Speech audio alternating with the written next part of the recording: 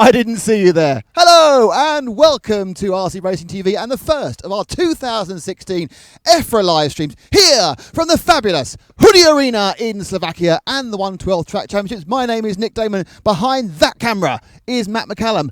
Up there pressing buttons probably is James Parry. We are your team. We're going to take you all through the European Championships for 112 over the next 3 days.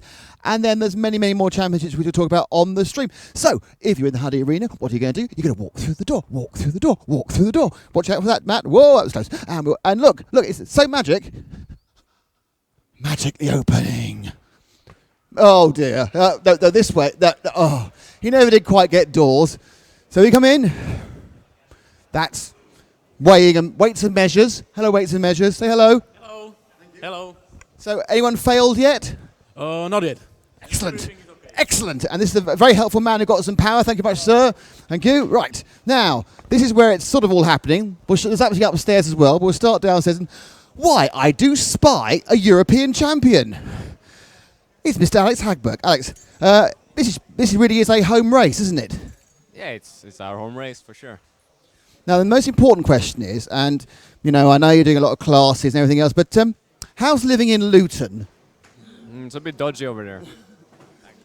That's what's called an understatement from a Scandinavian. Anyway, let's talk about the event and the racing in the cars. You've elected just to do one class. Some of the other guys have done two. Why is that?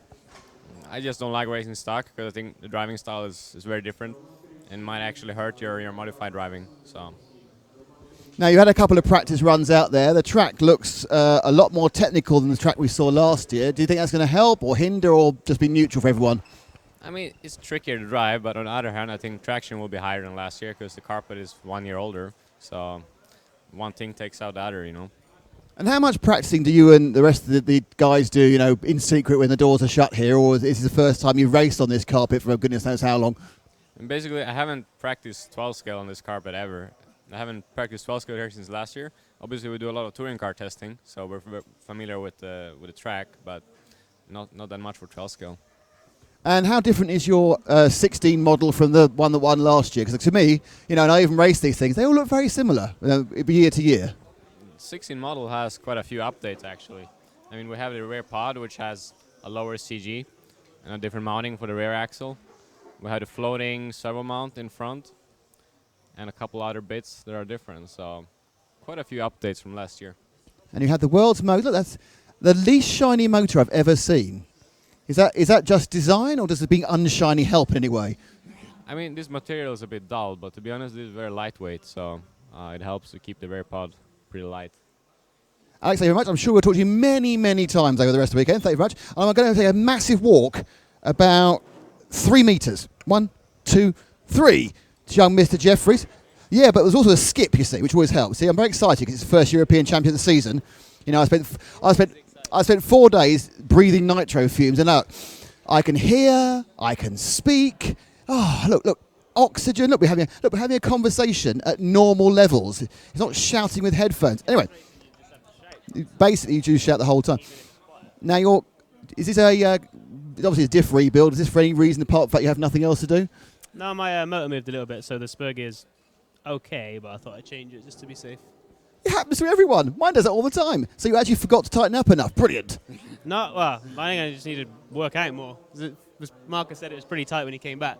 So the track's pretty tough, so if you hit something, generally something has to give, I guess. So my memory serves me correctly. You've been, I think, third for the last 2 years. Is that correct? The last 2 years you were third, was it? I think you were. Oh, Italy. We won around Italy. You won an A1. Anyway, you've been, if my memory serves me correctly, you haven't won the last two, but you've been very close. We'll agree on that. So what can you do to, A, beat the other 50 people, but more importantly, beat him? I mean, it's not a big difference between, obviously, winning and losing. It's just lots of little things. It's been good that he's been running in the UK because you get to sort of compare yourself every week rather than just turning up thinking what you've got is good enough or fast enough and then finding out it's not. Obviously, it doesn't make it never gets any easier, but you like to think you're better than you were last year. So up to the point you get to a certain age like me, and it's a very steep downhill trend. Now, just a quick thing. You've got a couple of chassis. That's obvious because you're a sponsored driver, but will you run them both and see what they're like, or have you now said, right, no, this one here, number whichever one it is the one which I'm going to go for. I mean, I had them both ready, but this one I've been running a lot back home, and I quite like how it works. So sometimes I find if you run two cars, it's easy to get confused if you think one's better when the track's changed. If I'd have put this one down and it was really bad, then I know I could go back to something that is pretty standard. But it feels pretty good, so I'm going to stick with this one. Thank you, Ollie. So that's the X-ray challenge. You can see there's many more phalanx of them down here. Now let's see. We wander this way in a wandery way, Matt. There's a lot of trophies there, none of which I'll be winning. Let's see now. Let's see. I don't know. Let's see if Mr. Styles wants to talk to me. Why, if it's not our BRCA chairman? So, Mr. Styles, you know, I hear you've been involved in the organisation of this as well in some ways, helping a little bit, yeah. They needed some help with the heat generation, also track layout as well. So, were they putting wayward Norwegians in your heat? Because that will happen to me on at least 2 occasions. I had a wayward Norwegian. No. What typically happens for the Brits at Euros is that there's one heat in one of the classes that's got pretty much all Brits in it, and there'll be one Norwegian or Danish guy that just gets completely beaten up for all the qualifying. But I think it's not too bad this time. I think the Brits are quite evenly spread among the field. So the really important. I have an important question for you as well. You know, can Jolyon Palmer continue beating Kevin Magnussen? To be honest, I don't mind as long as it's a Renault doing well. I don't mind whether it's Kevin or Jolyon. That's so... I'm sorry, but someone swallowed the PR pill there. Just so you know, Mark works for Renault F1 as it is now. I mean, after working for Lotus F1, everyone else F1, they changed. So, I mean, it's interesting because obviously there was the Grand Prix this weekend at Bahrain. I mean, I'm quite keen to know what's going on, but it's during the finals. Are you just going to record it and not bother, or are you that bothered about about the team, or do you like Friday 5 o'clock knock off and it's just like working down Tesco's? No, I mean, I think if you do the kind of job I do, you have to take an active interest in it because it's what drives you and pushes you in your job. So, you know, I've met very few people in my career that just are disinterested in F1 at all. So yeah, I mean, I'll have the live timing up here and just see what's happening, but I'm not sure I can get access to any video footage. So I have to do that when I get home. And is there any truth in the rumour that you want to change from 5 rounds of qualifying to it's a knockout for a 12th racing? No. That would be interesting. I mean, I did quite a good "it's a knockout" impression in the first practice run. I think I stood up there taking the mickey out of everyone because they were hitting the corner of death, the left-hander, just in front of the spectator barrier here. That's Mark naming the circuit for it. Apparently, there's a corner of death out there. Well, and when you hit the corner of death, you also hit the wall of death, which tends to break your car. Yeah, so I was taking the mickey out of everyone for hitting that, and then I went up for my first run, and on my very first lap, I hit it as well. So. Excellent work, well done. Oh, I'm sure we'll catch you later. You're my tip for 6th, by the way. Here we are, you see. I know what I'm doing. I can see a 6th place. That's it. Now, actually, I think that's a European champion. That's Jorg Michael Teat, who won the 4-wheel drive off-road championship. Bloody, that's close. I'm going to be frightening anyone. Right, let's see if I can randomly... Oh, no, I'm not going to randomly annoy someone. I'm going to go... Okay. Can we make Juho Levonen smile? My guess is no. But let's give it a go. Come on. Shh. Don't tell Juho. Juho! Can you do me, I want you to do something special for me. I want you to tell me a Finnish joke. A Finnish joke. You can even tell me a Finnish because, look, that slight smile. Tell me a Finnish joke. You can translate it if you like. I don't know. I need to think about one. Okay, you can think whilst we're talking. I only know jokes that are not like appropriate for TV that I can think of. Maybe I'm a bit... Well, thank you for calling this TV. Fantastic. Okay, well, we'll hold that. No. So, with the Associated still, is this the same car as I had last year, or there has been movement on this car over the year? It's pretty much the same. And is that a good thing or a bad thing? I mean, we see little minute improvements or at least new models from the other manufacturers. Are they just bringing out things for the sake of it? Yeah, I mean, most of the cars look the same anyway. I think it's minor details that change. Like, nobody's really had anything drastic or a lot different. But I know it's good to come out with small updates too. But so how are you feeling about, with your association, your Reedy Power racing at X-Race home track? Do you think they have an advantage, or do you think it's all even once you get down and you had a couple of rounds of practice? I think for sure they have an advantage, but I think if you do a lot of running on the same track, then you kind of get to the level where you are. So I think sometimes an outsider can, if they can go faster, you can kind of maybe beat them, because I think like the pace they are doing now is probably the fastest they can go. So if I can go a little bit quicker, then I think they'll start to struggle more. Much more technical track than the last year's design here. Do you like it being more technical, or would you prefer a more open sweeping circuit? I think for the class, I like the layout. I think it's okay. Thank you very much. And we did halfway through, while I saw that, got a bit of a smile and a laugh out of you. Thanks, man. One of the many people who've been around for many years. Actually, I'm going to talk to someone else we know for many, many, many years. Many years. Many years. Mr. Russ Giles. Now, Russ, you've got your chance for TV stardom. Russ, I thought you retired from actually racing, and now you've turned up with an actual car. I thought you just collected them these days. No, I'm still quite racing. I've retired from being an official in BRCA and EFRA. But, yeah, back onto the racing again now. Try and enjoy it. Yeah, apparently if you don't actually do anything involving the coverage or the officiating, you actually can race then, so that's all right. Yeah. And like I say, try and get back to enjoying myself rather than being the subject of many pointed comments and complaints, drive protests, meetings. Yeah.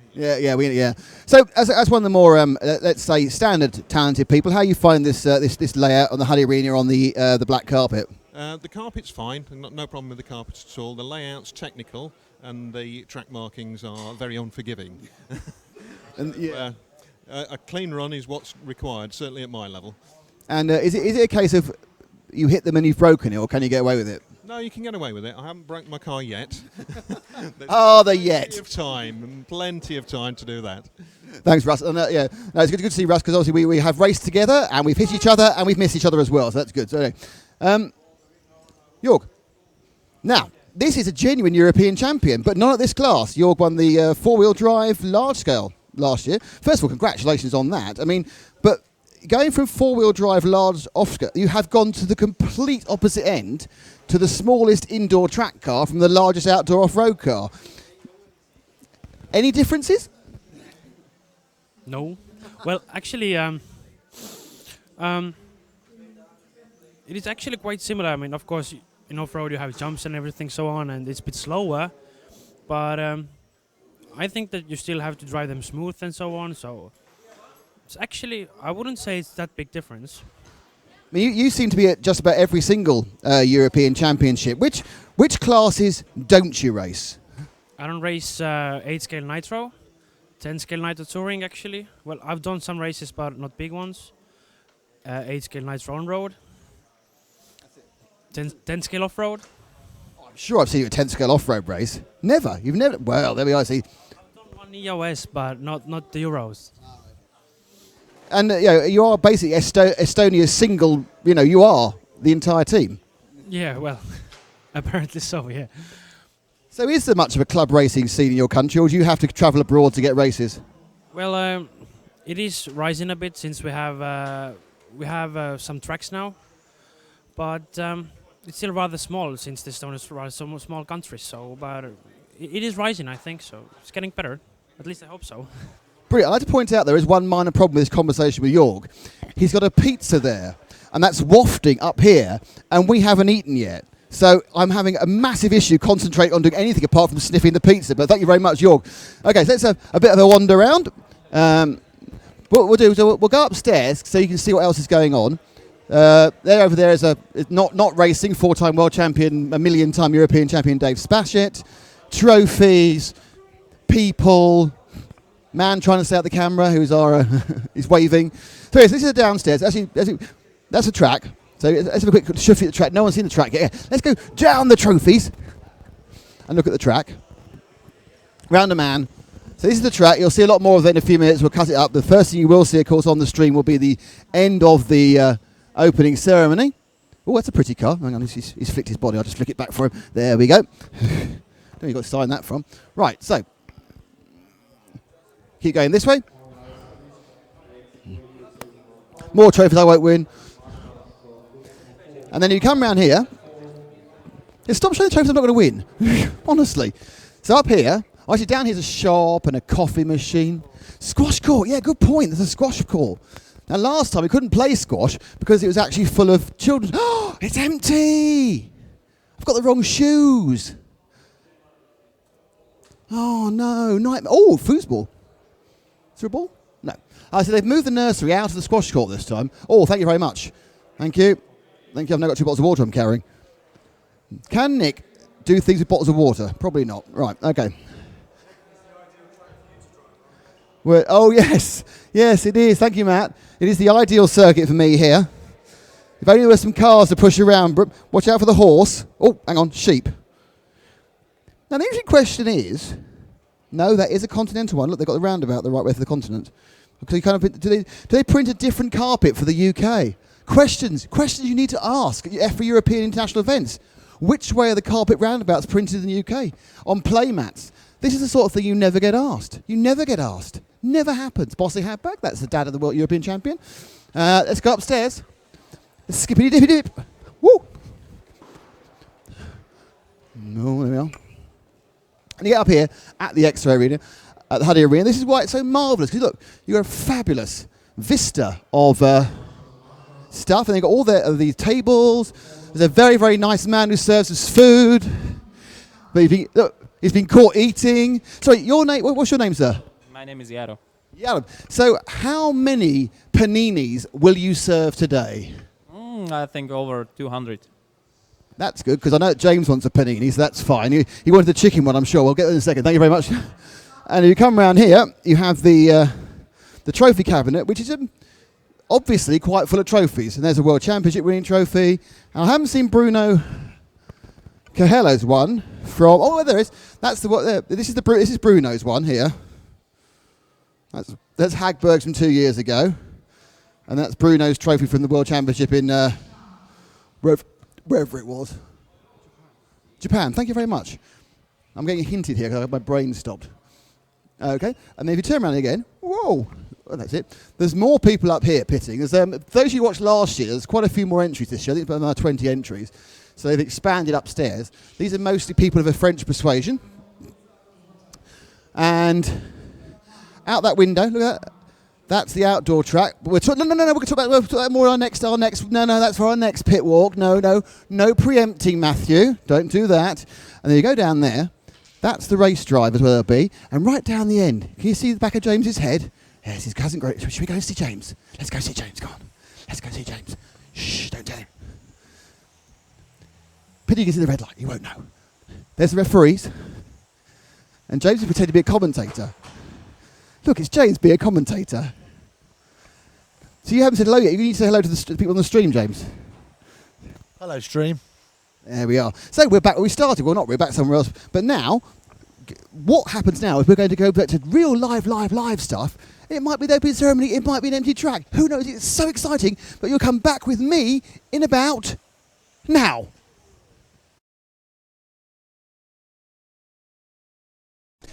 Well, you join me back here in time for the... Hello, you join me back here for the opening ceremony. Now, when I was outside, I forgot to say a very important thing. And that is thank you to Zen Racing and thank you to Montec. And, of course, thank you to EFRA. Otherwise, we wouldn't be here without the marvellous support of these people. Behind you is the highlight of many an event. It's the opening ceremony.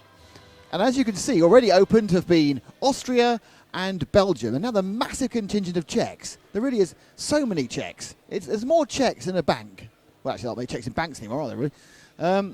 Bigger team, and then that's Estonia, which I think actually is Jorg Michael Tietner's dad. And there's more to come. Matt, how are you enjoying the opening ceremony? It's most majestic. It's one of those poignant moments in time to remember and to look forward. I do feel you should get the job as doing the commentary for royal events. And here comes the carriage with the Duke of Westmoreland and the Duchess of Belvoir Castle. It could be that one. So the next country, it's Finland. Finland. Hang on, that's not Finland. Where's Juho? They're down. They've got two at Bonn. What's he doing? Right, I can tell you right now, that's not all of Finland. Because Chirpy Juho Levinen's here, and he's not walked out. So there's two Finns. Here comes France. Where did they get this version of the anthem? This is brilliant. This is like it's playing a barrel organ at a fairground.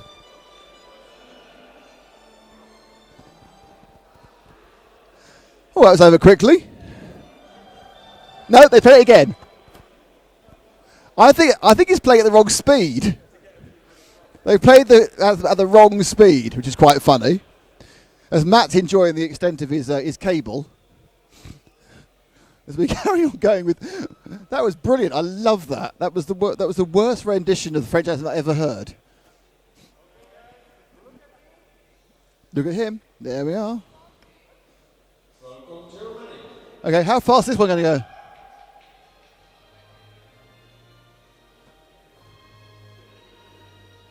Oh, this is the very slow version. They got the full-length German one. Many Germans, all dressed in shirts. Oh, well, the flag bearer's bigging it up, isn't he? Oh, look at me! I'm holding the German flag. Yes, it's all about me. Waving. Now there is a monumental beard in the bloke in the third row. That's a cracking beard. It's a arrowhead formation beard there, being trimmed specially to look particularly dangerous and also to crack trees open with his bare beard. So there we are. As you can see, it's a difficult thing. And just a quick note here. This is still the old silly hat, still old stupid hat, not the new stupid hat, I'm afraid. He's not upgraded. He's not done a hat upgrade. And they'll be dancing in the streets of Mannheim tonight. Or anywhere else. Have you noticed how it does appear to be quite hard to get people to sit down or on one knee? Well, they're kneeling, aren't they? In fact, they're crouching. Crouching German hidden racing driver. Could be. Look at him! Oh, look at him! Oh, yes. Oh, here come the Brits. Oh, it's a very, very sombre version of the British national anthem. Here they come. Now, are there more Germans than Brits? There are more Brits, actually. There's loads of them. Now, the British flag bearer, they hold it up. That's it. Hold it with pride. You are British. You're chasing those Germans away. Never happened before, obviously. There we go. Just goes to prove that 12th racers, what an attractive bunch. Yes, it's filming the photographer. That's very cool. Obviously, fellow hate helpers. Now, I'd like to point out there's an interloping Brazilian in there, I can see. But I'm swelled with national pride. Let's see if Chris Hardesty is also swelled with national pride. Chris, as you see that British contingent walking past, are you swelled with national pride, or do you wonder why so many attractive men have been let out of the country?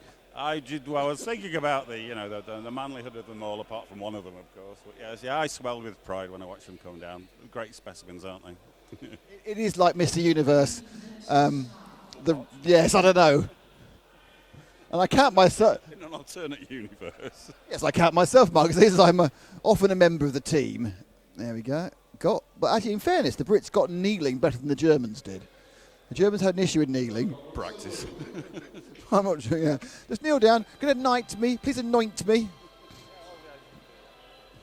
And they're off again. Who's next? Luxembourg? Wow. No. Oh, hang on. Hold Luxembourg. They've not. Oh, there's going to be an accident. Luxembourg is going to crash into Britain. It's a nightmare. Luxembourg will crash into Britain. Hello, sir. Do you speak English? Yeah. You are the whole of your country. You are Luxembourg. Fantastic. I don't think we've had Luxembourg. Is it your first 12th Euros? Yeah, for me it's the first time, the first Euros. I must say, it's marvellous. As a small country, you are a big contingent, so off you go. There we are, Luxembourgers. Well, there we are. Were you surprised to see Luxembourg, Matt? No, I fully expected them to be here. Oh, right. When do you remember Luxembourg being here before? Eurovision. Oh, good point, yeah. They won a lot as well, didn't they? Yeah, there may be not many of them, but I think they'll have a big impact. Yes, with side barriers. And there's one, I don't know if it's one or two Dutchmen, whether it's one Dutchman and his dad, or two Dutchmen. But whatever it is, here they are, from the Netherlands. The whole of Holland. So there's as many Dutch people as there are Luxembourgers. There's more Belgians though. So the Low Countries are well represented, but Holland, you'd think, would be able to produce many more than Luxembourg, especially a few years ago. They had Euros of this. I'm watching. Watch it. I'm watching your cable. Oh, it's very... Oh, Norway's coming. Watch out. If Norway's coming, they're probably crashing to the side or yourself quite soon. Just two Norwegians this time. There's often a whole phalanx of Norwegians coming down and being slightly, what's the word for it? Inaccurate with their driving. Is that the word I want to use for it?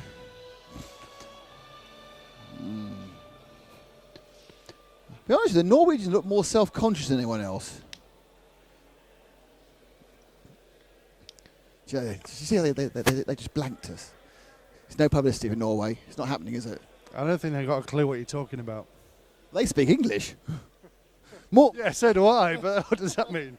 Oh, it's a cruel room out here, honestly. Still my favourite part of this opening ceremony has been the ridiculous Bon Tempi organ version of the French national anthem. It's fabulous. Here comes Sweden. Look. Oh, Hagberg's got a shirt on. The rest are all kind of cash, like Swedes. Hey, we don't tie us down with your national outfits. We're just cash. Hey, yeah, Sweden, man. Yeah. Look at them. Where are the rest of the shirts? No shirts.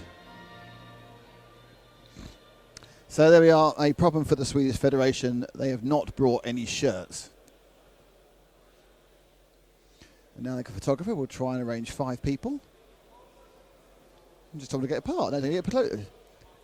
All right, without looking, who's next?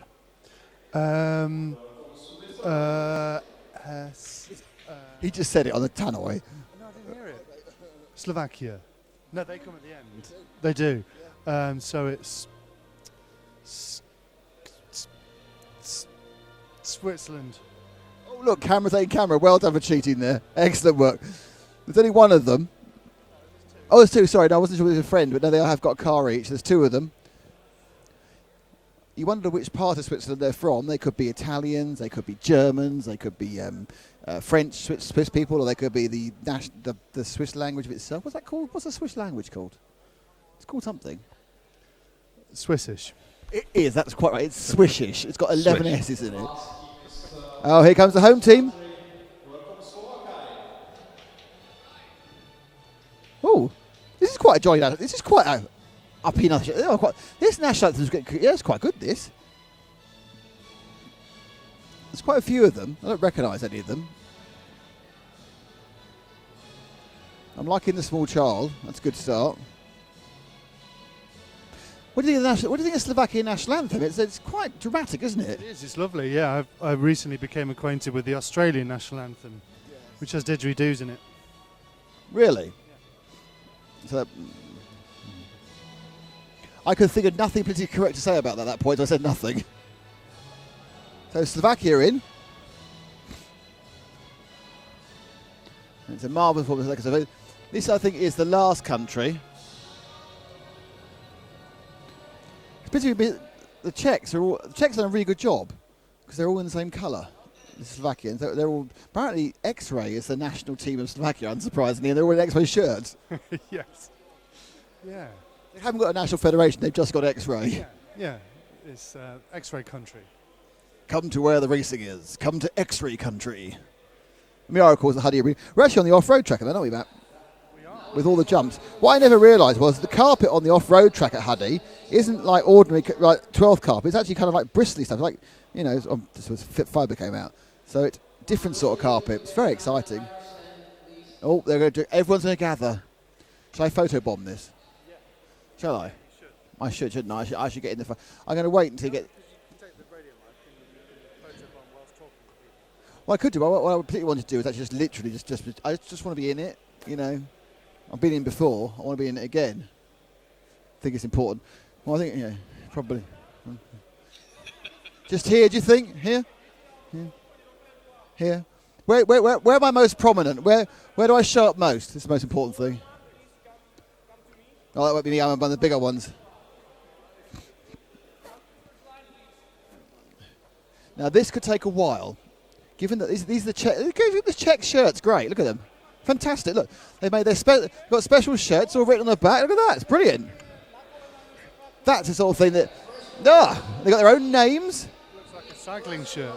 Yeah, I was worried about that, but I think that's okay. They obviously that's where the printer goes.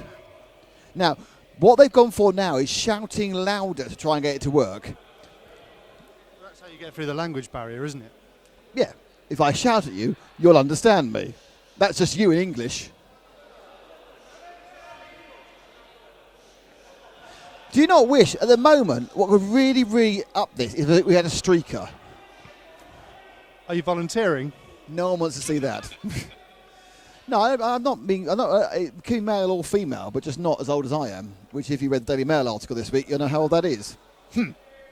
That was a mistake. So a lot of people taking pictures. Oh, hang on. I might need to take a picture as well, actually, thinking about it. Oops.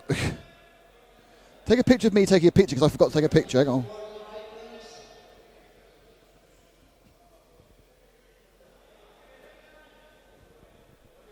I'm taking a picture, everyone, by the way.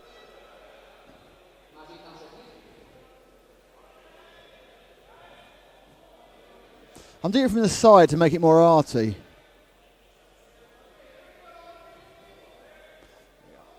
That's it. That's my quota of stills for the day, Matt. I've taken a picture. I don't see a minute. I'm just. Oh, too late. I've missed it. I've missed my chance. Bit higher? Bit lower. Yay, make some noise. Bro! Yeah. Just play the French national anthem again. That'll make us all laugh. That's enough, apparently. That's as exciting as 12 people. Oh, hang on. Oh.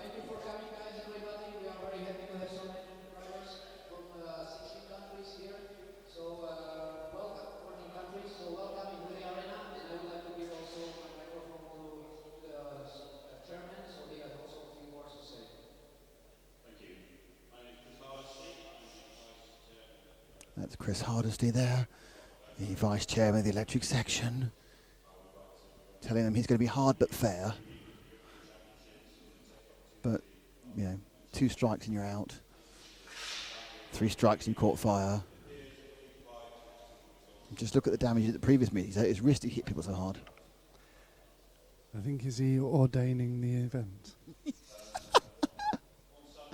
He has the holy water. And the 112 euros is officially blessed by EFRA. And all who sail on her. In a totally non-religious way. Non-denominational, purely radio control-y. Everything is now official. Javier, the worryingly handsome Spanish referee. Because we all agree that, don't we? Oh, yes. He's going in the calendar, the referee's calendar. I think he's January through December. Every month, yes. Because have you seen the others? Yeah. Let's be honest, Franz was the second best till he retired. Yes. Actually, think about it.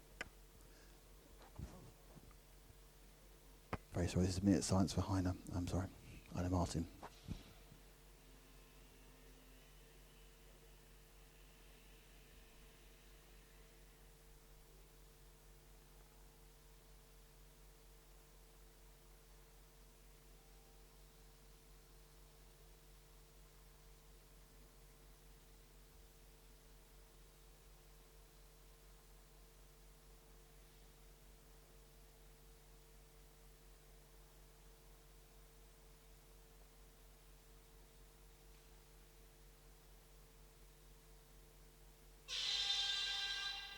Apologies, Mr. Front, that weren't listening to Chris, but that was a minute's silence for Ina Martin, the chairman of the electric tax section, who unfortunately passed away a couple of weeks ago. Ina, good fun, great guy, German magazine writer and computer programmer, who we both liked very much, didn't we? Yes, we did. We got on with him very much and had a lovely beer with him from time to time. Absolutely. And I think it'd be fair to say he would not make the referee's candy when he's referee. No, but I was going to say that Dallas probably would. Oh yes, that's the more mature lady. Yes. Yeah, he's definitely pin-up material. Yes, and some of his early work, well, when he was a male model. Yeah, literally, yeah. So basically, we're saying that it's Javier from January, February, March. Anybody else going to get in there at all? Well, it's Carlos. Yeah. Who else referees? Dallas. Now, if you want to be a referee for EFRA, apparently all you need to be is relatively, and you're attractive. You could be in the referees can who just invented. There are several months free at the moment. Right. So we only got this far in the planning. How much battery you got left? Shall we? Now we've got the rules. Shall we ease back and? Interesting. Now all the Czechs are all the Czechs now are taking off their jacket and putting on their X-ray T-shirts, which apparently is actually the national shirt of not only Slovakia but the Czech Republic as well. Yes.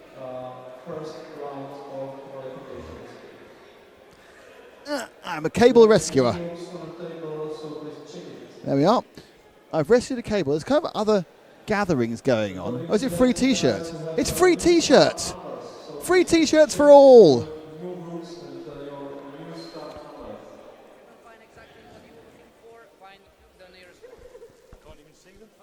What they're doing now is they're getting everyone who drives for X-ray to put an X-ray T-shirt on. So this is an X-ray special, which is fair enough. It's their train set, so they can play what they like. So it's going to be just X-ray people.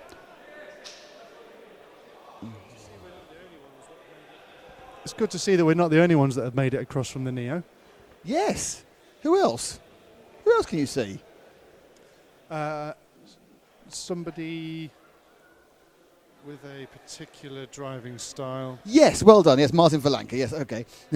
Yes. Let's hope he makes the whole of this Euros, eh? Hey, he's absolutely safe. The additives are allowed. No issues there for Martin. Oh, look, there's the man truck to Mount. Chris Hart. No, I'm sorry. Congratulations on dealing with the minute silence on your live streaming.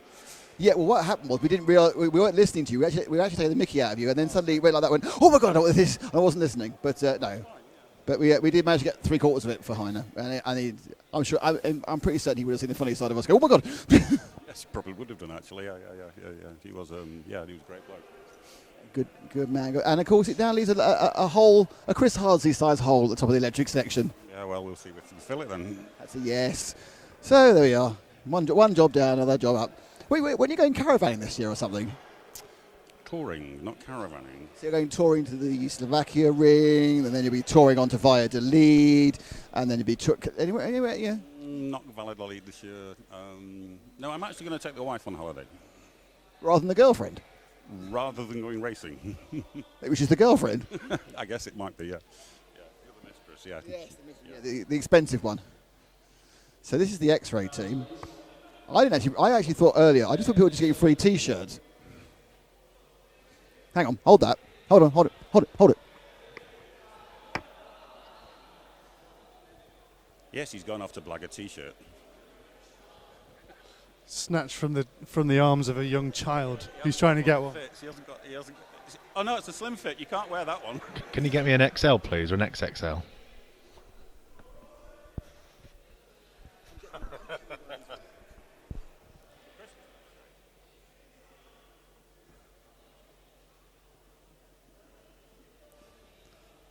This is amazing. Let's go. Okay. Hang on. Don't forget me. See? Part of the team. Oh, I feel like I belong finally. After years of not feeling I belong. Here are my mates here. All us blue T-shirters together.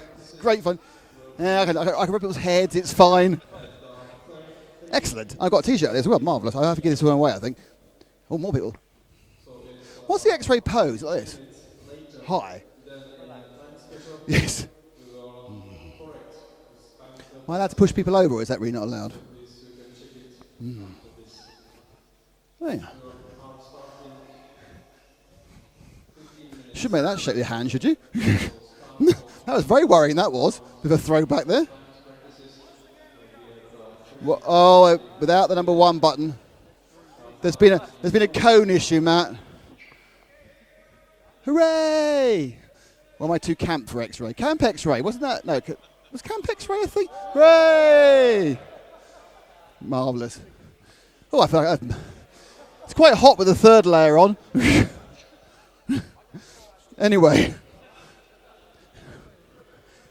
back onto the real thing. And of course, hello to our sponsors, Zen Racing and Montec. Now I feel I belong. Right, I think at this point, do you think that James can pick up some voice while we walk back? Go on then. He can do. Bye, everybody. See you in some time. Bye, bye, bye. Hello, bye. Okay, so whilst we wait for Nick and Matt to make their way back up to the driver's rostrum at the Hudy Arena, I'll fill basically. So we are RC Racing TV. We're here in Slovakia at the Hudy Racing Arena for the 1/12 Track Euros. Don't forget, if you've not already liked us, head over to Facebook. Search for RC Racing TV. We have a new page there where we post all our details for our streams and other bits and pieces. So make sure you head over there and hit like so you don't miss any of our events that we'll be covering throughout the year. Thank you, of course, to our sponsors Zen Racing and Montec. And, of course, to EFRA, who are the governing body behind these races, who have asked us to come along and be their media partner. Thank you to EFRA. This is the first event of 2016. Matt's looking at me, pointing.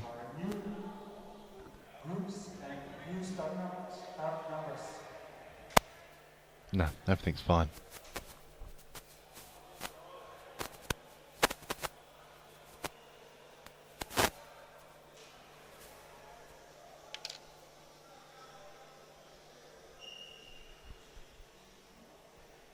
So we have 16 minutes on the clock. I assume that they'll work to that figure. So hopefully our next race will be 16 minutes away.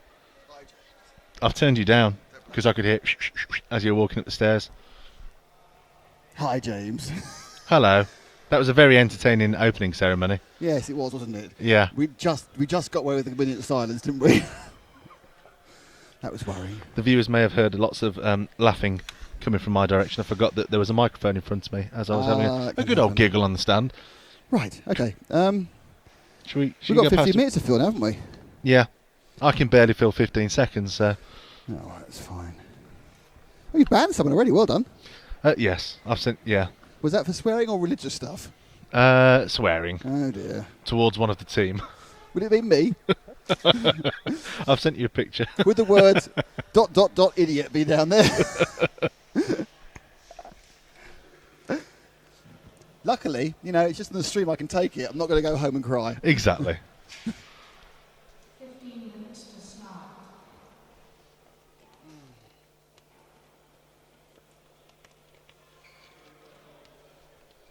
Right. Should we swap microphones? Yeah, let's swap. Oh, that's sexy. What do you sound like now on that microphone? I don't know. I probably sound quite attractive. You sound duller. Well, thank you. Give me some treble. Oh, hello. Treble me up. Hello, yes, we are RC Racing. I'm Nick Damon. Next to me is James Parry. On the other camera thing is Matt McCallum. And we've had an extra 15 minutes delay stuck in this, so we've got a little bit of a wait. Willie's watching. Says Nick is lucky there was no X-ray bounce, so he would have been thrown out. Has to be done. How you doing, Willie? Mika Loria saying, have the issues with the barriers yet since they're out? No, the barriers have been are still unforgiving. They're less unforgiving than last year, so that would make them more forgiving than last year.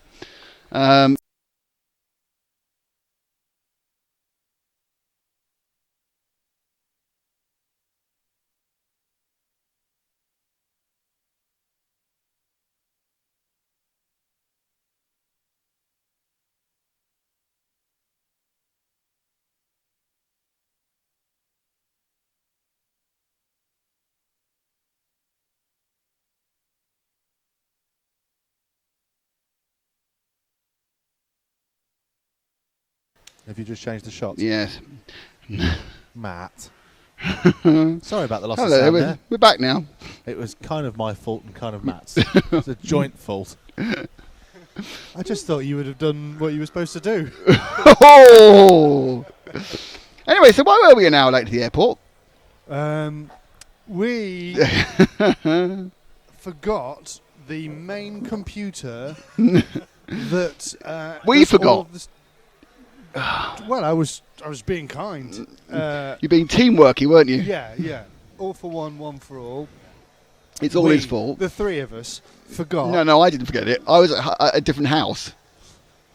Right. Well, we got on the motorway. Yeah. And then realised we didn't have the main computer that does the streamy bit, so we had to do a quick U-turn and come back through hills and dales of Colville. Yes. The hills and dales of Colville. Yeah, because James thought the motorway would take too long, so he went up and down country lanes. Really? And said rude words why to would tractors. Why would that be quicker than the motorway? And rude, because it was getting on for rush hour, I guess. Hills and dales on the way to the airport. Good morning, Derek Smith. As well. Yes. Straight out of Campton. Yes. Yeah. As you do. I was just remembering that this race afforded us one of the best passes in our time of filming passes. It did. Last year. One of the most remarkable and exciting changes of position at this point. for You two see, cars. what would be really good though at this point if we had it on the hard drive to show again. The exasperation there on James's face. We don't keep an archive of all replays with us at all times, just in case we reference. I do remember when we had a conversation at the end of the first year. We said, let's put all the clips on the thing. You have all the clips on the computer. We just throw them at any point. That's a conversation you had with yourself. I had it with you. What, the infinite library of clips that we just might want, and they're all labelled in a certain way, so that we can go that really good pass. I know exactly. And we look for the file exactly. called that and really it's, good it's pass. like we had this conversation, and we all thought it was a good idea. And I think we probably all walked away within 30 seconds. That it was never going to happen. That's not like us, is it? Now oops, that's a lid on the track. Not quite. They have reorganised the seedings. Good for them. But I'm not sure. I thought it was about time. I'm not sure if that is represented. Yeah, it's looking like there's another hour and a half break. So you're just going to have to do a bit of filling, Nick. Oh, that's fine. We've been on for 45 minutes without a car going round. Oh, no, my watch. Sorry. Oh, yes. My Apple-based watch, which I had to unlink from my Apple-based phone. And then it didn't really reconnect, and the time changed. And so I've been living on UK time since we arrived. You're almost an hour late for this. My wrist has been on UK time. My pocket has been very much on Slovakian time. That sounds like a recipe for sexual disaster. It's good to know we're amusing ourselves, isn't it? Yeah, right. So there still seems to be the heat should be underway now. They have. Oh no, this is the updated time. I've got new timing, so perhaps I'll have a new entry list.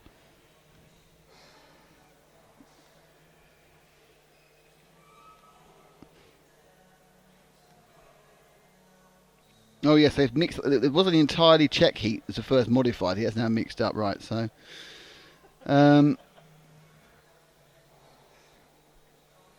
we've got 5 heats of modified, and we've got 6 heats of spec, and it's going to be 2 rounds of 2 rounds of practice for all of these. What we haven't got yet is tomorrow's schedule, which will be exciting. Let's hope it's a long, action-packed day, full of action and longness. Or, how about really brief, 20 minutes? Then again, it's not going to be a long day compared to Neo, is it? I know you boys were hanging around the media room doing nothing, but some of us were actually working, you know. Oh. No, in fairness, not right. We saw you with your magic fishing rod on a number of occasions. You know, my magic fishing rod did wonders. Oh, it did. Was your fishing rod on your wrist time, your pocket time? It was on very much pocket time. That magic fishing rod got to places that you could only dream of. I know. Ryan looks his nose, for example. The only thing that the Neo's missing is an opening ceremony. It is, isn't it? Yes, and I think. But can every opening ceremony have that version of the French national anthem played on the bon tempi too fast? Well, there's a guy. James is doing a mime. Do it again. No, because that works really well on What's sound, that? doesn't No, it? Sound ain't because, no vision. Nick, what's he? It looks like he's blowing bubbles. Oh, it's a fire-eating but ninja. Fire-eating ninja. Fire-blowing ninja. Fire-breathing ninja. Fire-breathing ninja, who was the trademark of the Neo event. Yeah, but that's like... No, That's the final that's announcement. The driver introductions. That's what I'll be doing again. I'm sure I'll be asked that again, and I'll try and get it right this time. I got it wrong last year. You did it all in the wrong way, First, I didn't didn't you? get it right the second time. The first time I did it completely round the wrong way. You did it name first. It's stupid. Yeah. I can't... Yeah. I lose sleep over it now. Well, you should. You really should. I just sit there going, it's just not on. I don't know why I was even here. So let's put Phil said actually at the end of the Neo on Monday, how can we improve it? How could we make it better? What could we do? So that's Opening it. ceremony. Opening ceremony every time. Mm. Live streamed. Yes. With photo bombing. Yes. Interesting political... musical statements. Benny Hill style national anthems. Yes. I don't know where they got that version of the French. It's just brilliant. It was really good. It was really good. How great it is to be back here at the Hudy Racing Arena. And only a brief break to be back again. I know, we get to be here twice this year. And let me just get this right. Is it what? What is the event that we're back here for? It's 10th, the 1/10th right? electric Electric ISTC Championships, incorporating the F1 Championship. That's the first of its kind. Yes. Yes. Hang on, I need to pass you to.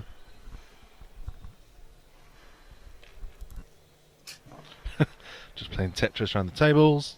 And so just so I know, the 10th is going to be outside, right? Yeah, it was last year. Right, get this. The reason there was a brief pause there is because the boss, that's Mario Hudy, has Yes. come over and summoned Nick away Yeah. from the media place where we are, and I think he is being told off for his antics, photobombing the all-important X-ray. I think they're asking for the X-ray T-shirt back.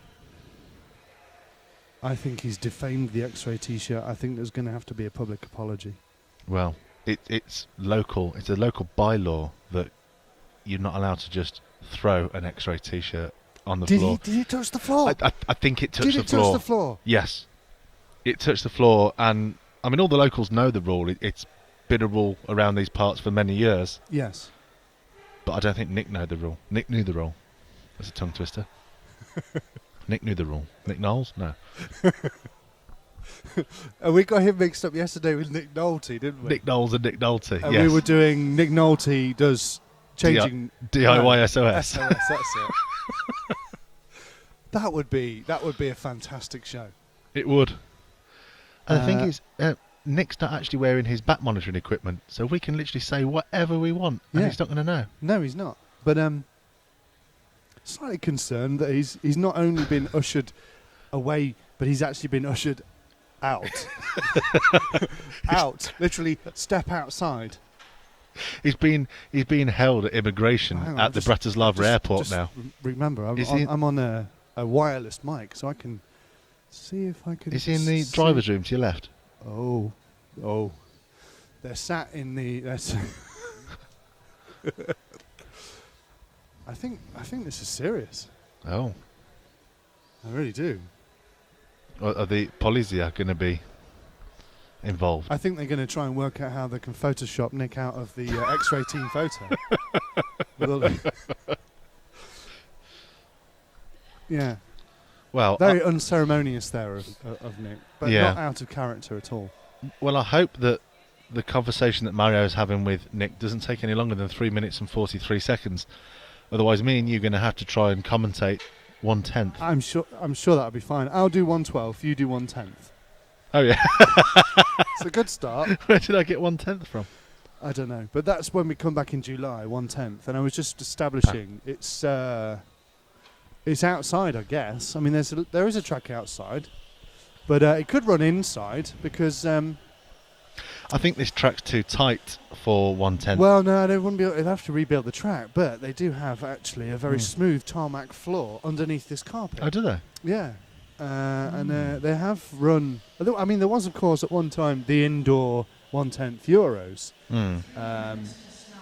which we attended, I think, in the Czech Republic, and that ran for a couple of years, and it was pretty popular. And then they did do a kind of semi-indoor one, but it was the outdoor one. But it was at the semi-indoor was half the track indoors and the other half outdoors. No, but there was kind of a roof. It was the Right. pitting area that was used in the 1/10 Euros in Austria. Right. But it had a very smooth floor. I was told at one time it was an ice rink. But anyway, so that was there. So it could be inside, but I'm sure it's going to be outside because we're in Slovakia and it's already better weather than where we're from. Yes. And it's only 1st of April, so by July I'm sure it'll be baking and beautiful. And absolutely fantastic. So we've got that to look forward to, along with all the other Euros, when we find out who's going to which one. Yes. And any of the little surprises that happen along the way. But That's just part of being part of the RC Racing Yeah. team, is, live moment to moment. You never know. Imagine my surprise and alarm when I saw that my name was on a flight to Slovakia again. Ah. Is that the? Yes. I think it was that Yes, one. yes. To Bratislava, and Yes. having to tell Mr. Damon I wasn't available for that event. Yeah. Ho hum. I've actually been booked on a flight before that departs before the final takes place. So that was another expensive rebooking of a flight. But anyway, how's the timing thing working? Quite well. Do we get the thing where the thing comes on the screen and people see the thing? Should we have the thing, and then people can see the thing live So on the this thing? this is still practice, of course. It's Group 1, and they're having their third run out. And we have we'll have a little look who's going out. Per Bensington, Sasha Leonards, James Kahn, Robin Streeter, Lee Ellis, Stefan Kipk, Christian Wunsch, and Vladimir Viskov. And we have drivers from Sweden, Germany, and Slovakia and Great Britain. Only 8 drivers out there, but they will now have an 8-minute session, because that's, of course, how long the races are, but that's also how long they practice for. Of course, no points at when stake. we have the Nitro, like where we were with Neo Buggy, they have a 45-minute race, but only 5 minutes for their practice and qualifying. But here, they get the same amount of time as they have for their race, which means they know exactly what's going to happen to their tyres and batteries and how hot things are going to get. Of course, yeah. And how things are going to progress over the run. They know exactly what's going to happen because they have a dry run for their race many times. Well, they're quite limited, aren't they, with electric? It's not easy to refuel as such. Yeah. Well, they're both limited, but also not limited in the fact that they can run anywhere, virtually. That's very true. They wouldn't do very well at the Neo, these cars. No.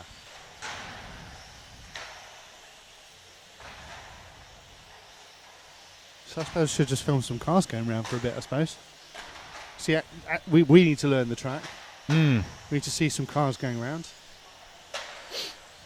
Well, I mean, it might just be you and me for the rest of the weekend. If Nick's been formally removed from the building.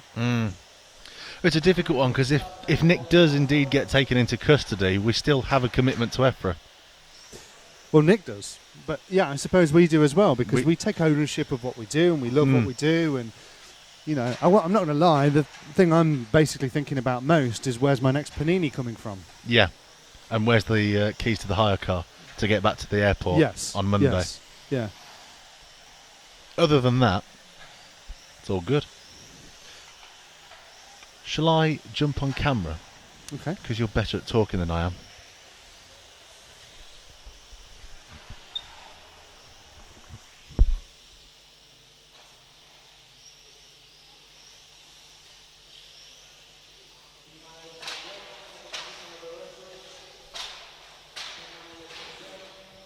So let's take a look round the track. Over the weekend, we're going to be naming parts of the track, as is our want, as is tradition with RC Racing TV. We name parts of the track.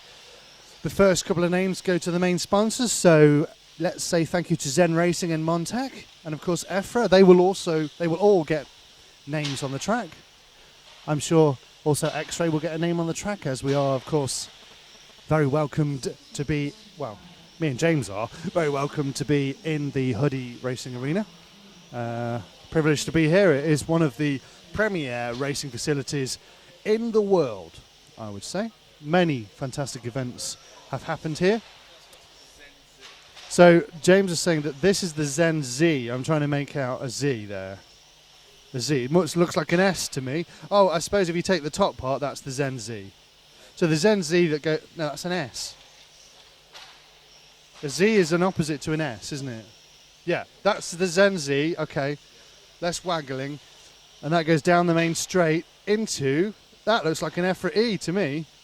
Also looks like an S.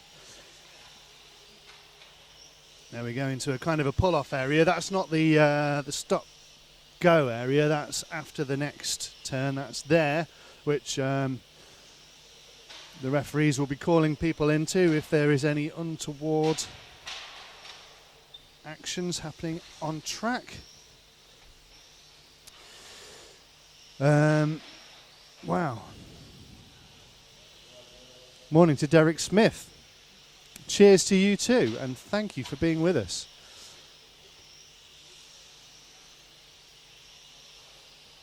So approaching the halfway stage, who are we following? So the problematic stage here is that they don't have numbers. So we're following a yellow car. Could be anyone. I'm sure there'll be people watching that know exactly who that is. But to be honest, of the body shells here, particularly this heat, very unimaginative. There is one zebra coming through what I might term the EFRA E.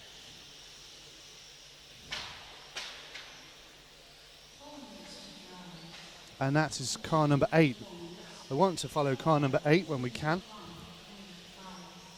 which is Vladimir Viskup. So you should be able to, that's the loop there. I'm pointing at the screen, but the viewers can't see me do that. I will zoom in on the loop in a minute.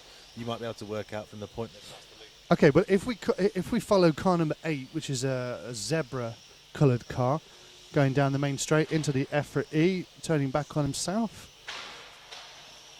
Fantastic double crash and grinds to a halt. So that's a great start for our coverage, and a prime example of curse of the commentator, even though I'm not a commentator, but we have cursed, unfortunately, Vladimir there. Sorry about that, but you had the most imaginative body. It's now a little bit dented. But actually, if we go to the Zen Z now and onto the straight, there is a fantastic Dayglow 90s. Look at that.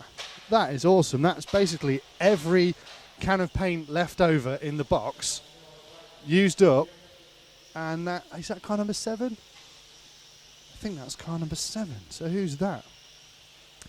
Christian Wunsch. There we go, Christian.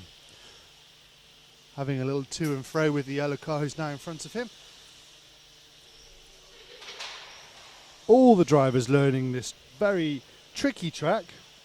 I'm sure it is tricky.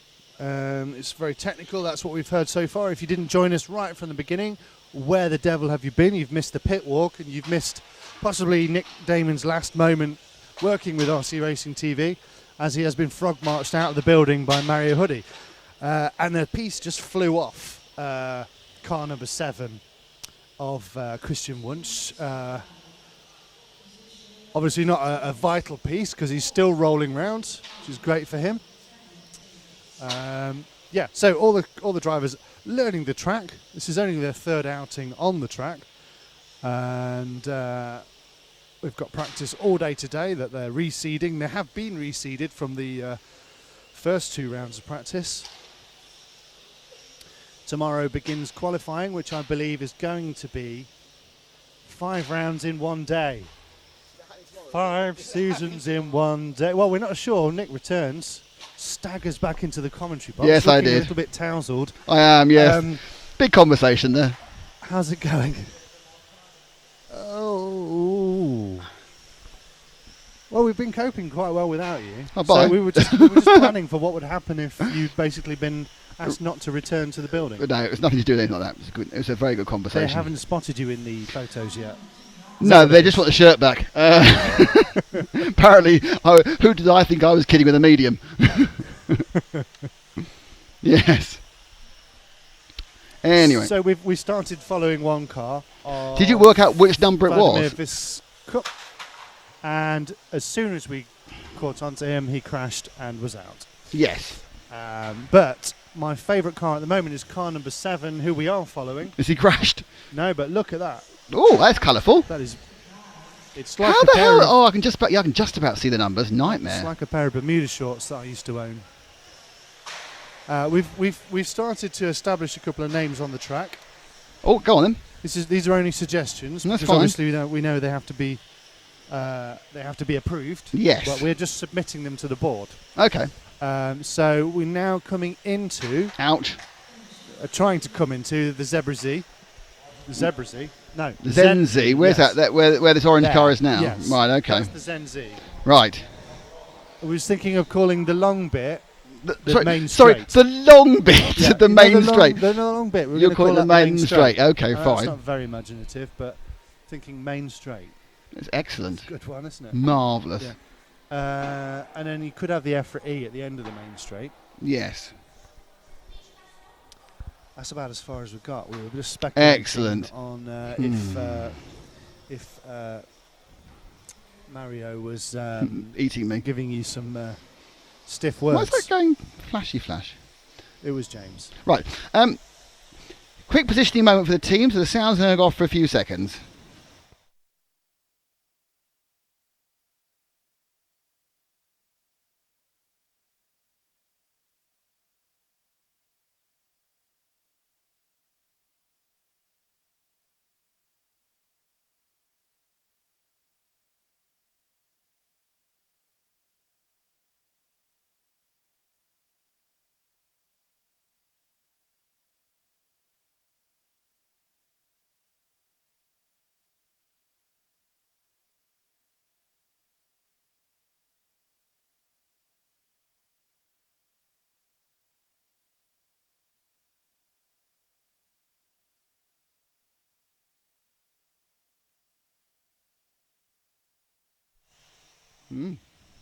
We're still here. We're still positioning. We're still here. We're still positioning. All is well. There's just a minute left. Of practice, you think? I'm confused now. I think you're on the camera now. What's going on? Oh, yeah. I It's get it. counting down. Yeah. Counting down to the start of the counting down. Yes. Yeah. Top heats in stock will be out in about 30 minutes, 35 minutes. And top heat of mod will be out in about an hour. So I think you should take the microphone with you, Matt. I also need to. Oh, right, okay. Hello, everybody. It's good to see you all. We are RC Racing TV here with Zen Racing and Montec. The racing has started. Welcome to you wherever you are in the world.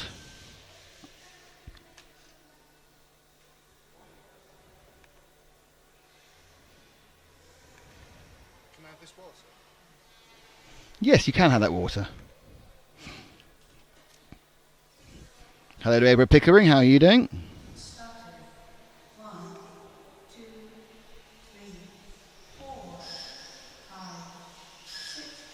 Oh, that's not right. There's a very unwell car there, I can hear it.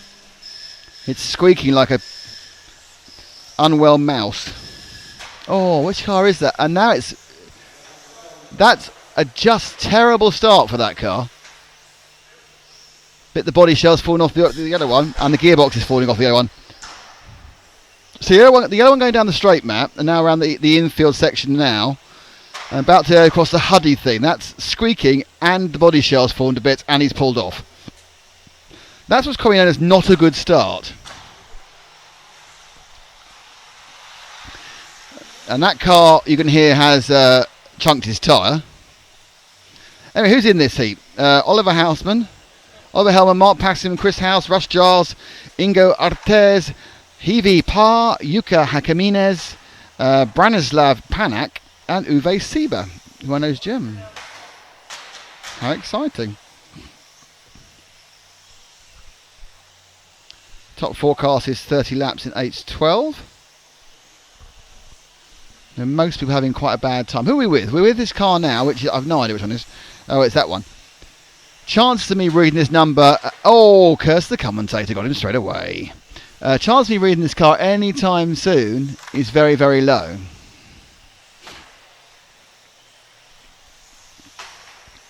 Is that 1, do you think?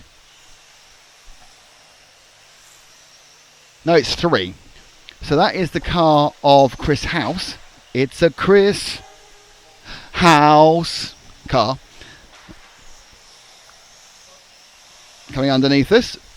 Now apparently this bit of this section of the track, not here.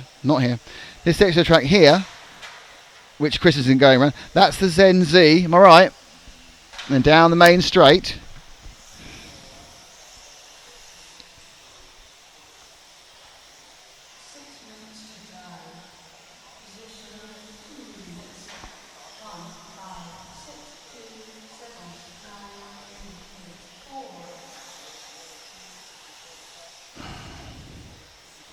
Hello to Lee Palmer. Go Brits, says Lee. Oops, broken that. That wasn't very clever. So Chris, in on a lap.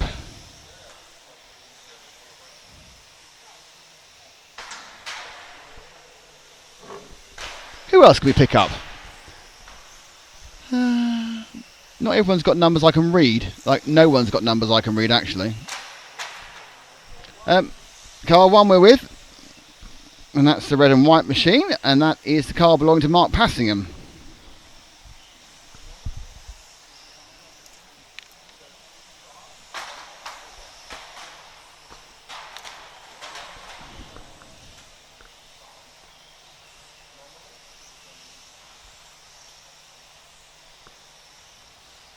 So, well, that's better. I can hear myself now.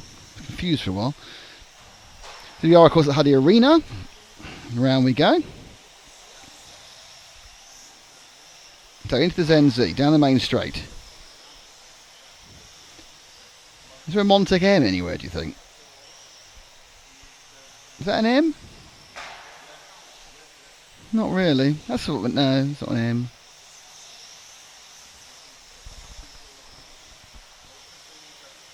So into the switchback area. There's a corner of death somewhere. I don't know where it is though.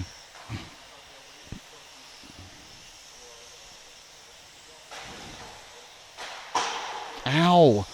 Whenever you hear that background thunk, that's someone very likely destroying his car. This is the last of practice. The heats have been reseeded after the earlier practices.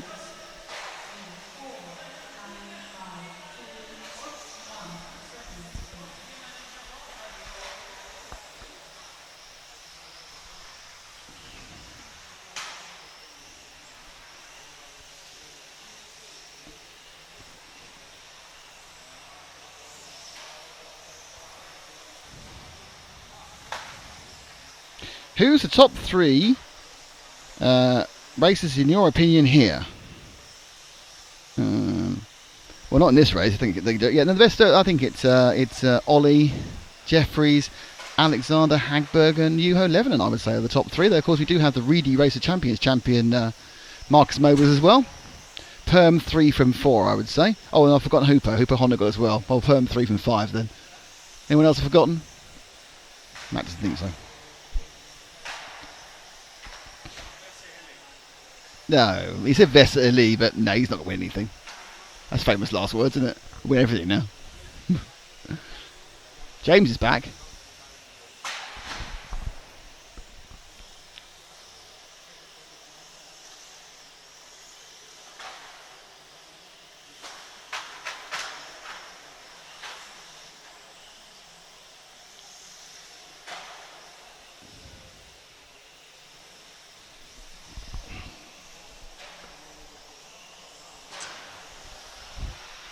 Oh, no car's chunked a tyre. Hopefully you can hear these sound effects, because that is the sound of a chunked tyre. Oh, that's the sound of a gearbox that's not working. Car 7's gearbox is broken down. The red and blue car, the orange and blue car, just south of where you are. So to your right, Matt, the orange and blue car's broken as well. That's the gearbox on that one's gone, definitely. This is one of the things, these are very, very solid barriers. When you hit the very, very solid barrier, your gear goes out of mesh.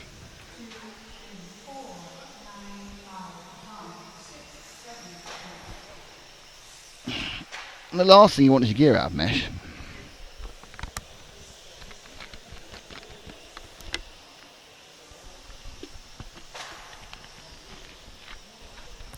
Group 2 of 11 of the final round of untimed practice. There's time practice after that.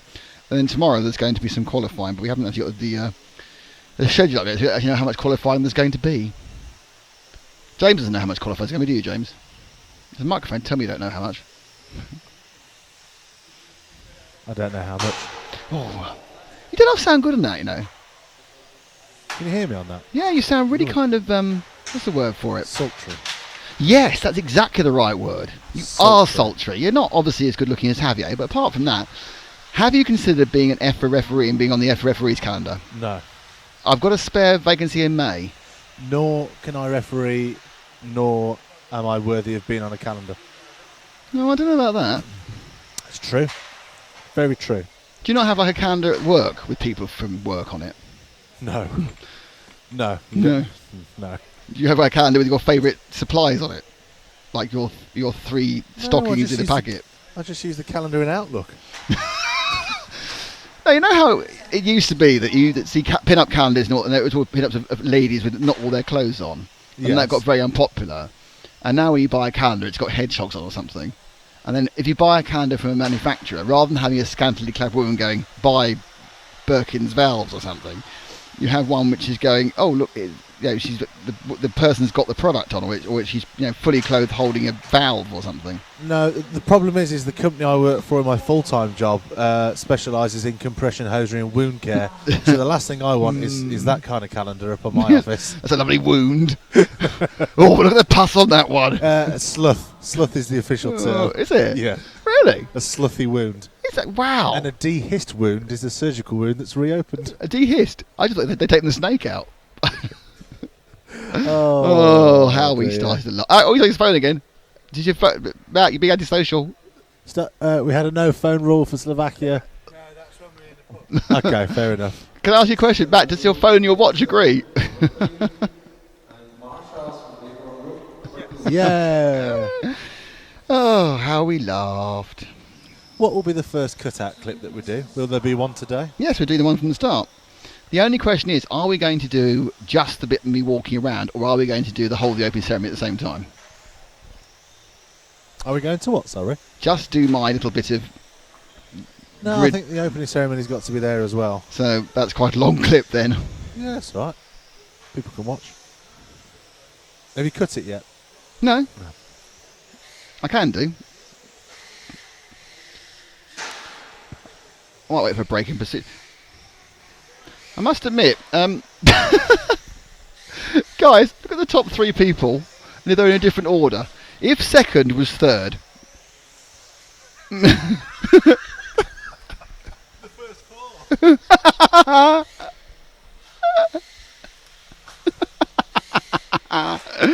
Oh dear, I'm really sorry. We are in a very silly... We didn't get much sleep last night. We're in a very silly mood.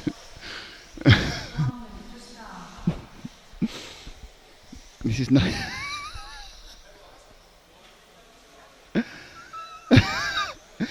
Oh dear. The faster guys will be out in the spec class in about 20 minutes, and then the modified class in about an hour. Mr. Van Dux says, awesome layout. I think it's a good layout. It's short of names, that's all. 30 seconds to start.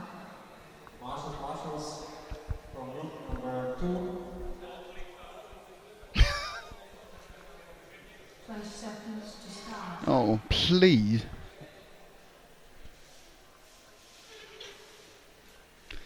Yes.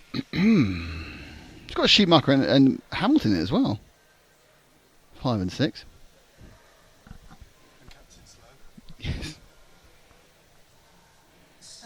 So it's Mark Payne, Elliot Cummings, Matthias Hendrich, Clemens Toscani.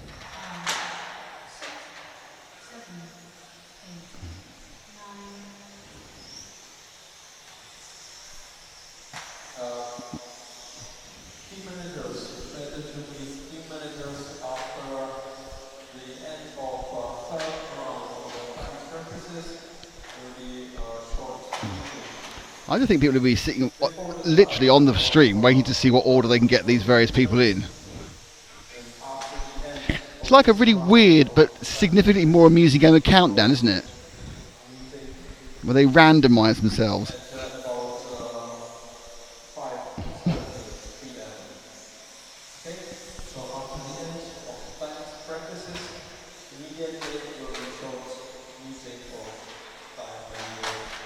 Oh, that's bad. Who are we with, Matt? The green one. Right, who is the green one? With the blue one. Okay, right. Green car and the blue car had a race. Right, I'll tell you who the blue car is in a second. He's just behind the green car. Because any time I can actually read their numbers is about now. And I couldn't. No, is that 2? I think it's 2. So I think we're Elliot Cummings in the 2 car, who's just had a bit of an oversteer moment and slipped back a little bit.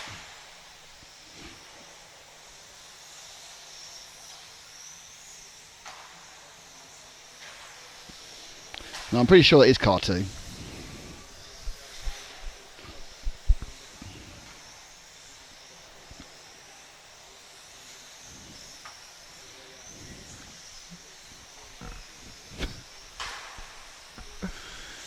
Oh dear. Right, I've decided this way. The way I'm going to work out who to cover, Matt, is I'm going to see a car which number I can read and then tell you to go and see it. Because I genuinely can't see any of these numbers. All right, white and pink going through the Zen Z now. That's car 5. And that is the machine of Jürgen Schindler. He's made a list and he's checking it twice. So he comes through the bottom corner. Oh, avoids the crash.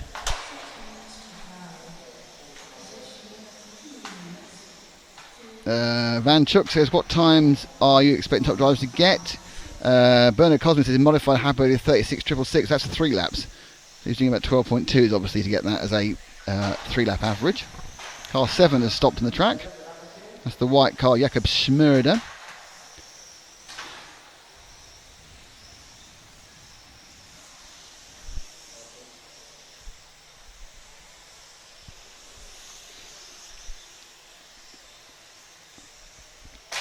Oh dear, oh Lord.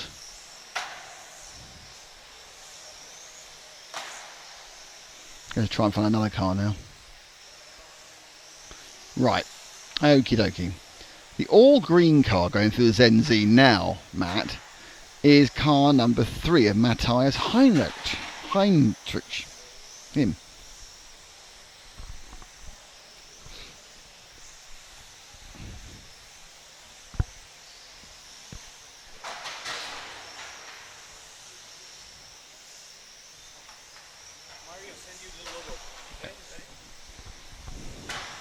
Thank you very much.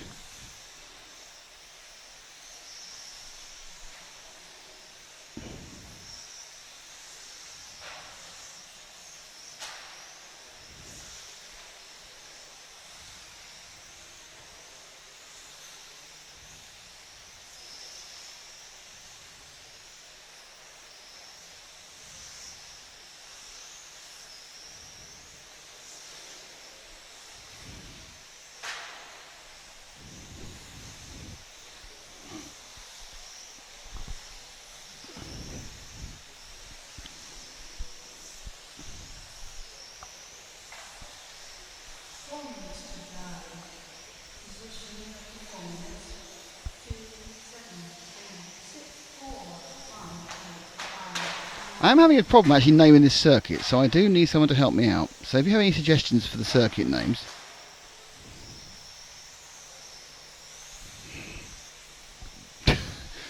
People are having an awful lot of fun with the members of this race on our 3-letter acronyms on the side.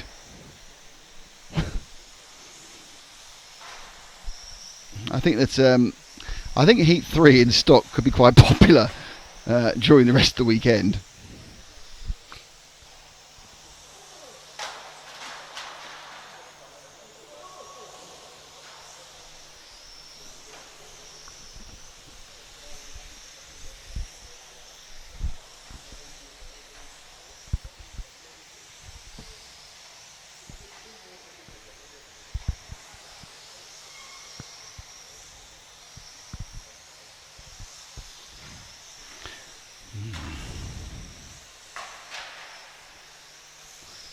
Drop back one car, Matt, to the white car with red flashes, or red middle. I think I know what number it is, but then I've just lost a bit of confidence in it, actually, because I couldn't see that number existing. It was number 6 of Liam Hammond. There we are.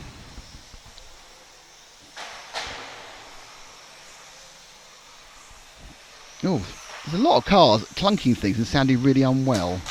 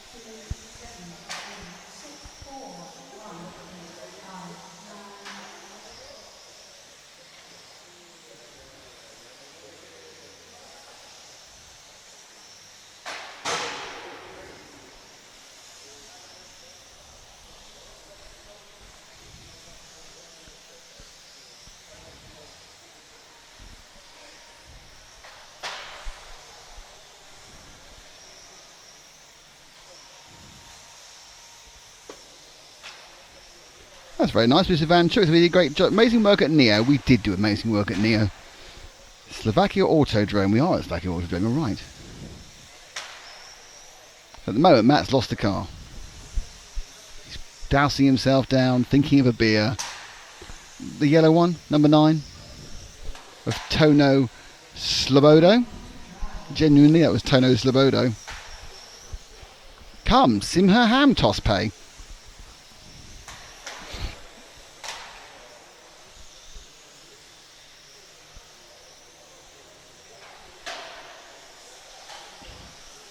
Built like wound tight. I'm sure was with us in the certainly was with us in Neoland. Is it built like wound tight who lives over in is it Idaho? I think so. So zooming the camera and falling goes feels like a roller coaster. Well, it's quite a flat roller coaster, but absolutely. That's good. Some nice shots at the moment of our number 9, the slowest car in this heat at the moment, in best 3 format. Not a big spread, as you wouldn't expect. Now they've been resorted, 43.6 to 45.6, as they come to finish that 8-minute run.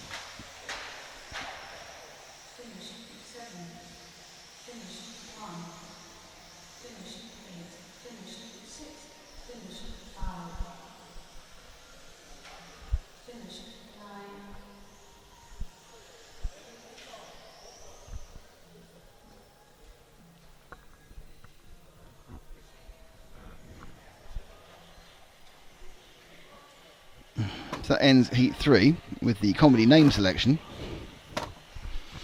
Well, let's see if your comedy is quite base like ours is.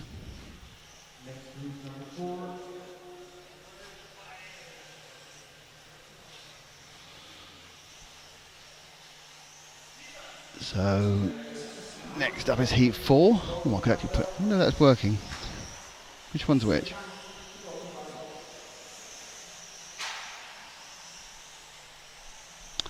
And we are. So you've got Andrei Vanucco, Robert Clear, Jax Liebar, Matt Lax, Sasha Freitag, Kellyanne Bly, Stefan Schultz, Jan Dietmar, and Torsten Müller. So we have Slovakia, Germany, Luxembourg, Britain, Germany, Britain, and 3 more Germans. So quite a lot of Germans are in this heat.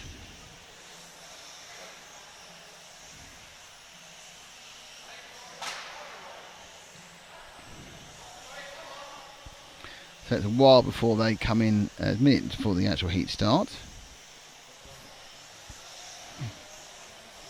Let's do plenty of warm-up.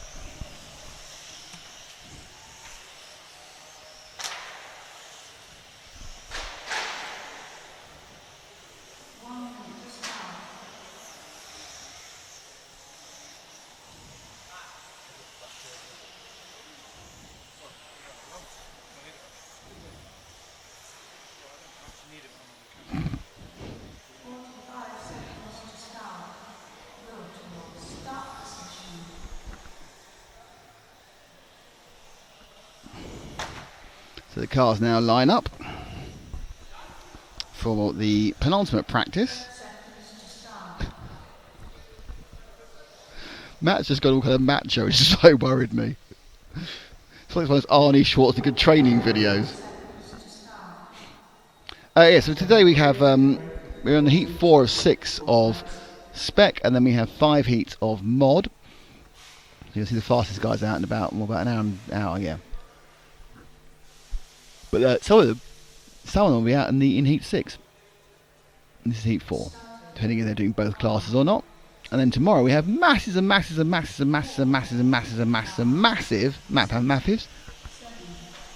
qualifying. But as yet, they haven't published a timetable. So I don't actually know how much qualifying we've got. Oh, that hurt. Green and white, please, Matt. Going through the Z now. That's car number 8.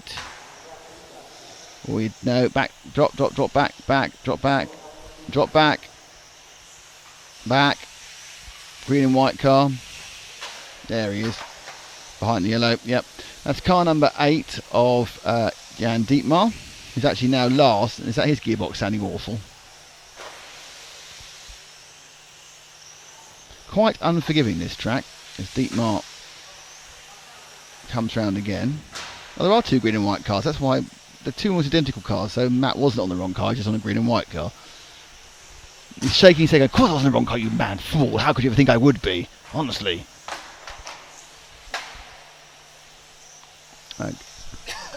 Drop back 2 to the white into pink into blue, because I managed to notice that was car number 4 when it crashed in front of me, and Matt lags. So Matt, UK driver, he won a 13. We won a national at this class, 13. I think we won a sportsman's national a couple of weeks ago. Having a particularly bad heat now, and I thought he ran out of motive power, but just giving himself some space. Because all they're looking for is best 3 laps here, not the full 8-minute run. That is not how you go around the corner. That's what's called massively over-subscribing the corner. Prescribing the corner.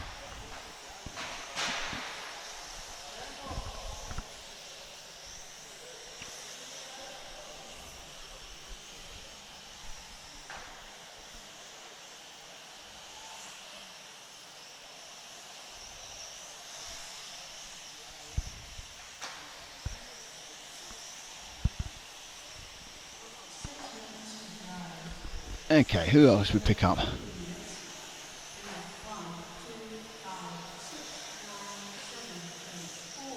think it's impressive that we only pick up people who have got any idea what number they are. And so far I have no idea of any of the numbers of any of these cars.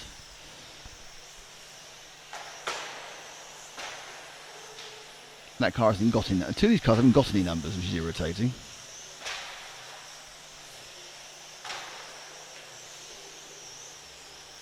I kind of wish I had glasses now, but that would kind of mean me having glasses. Okay, the blue and white car on the main straight now is, yeah, that's it, is Stefan Schultz. I can see he was number 7. Down in 7th overall in the best 3 lap average. Actually, he's not there. Well, the order actually is the best 3 lap average. That's how it's being done. So as you can see, even though that Mr. Torsten Muller got 8 laps, he's on 9 laps now. He's ranked 6 out of the 9 because his 3 lap average is the best. Runs from 42.5 to 47.3 for Matt Lax, who's had a dreadful race. But that's obviously no. Oh no, his car's handling terribly. I can see out the corner of my eye.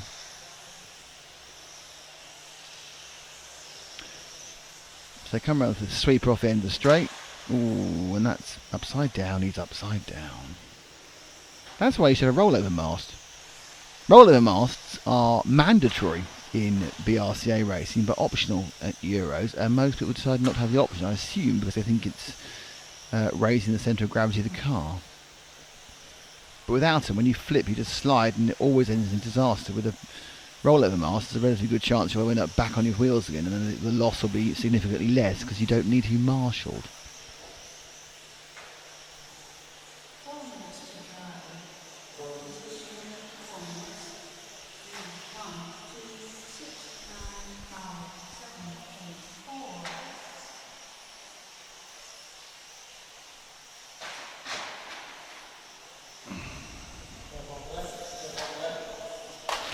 Oh!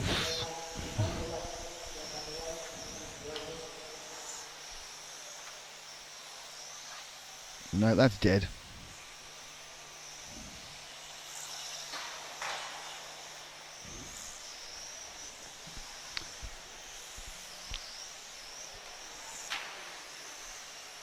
Drop back one car, Mac. That's car number 6 of Kellyanne Bly.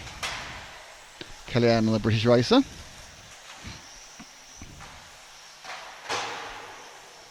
I'll be honest, I'm not massively, I'm listening to do Kellyanne Bly, I'm not massively impressed with the quality of driving I'm seeing at the moment. Not sure whether the track is particularly tricky or what, but there does seem to be a very great difficulty in stringing together some simple laps, so... And not an awful requirement to push particularly hard, which means you believe it must be the track's difficult.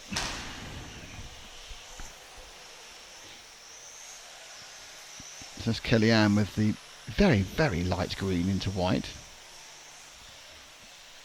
Down the straight, and a wheel's being retrieved. That's never a good sign. Someone's lost a wheel. Between 5 and 6, he's lost a wheel. There we are. Yep. No, putting it on like that that's not going to change the fact it fell off. Just leaning at a jaunty angle on the axle, you know, is still not on the car anymore. So that was the car. Now I think it's 7, isn't it? Just guessing it's 7. It's probably not because he's still going round. So it might be 1 actually. And we're now at 5, which is Sasha Freitag, who I know we've covered before. I think Sasha's been covered in a couple. I think Sasha's been covered in a couple of events actually. I don't know why. I want to say large scale off road. We've covered Sasha, but I could be completely wrong, of course. I quite wondered why. I have an earpiece and I have a microphone. So that's 2 wires. And somehow they end up so intertwined so quickly. It is ridiculous.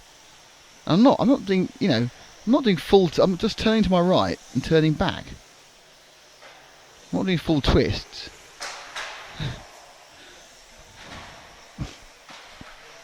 Now, I know he's lovely, Matt. We're going to have Javier take his hands away.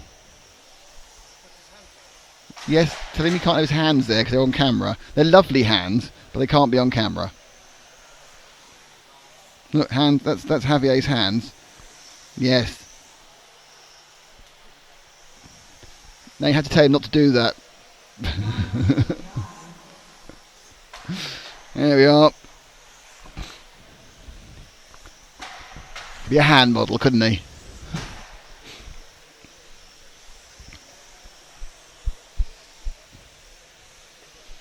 So 45 seconds of this heat 4 to go. 2 more stock heats. James has been sitting looking very confused at the stream for the last 8 minutes.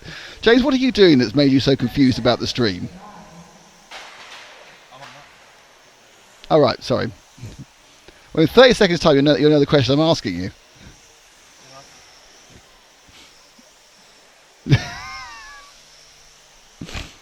Oh, you're just trying to get in and out, were you?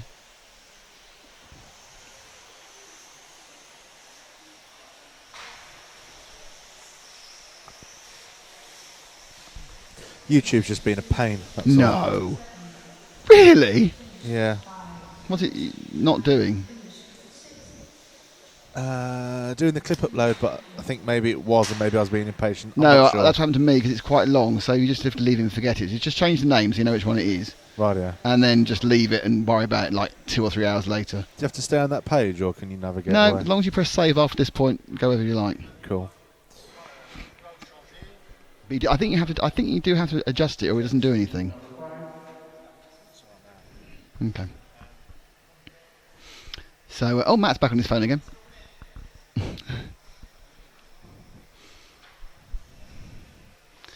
So, good chance now to look at who's coming up in the next heat. Da, da, da, da, da, da. It's the next heat. And it's Mark Jewett, Stefan Fiori, Patrick Bandera, Joey Sorber, Luke Burley, Peter Bowman, Gav Clinch, Kai Altman, and Alexander Anderson. So Mark and Luke and Patrick are top British racers. Stefan Fiorini, who is racing as a Brit, I don't actually know is a Brit because I don't recognise the name, but he could be. Joey Salford, who is one of the very limited number of Dutchmen here. And so Kai Eltman as well. So this is the penultimate heat of stock or spec, depending how you like to say it. Nope, what does Matt like to do? It's on mute, Matt. Matt is now going to tell us something. I was going to say hello to Lee Palmer. Oh, okay. He said, great coverage, chaps, go Brits. Yes. Then, have you already read this out? No, it's all right. And then he did an emoticon with sunglasses and a smile. Really? Yeah. Someone who can just use emoticons, that's instantly, I find that very, very, very lovely. As youthful as well. Mark Bruton Young's asking, which page do I post a comment on? On the YouTube page. On the YouTube page. So in the watch the stream in YouTube itself, and then just there's a comments page on the side. At will.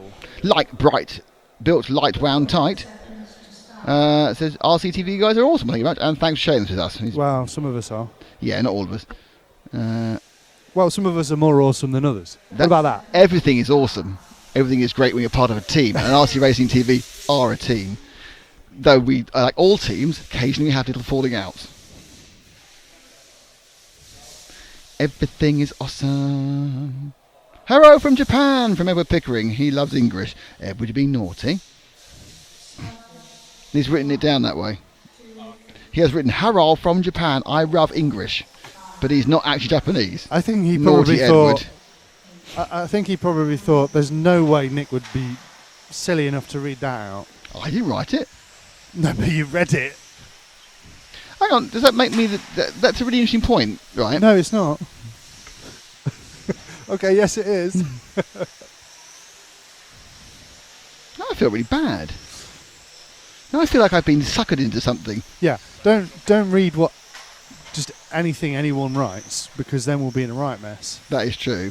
This one's right. Matt McCallum is... No, I can't read that. Yeah, it's a good start there. I can't... the problem is I can't stop spotting. Yes, I know. Everyone's looking on the timing, and there's a story. There's a story with every list. Yeah. out of the name beginnings. Why? What's Theo done? What's Theo done? So you could... Yeah, like 8-7. Yes. Anyway, should we go and show a car going round rather than just laughing at the this is we're not even laughing at the data, we're laughing at our timing systems shortening it. Why has it only ever happened for the first time ever? We're doing this for 2 years. It's the first time this has been amusing with this timing.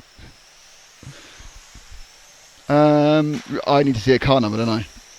That white car about to go to the Zen Z now, the first one now, hitting the main street now, is car number 4.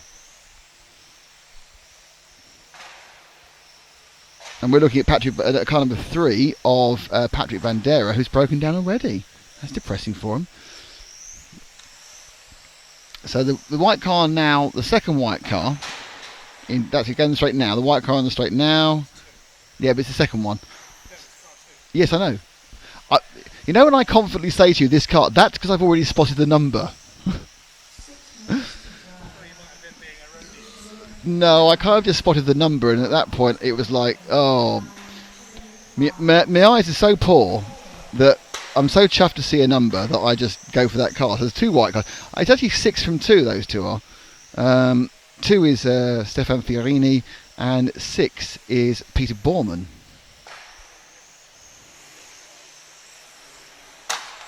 Ow, bits fell. Oh, wheel fell off that car as well. Wheel off there. There we go. I think he's actually, he's broken that wheel. Car 4 of Joey Seaver. His car has actually broken the wheel, as Matt is now showing you. The plastic of the wheel. These are quite solid barriers with not that much give. And James has just done the "you're telling me" look.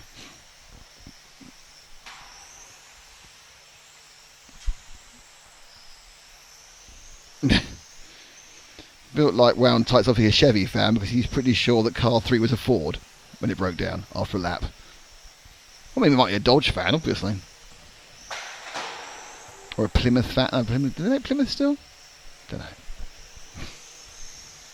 Oh, we're on the multicoloured now, car now. This is car 7 of Gavin Clinch. Now Gavin, with that multicoloured car, I believe also paints cars. So he does spray painting, so that would kind of explain why his car is relatively attractive.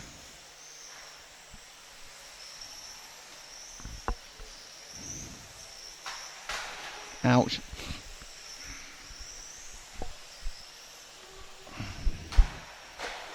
Is something significant about to change? Oh, it's very exciting. About to have an exciting change. Much, we love Zen Racing, we love Montec, and we love EFRA, but it's about to be an exciting change.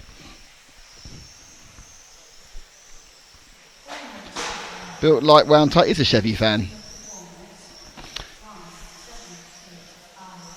Mark Bruton Young, very tight. It is a very tight track. It's much tighter than last year's. The section, where are we now? There. The section that Gavin's just been. This is very similar to last year. This is very similar. That's a little bit tighter. This bit actually is more open down here. But this section here, once I go around this corner here, is way, way more complex and tighter than last year.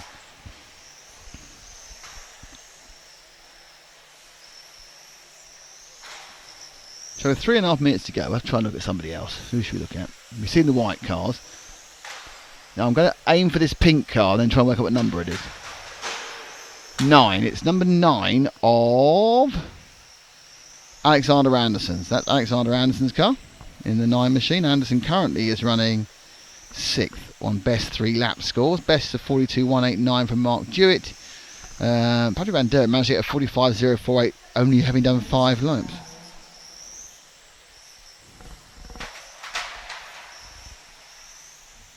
See, apparently built like round tight used to like Pontiacs, but they don't make them anymore. They've killed Pontiac. See, I'm not clever enough to know if Pontiac was a General Motors brand or not. I should know that, shouldn't I, really? Thank you.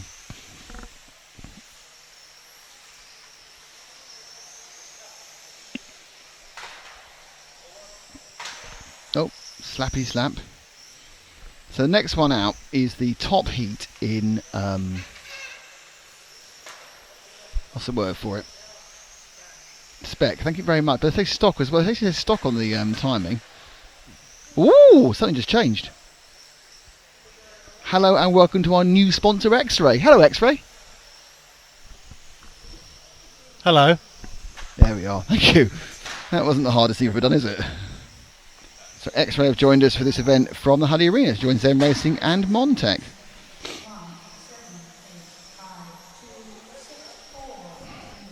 Can I suggest something to you, Mr. Master of Wirecast?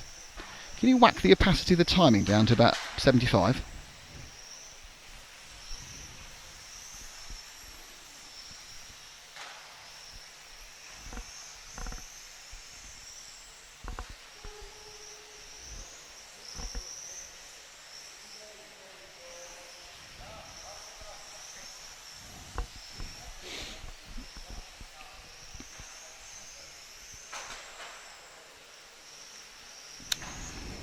Much better.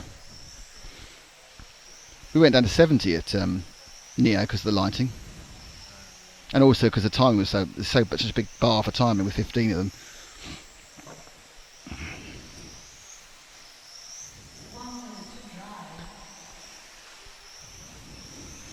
So this is again is 5 with a minute to go. Good luck to Brits from Daniel Sparrow. Built like one title like was a GM brand, so I've got a little bit of my kudos back.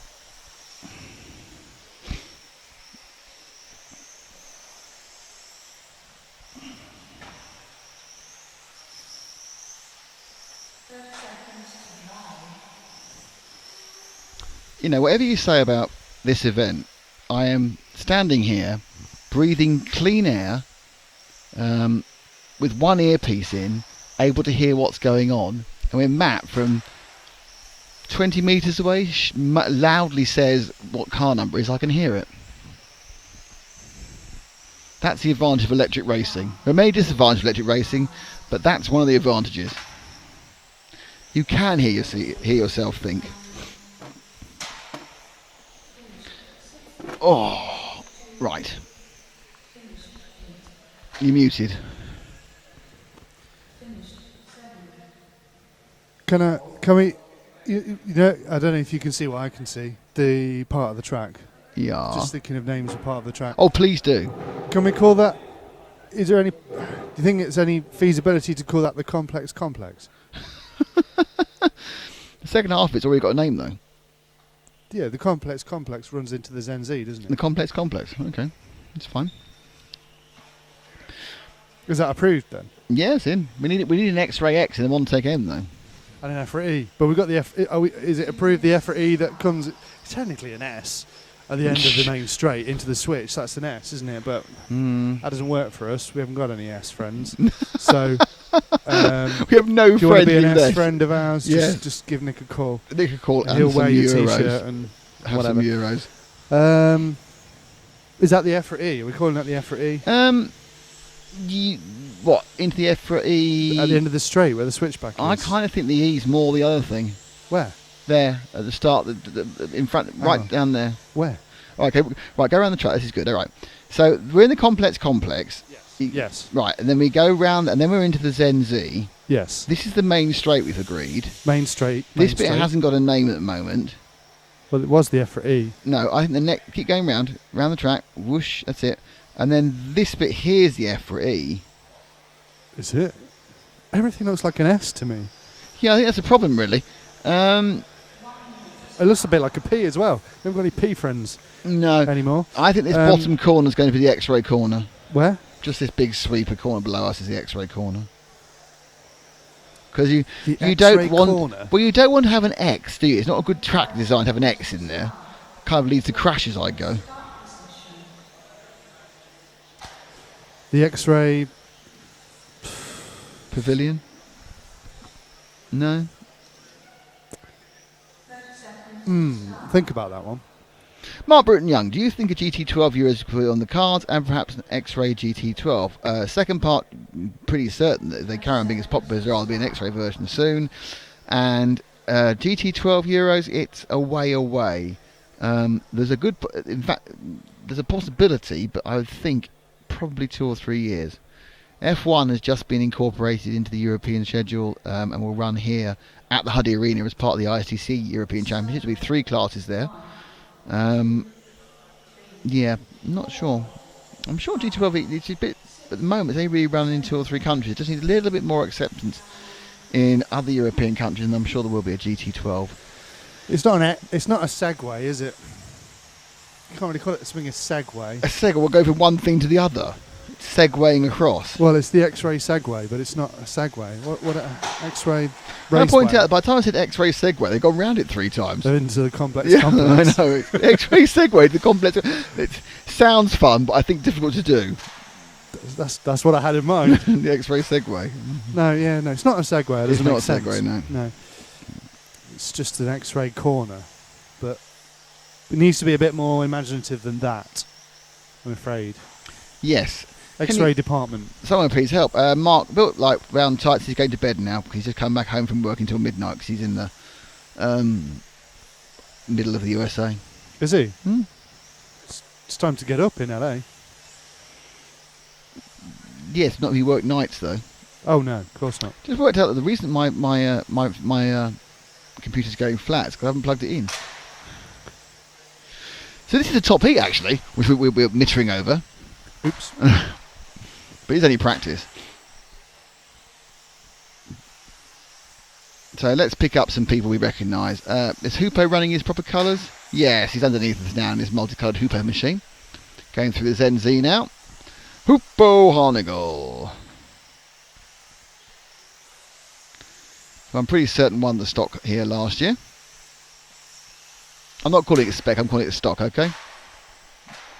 It's a 13.5 motor. He has a best 3 laps of 40.5, so they've certainly... Martin Verlanker unfortunately has broken down already. He hit something. Something this time. Remarkable.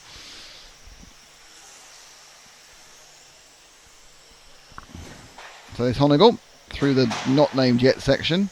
Not named yet section. Round the X-ray corner into the complex, and then through the Zen-Z. That's what works quite well actually. Zen-Z down the main straight. Now he's in the EFRA E, whether it is one or not.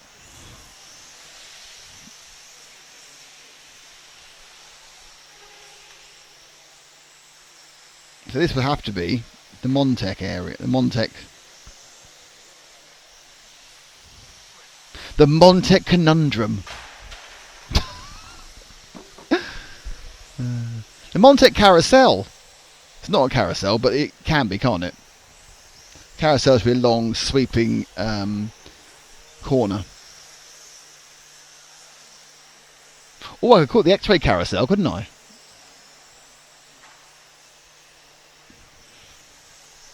We still with Hoopo? Now Marcus is the fastest in car number 2, but finding car number 2 could take a fortnight.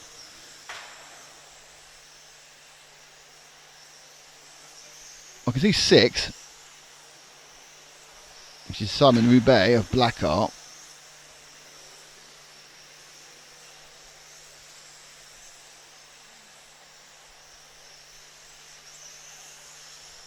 We're currently with Vesa Ili. So it's down the main straight into the Montec area. This is the EFRA E in all its glory. Around the X-ray carousel, into the complex, and the Zenzi. But no help. Montec 180R. Flip-flop. Montec flip-flop, how about that? No, it doesn't like flip-flop. I'm getting a head shake from a long distance away. Drop back to the white, red and black car. That's Ollie Payne, British national champion at this class. Through the EFRA E, obviously, round the X-ray carousel. Marvellous. In the complex car. We're liking this now. This whole bit's going quite well. It's just that what we're going to call the Montec bit. Down the main straight, the first corner. The Montec.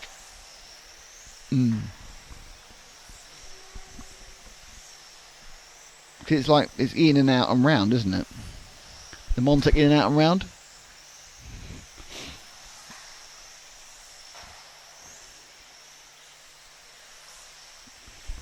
Yes, it's not going well at the moment. I think brains are still relatively slow from last weekend, but we'll be up to full speed tomorrow for X rounds of qualifying. We don't know how many there are.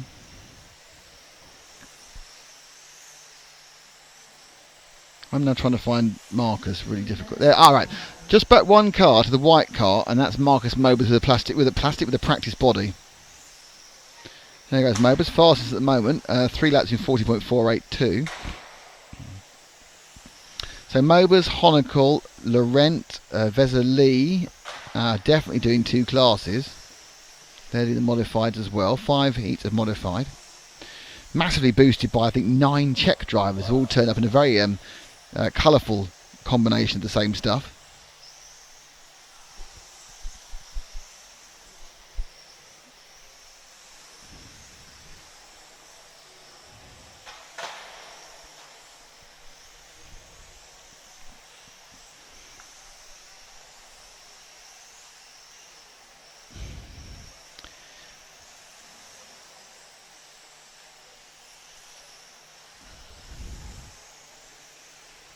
It's quite good.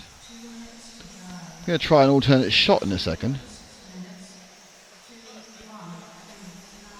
So look, this is one of the other cameras we have here.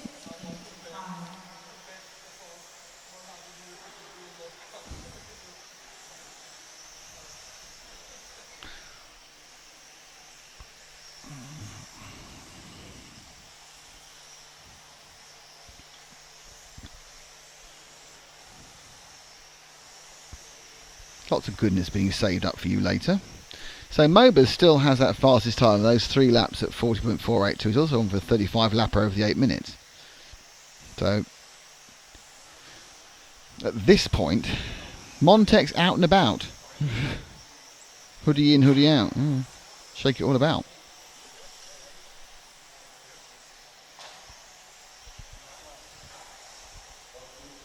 Montec mashup.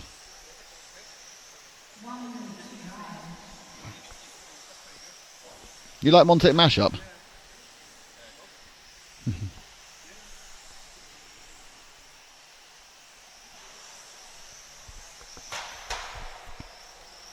Yeah, quite. You know, I like that. I quite like that as well. Actually, I think you're right. I think we should definitely go for Montec mashup. That's good. That.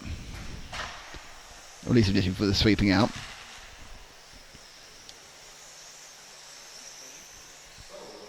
So down to about 30 seconds. It's still Mobers who has not only the fastest 3 laps, but also the fastest overall time.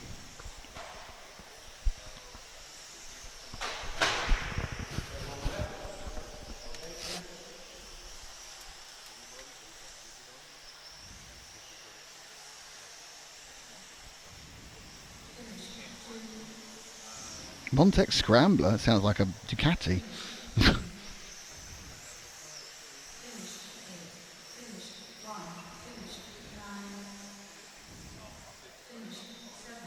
So all the stock drivers have finished.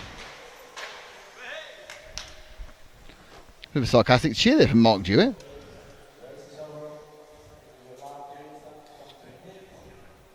No.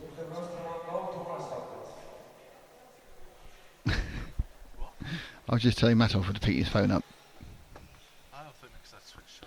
No.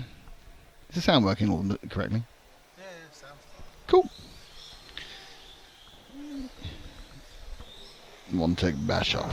I'm not guaranteeing I remember Montec Mashup every time, Mark, by the way, but I'll try and remember it. What tends to happen is a massive amount of brain fade normally. I don't see why you'd forget that one and remember all the others. Okay, so 7 drivers in this first round of modified practice. Roman Kleiji, Tommy Jensen Indeflow, I think he's Tommy Jensen, Finalev Assen, Jan Komodos, Yaroslav Mada, Lukas Kijewski, and Karol Bekka.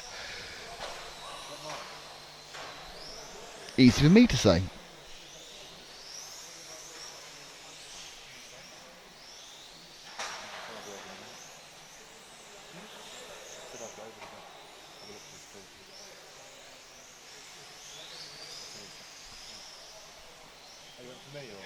Oh, so I said I'll go over. I'll have a look for the equipment. I'll go over and see. Alright. What have I done wrong here? Oh yes, I've got to clear this, haven't I?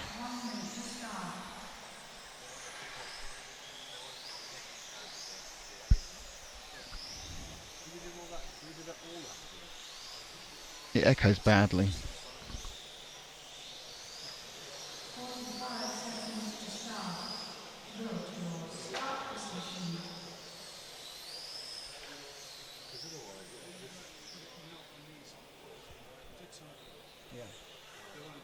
Yeah, it's fine in the pits, but it can't be on those sort of feedback.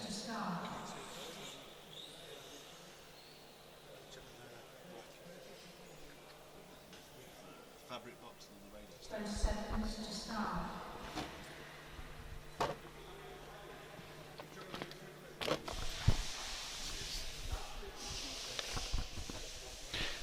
Modified. The Hobby Shop. Yes, you're right. The Hobby Shop's Dream Class. Mod equals faster crashes. Well, I'd like to disagree with you, but I think you find you're right. Off they go. And one of them slapped the wall within 3 corners. And he slapped another wall. And Matt wants to talk about slapping walls. You tell yourself off again then. I should be filming this really, shouldn't I? What do you want to do though? I want to go on the off-road track. Oh, okay. What, running around like a little child? Okay. Brum, brum, brum, brum, brum. Yeah, the toy car. People got really offended about. Model scale motorsport. That's the one thing people got really offended about with the Daily Mail. You know, when we were in the Daily Mail this week. We were. And we have pushing 1,000 shares. Not in the Daily Mail, of the article. We went semi-viral. Not for the first time, I might add. But people got a little bit offended by Daily Mail using the term toy car. But how else are you going to explain it to a layperson? You know, yeah. You have to think about, there were certain things, and even some of the quotes I gave them, I gave them quotes which were deliberately not correct, because I knew that it would make more sense to ordinary people. Like I said petrol powered. I know they're nitromethane powered, but no one knows what nitromethane is. It sounds like a bomb. So say they're petrol powered. Makes it easier. Yeah. So you gave them deliberately incorrect quotes. I gave them You told them the wrong age for yourself. No, I didn't, unfortunately. I wish I had. That is so stark when you see your age written down on a news item like that. That is just, oh my God. Well, Really? the only thing that's worse is when they say what street you live on. You know? No, Nick Damon. not the number of people I Emerson not the number of people Court. I've It's offended. No, absolutely. it's like from a court appearance or something. Yes. We'll go home and pay £60 fine. Yes. And probably not do it again and be on several registers. For streaking at a toy car opening ceremony. Model Motorsport. Model Motorsport streaking with his boxer shorts on. I don't and wear an X-ray boxers. T-shirt. I don't wear boxers. Don't like them. Commando, whatever. No. I wear. No one needs to know this question. No. Anyway, so as we can see, budgie smugglers. what was it a bit? I've taken the best 3 laps in this. The first round of modified is 6 seconds slower than the best 3 laps in the last round of stock. And that tells you everything you need to know. It does. The other thing is that 2 of the cars have exactly the same body shells, and I don't think they've got any numbers on them, which is a little bit irritating. I like it when you go further down the rankings, you see exact mirror body shells of other drivers. Yes. They want to. I thought earlier on, I think it's a British guy, but I thought Timu Leino had made a return to 12th racing. Really? Yeah. I'll point him out when he comes on again. Timu's back. Fantastic news. Well, I thought it was, but it was just a British guy with a similar looking body. But there's with a lean. There's 2 Hagbergs on track at the moment. Really? Going through the Barry ZMG. Hagberg and Trevor Hagberg. Yeah. I suppose I'll film them. Go on then. Go on then. I'm just trying to. What? I was trying to arrange the timing so I could see everything I wanted at the same time. It's not working.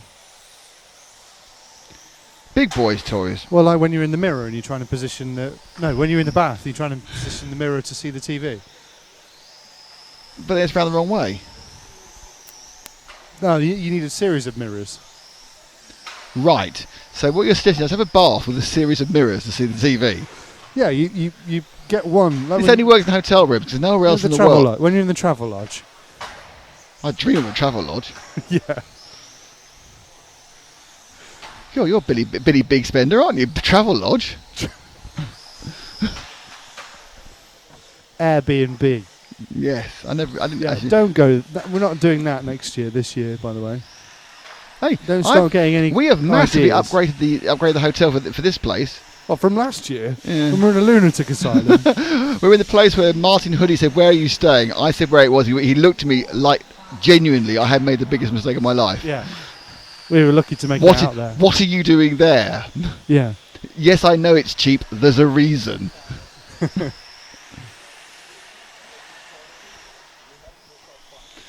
That's that noise again. It's that noise that says, "I've chunked a tyre." Oh, there's James walking round. Why has James got a radio mic with him? Because I think he's setting up the Hudy Racing Arena to hear your glorious tones. Really? I don't want them to hear it. I know, because when you're offending all the racers and being honest, not mincing my words, pulling no punches. Mark Bruton Young says, "I wouldn't bath with a series of angled mirrors. It could be quite scary." That's true, yeah. Especially one that's not a magnified mirror, like a diminishing mirror. They're quite handy for shaving, though. They are. Yeah. You see your face like massive. You've got a massive face. And is there only one car left? There's one car left going round at this heat. No, there's still the 2 Hagbergs. There's 2 minutes 46 to go. There are 3 cars limping round. Yeah. The rest have already destroyed themselves. No, we're down to 2 limping round now. I shouldn't laugh. And another car's crashed. Oh, there's 2 cars that hit each other. 2 cars on the track, and they managed to hit each other. So yeah, this is not what's waving at us or waving at someone else. Who? The people over in the radio room over there. I don't know. Oh, I see. That's why he took that over there to take the. Oh, right, it's clever. He took the receiver over so they can plug it in. I'm generally confused. You know what I need? Do you know what I need? No, And what do you I need? don't think I'm going to be able to get it. What do you but I need? What do you really, need? What do you really need? What do you need need? What do you need? Tell me what you need. Tell me what you need. Tell you what I need. What do you need? Tell me what you really need. You would never guess. I don't know. Oh, hang on. Go on. Do you need... All right, give me a clue. What is it? Eat, drink, or something else? Something else. Do you need a clean But T-shirt? I am going to put it in my mouth. Mouth guard? Bonjela. Oh, we got a little mouth out. Yeah, I'd really love some Bonjela right now. I cut my my lip open, the Neo, on one of the spoons you get with the curry. The sporks of the curry. Really? A plastic spork? Because I pulled it out at a slight angle and it was just like a razor on the edge. It hadn't been trimmed down properly. Really? No, if I paid for it, I would have sued them. Really? But it was a free curry. I couldn't really say anything. Yeah. Oh, hang on. Are we actually? No, they're doing well. There's 2 go with 1 minute and 4 seconds to go. You can probably realise that we haven't really bothered following this one too accurate. It's more fun, really, seeing the cars popping in and out of the screen and worrying, will they make it down another lap? Yeah. 2 to go. It's a bit like Pac-Man. But without the ghosts or the fruit. In what way is it like Pac-Man? Again, remind me. It's like a maze. You're looking at a maze, Right. and there's things travelling around it. But they're not eating. They're not. What do they eat in Pac-Man? Jason Butterfield, who should be here, one of the British racers, saying it looks like the track's winning, and I think you're absolutely right. John Clark says, are they running F1 style qualifying? One dropping out every 45 seconds. Gareth Bevans, hi Gareth, good luck to the Brits this weekend. We will follow the cars round in the next heat, but I think we had the premonition this was going to be pointless. Oh, that's unbelievably bad drive. Oh, he's dropped something. I think it's part of his car body shell. Or just a sticker. Whatever it is, it didn't seem that important. No, but in avoiding it, the green car crashed.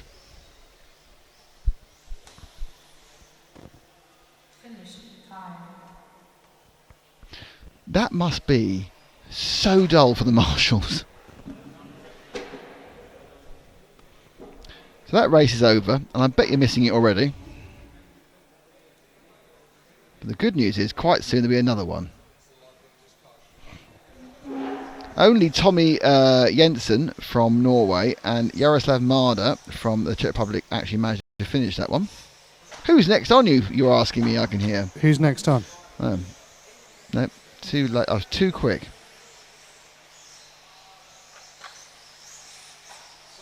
And it is Marcel Dostel, Damien Giddens, Errol Sherity, Andreas Verl, Matja Bender, Yivbi Parr, Radim Hruska, Yuri Ryback and Roman Bilek. So as you can probably imagine, we've got 1, 2, 3, 4, 5 Czech Republic drivers in this race. We have a lone Brit in Damien Giddens, a Swiss man in Errol Sihorti, and Andreas Verl, the Austrian. If you want us to follow any particular car, we'll do our best. Doesn't always work. We'll give it a go, though. I know which car I want to follow. Which is that? Errol's car. Why? Going down the straight into the Montec mashup. Just nose bonking on the Montec mashup into the EFRA E. Is it because it's pink over yellow? It's... Oh. I can't hear you now. Is it because it's pink over yellow? You gone flat? It's just a nice body. No, you're working and I'm working. Sorry? I can hear you. Okay, I'll start filming.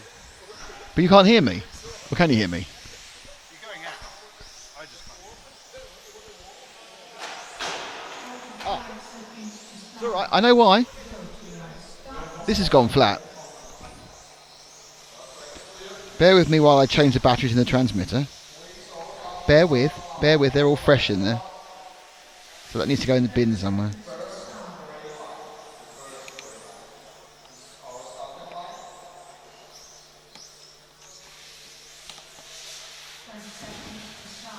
Hello, Matt.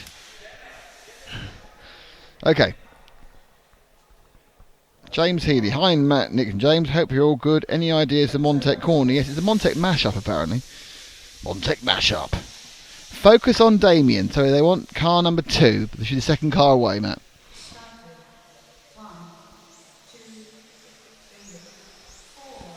In the yellow, into orange, into silvery mauve colour. Well, that took a while for the first crash then. Oh, the blue car's having a massive smack on the track. Track smack down. So, settling in. Still counting best 3 laps rather than 8 for any particular... Oh, dear, Damien, that wasn't very good.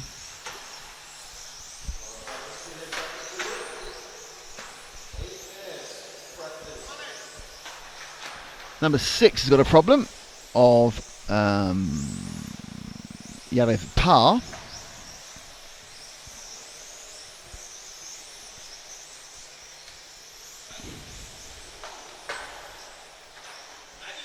As they run the first best 3, it's Marcel Dostal who is leading this one away.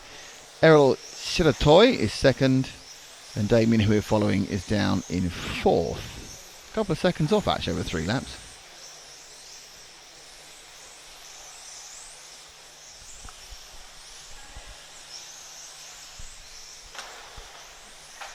So that's Gideon's now going through the Zen Z. It's the Montec mashup. Sweeping round into the EFRA E. It's the X-Ray Carousel before the Complex. Is Matt's naming of. Oh.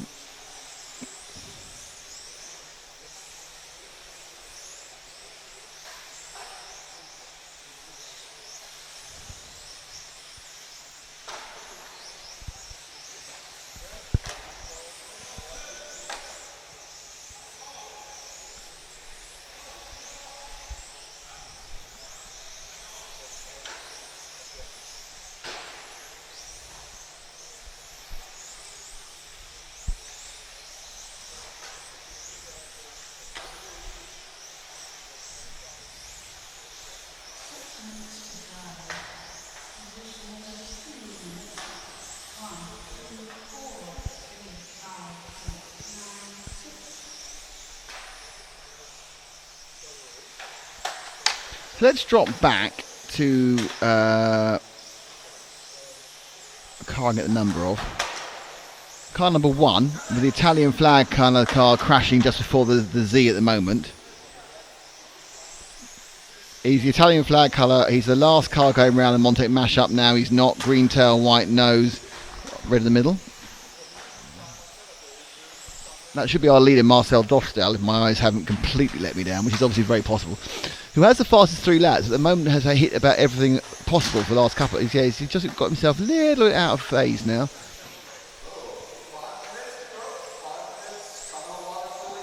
There are 5 minutes to go. How exciting.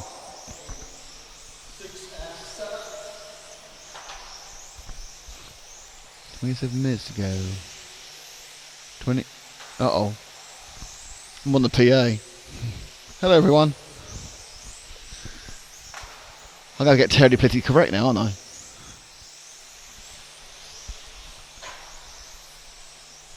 So RCTV on the PA now. So whenever we go to the pits, people are going to go, why did you say that about me? It wasn't fair.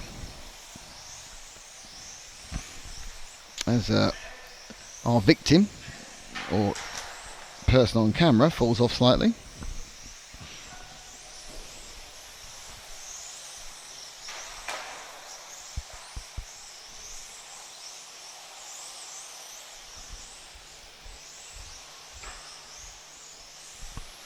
Okay, let's find someone else to cover.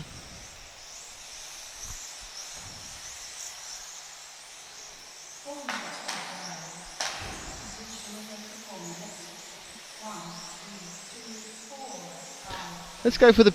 Yes, that's the one. What number is he? Is he 7 or 3? Is he 7 or 3? It's Errol Sherator with 3. Is that who you like, Errol? Yes. He believes in miracles. You sexy thing. Which is Errol Brown from Hot Chocolate for all of you who are either not English or under the age of 40. Very self-conscious now. Don't worry, I'll forget quite soon though. So it's Marcel Dostal with the best 3-lap run. 41.3. Errol Shirty 42.6. Gideon's 42.6. Vel 43.4. Bender 44.4. Jiri Rybak is 45.8. Roman Belek 46. And the other 2 drivers don't appear to have done a representative time yet.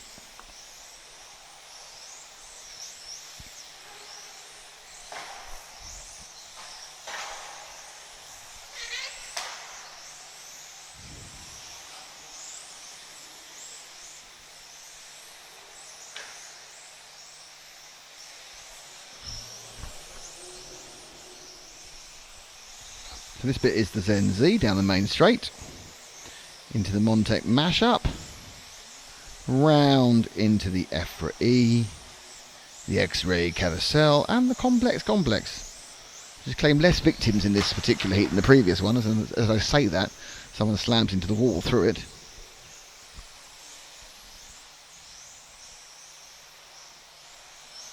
Raz Gamer is apparently subbing to people's channels and demanding them sub back. I think that's a little bit aggressive, Raz. They want to sub to you, they will. And car 4 has stopped in the middle of the track. That is Andreas Verl. The marshal looks at it, gave it a light blowing like that was going to help. Damien Giddens has broken down the middle of the track. He's got a light blow. Now Damien Giddens has broken down as well. So 1 minute 36 to go. Everyone's breaking down. Oh, yeah. That was the universal words for you've broken it. Looked there and oof, no. Bit of a death waggle.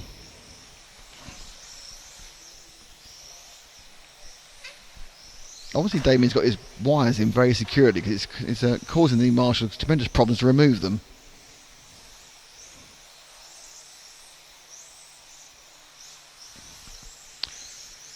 You're probably wondering why I'm not editing very well with the cars, because I can't read the blooming numbers.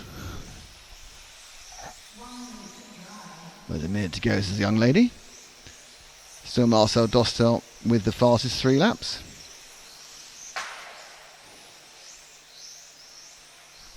I kind of wish I was commentating from ground level.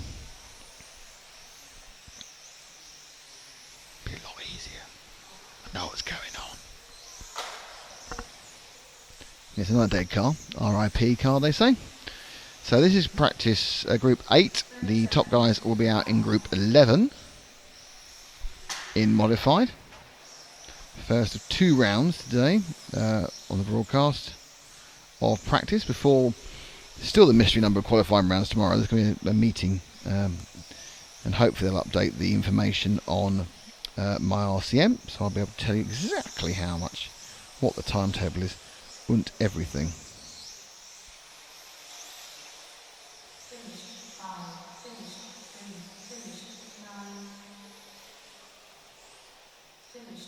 No, there is no update yet of what will be happening on the time schedule. I'm going to hand over to Matt to talk, because I am literally about to go flat on my master computer.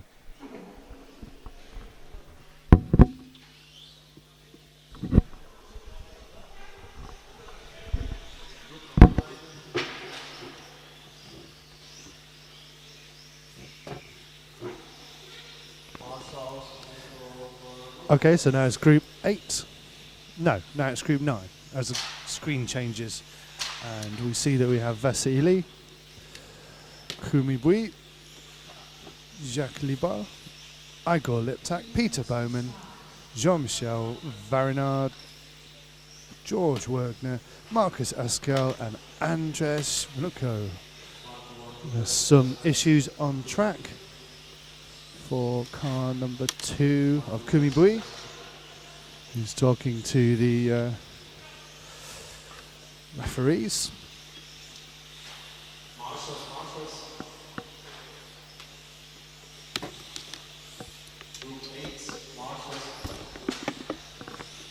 And we'd just like to thank Zen Racing, X-Ray and Montec for supporting our coverage, and of course EFRA.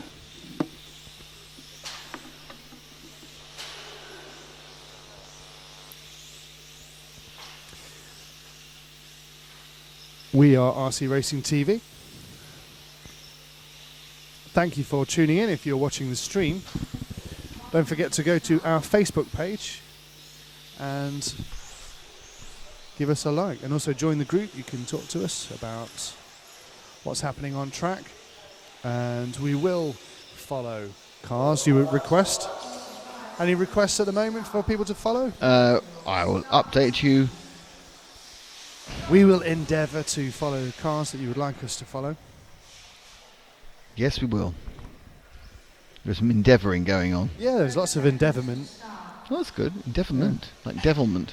So we're here in Slovakia at the Hudy Racing Arena for the 1/12 European Championships governed Yes. by EFRA. Are we It is going? 2016. Are we going to do in the top heat in about 20 minutes time? Are we going to do the thing we thought we might do with clever cameras? Or are we not going to do it today? I'm more than open to be doing something clever with cameras. Super. That would thrill me. Would it thrill the viewers? I think it would thrill the viewers. Yes, and then obviously in the next round of stock, then there can be a chance for some fiddleation filming. Oh. No, it's the pit. It's the pit walk, grip walk, pit walk. So we've segmented a clip that people can watch on the YouTube channel, which is the pit walk and opening ceremony, I believe. Yes, the pit walk and opening ceremony. Not the grid walk, the pit. It's not a grid. No, I'm missing out on the grid walk this week. Are you? I'm in. This is a 24-hour race at Silverstone for touring cars, which I was my other option to be at. But no, I've chosen EFRA and I've chosen 12th. I could be in Silverstone, being windy and cold, and do a 24-hour race. The only advantage in 24 hours at Silverstone is only 15 minutes from my house, so I can sleep in my own house rather than having to get in the car in the car park. Yeah, well, Silverstone's loss is very much Slovakia's loss.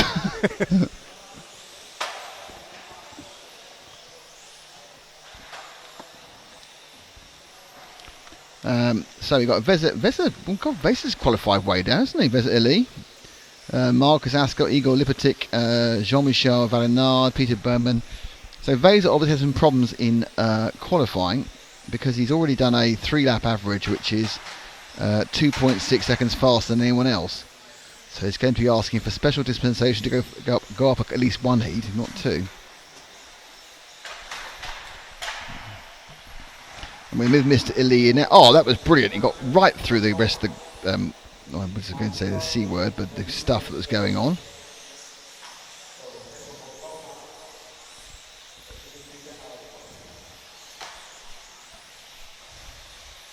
Yes, I think you're doing some extra fun magic camera work in a minute.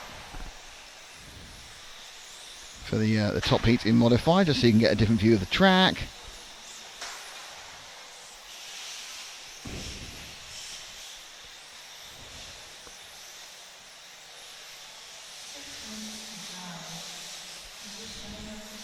She's quite sexy, isn't she?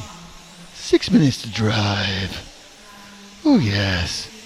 Drive me for 6 minutes. Vesa, unsurprisingly, is winning this and is predicted to be 2.5 laps faster than anyone else. The second fastest is Marcus Askel.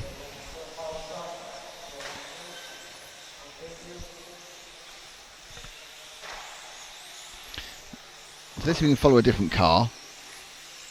The all-pink car, about to go through the Zen Z, is car number 2 of Kumi Bui. It's Mr. Bui, who, as soon as I said that, has gone off the track and crashed in a very much curse the commentator. And one of the Czech team puts the body shell back on for him. And no, it's not working. Is it working? I don't know. Oh. Ground Montec mash up through the EFRA E. Hits the X-ray carousel next, then through the complex. Zen Z down the straight. Massively impressive crash of car 6 there. Somehow parked against the track in a very weird way. Jean-Michel Varenard. Quite like saying that word, Varenard. For those of you who missed it, oh, that's cold. Vesa's got a problem. For those of you who missed it, we're just about to put up a separate clip of the grid walk I did earlier, pit walk I did earlier, and the opening ceremony. Even if you've watched nothing else, just watch it to hear the version of the French national anthem they played. It was hilarious. It was twice too fast and sounded like it was on a Bon Tempi organ.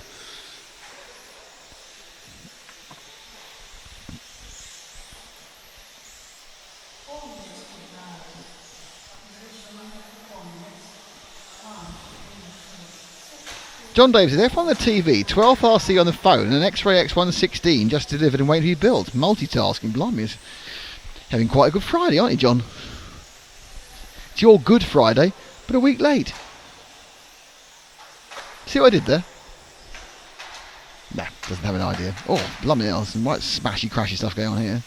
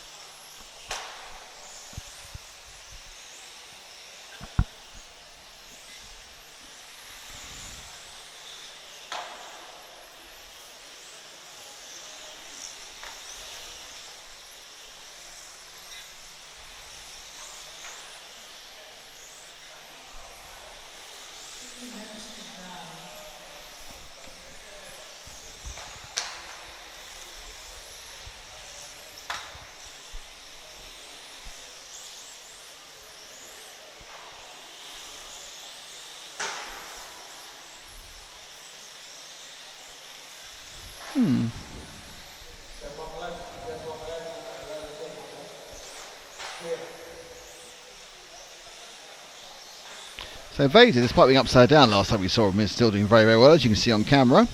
He is... interesting, Jacques Libar has got within 2/10 of his best 3 laps, so probably 2 laps behind him. Jacques has managed to throw a few decent ones around.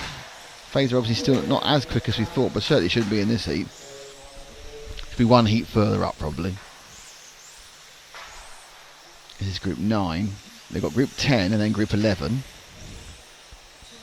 We're going to have the excitement of multiple cameras and me trying to cut them and commentate at the same time. That's always fun.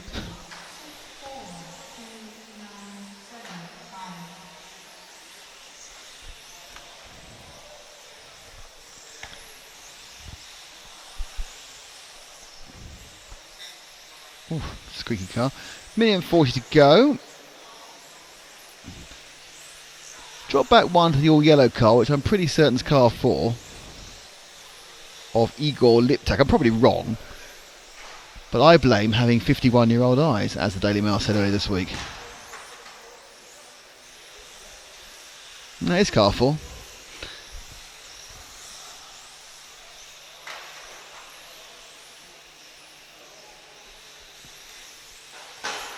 There's definitely a slower entry to the straight than last time. They're not getting the same sort of speeds they got down the main straight, and I think because they're going from a Z, a switchback, whereas they actually had a slight run onto the straight last year.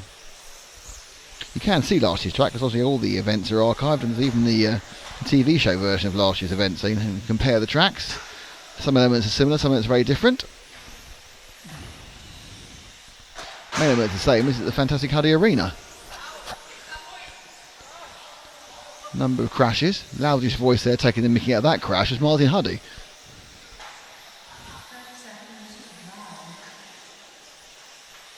Good old Martin.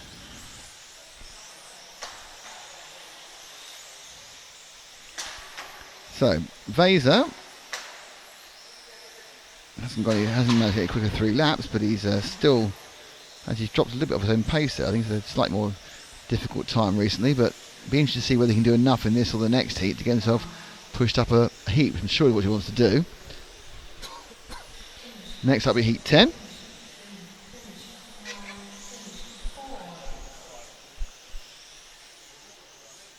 Vaser's not happy. Not surprised, he's in the wrong heat. But that's because he had some 3-lap qualifying number issues earlier. So, that was the end of heat number 9.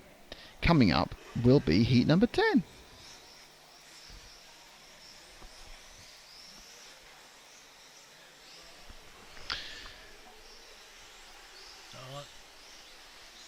Yep. So. Oh, we've got those mystery. Oh. That's interesting. This is obviously a slightly different version of the system, because last a few unregistered transponders turned up and then it just ignored them again, whereas on the version we were working with at the weekend, they just stayed there. Okay, once the new grid is up, I'll post up for who is in heat 10 of 11 in modified. Are you the one whose stream cut out? Yes, I think you are. I need to agree with me.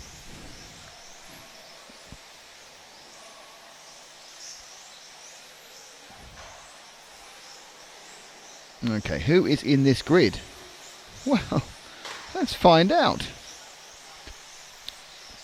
And it is Alexander Laurent of France, Dominic Vogel, Daniel Sieber of Germany, Jakob Zundel of Austria, Thomas Liptek of Slovakia, Adam Catchpole of GB of Britain, Oliver Boltnik of Belgium, René Doctor of Austria, and Alexander Andersen, who is doubling up, because I remember talking about him only a few minutes ago, from Sweden.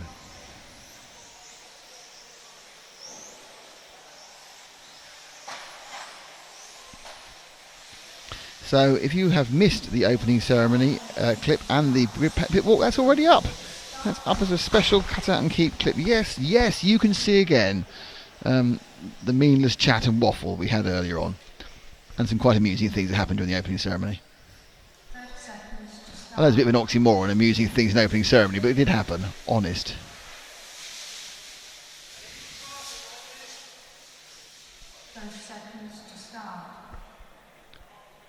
You too can realise why I was accused of being a certain sort of idiot on the stream.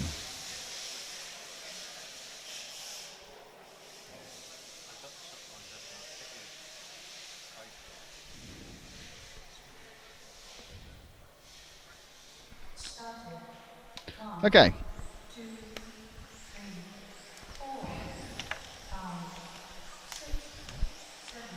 Here we jolly well go. James, you want a bit of a practice on the main camera? Because do you want a bit of practice on the main camera? Because we're going to use both the cameras. I'll start again. Do you want a bit of practice on the main camera? We're going to use both cameras next time.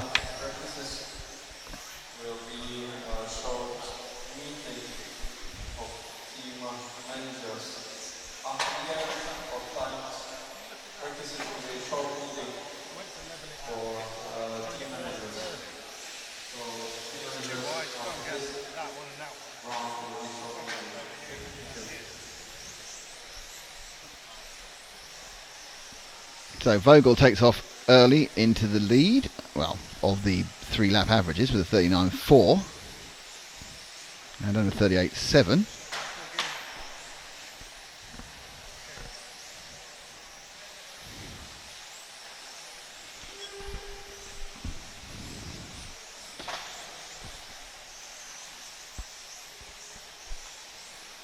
So we're going to try a bit of 2-camera action in a second, which would make the main races quite fun. Well, these main races are coming up.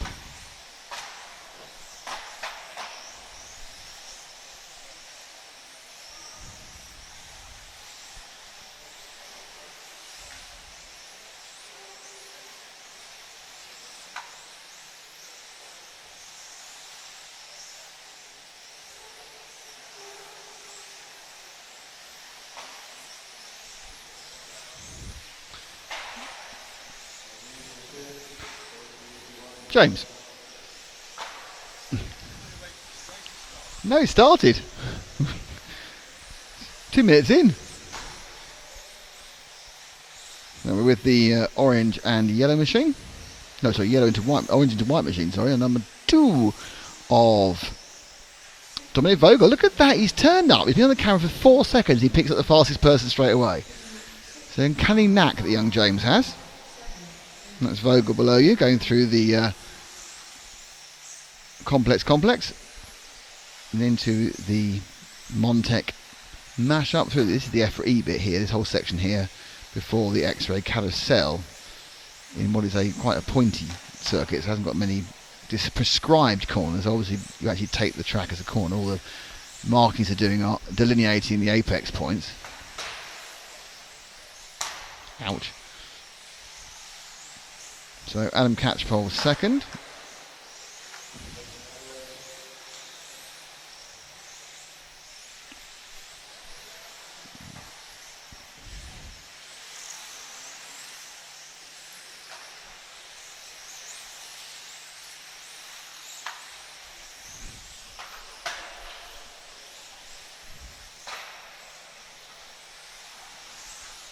So away we go with car number 4, the white and blue. So just back one. Oh, that was a good bit, didn't it? Well, that's a surprise. I thought car 4 of Jacob Zundel would have been heading for the retirement after that smack, but he got away with it. Obviously that car was built of stronger stuff.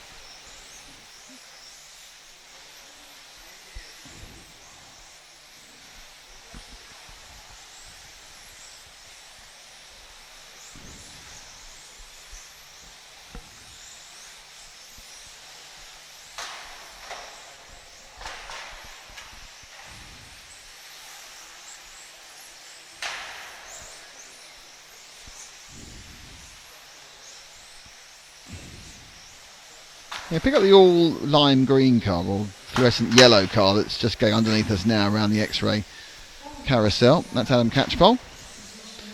Second place on fastest 3 laps here, 38.688.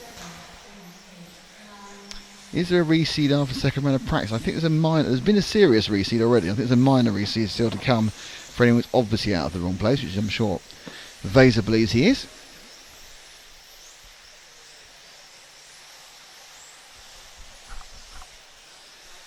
So yeah, there may be one more reseed for tomorrow morning and the X number of qualifying rounds.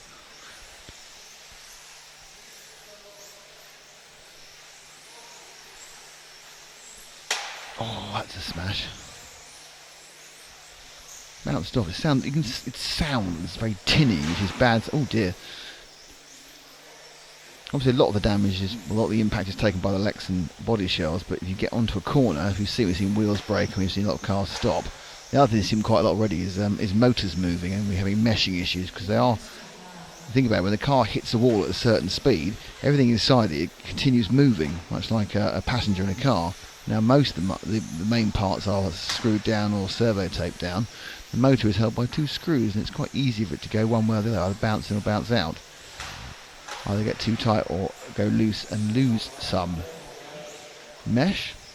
If you think about the motors moving forward, it hits the thing, it carries on moving forward, and that takes it out of mesh. The rear axle is going nowhere, it's held very firmly by some ball bearings. So coming up now to the top heat.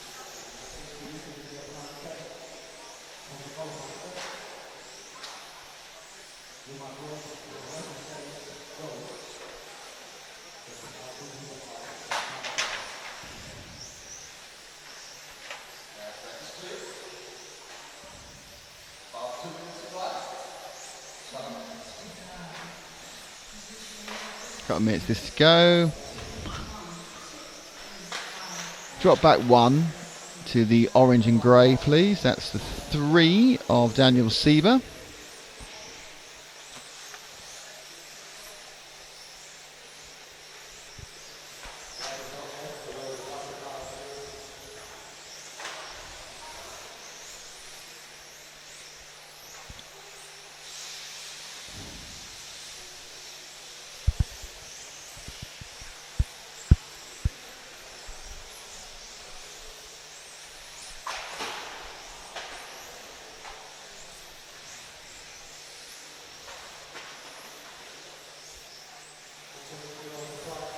Everything now lying upside down.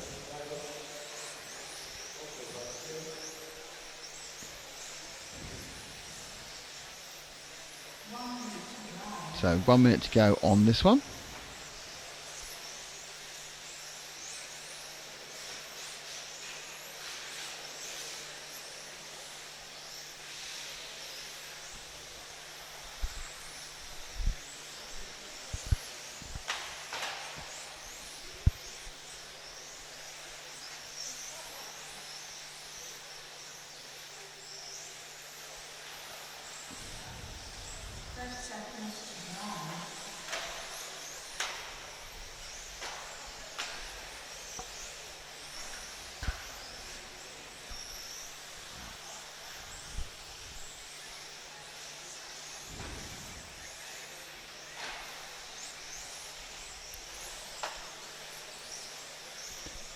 Fastest 3 laps, Vogel 38.2, then Sieber 38.5. Sorry, Laurent now 38.5, Sieber 38.5, but about 5.7, shall I say. Catchpole 38.6, Liptak 38.6, Zundel 39. So everyone's very, very close. Alexander Anderson, the only one out of that kind of quite tight area, 40.6. So missed some of his laps as well.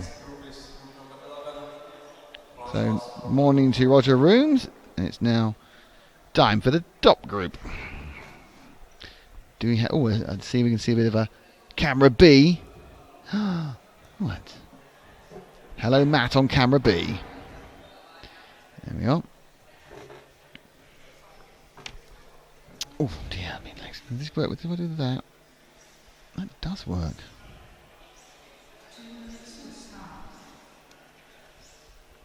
This is great. I just press 1 and 2. That's quite fun. This is good because this is set up properly, the Wirecast, rather than being set up by me. When the keys didn't necessarily do anything. So who is in this top heat? And the answer is... You have Alexander Hagberg, the double reigning European champion. Luke Yuho-Levin, who won a few years ago. Ollie Jeffries, who's been on the podium a couple of times. Marcus Mobers, of course, who recently won the Relay Racer Champions. Dionys Stadler, Hubert Honegal, who's won loads of European Championships in this class and off-road electric. Tim Altman. Mark Stiles and European champion Jorg Michael Teat, who is the European champion at large-scale off-road, the furthest away from this, the largest of the off-roads, and now he's trying the smallest of the on-roads. Inside, outside, there's no bigger difference between the two.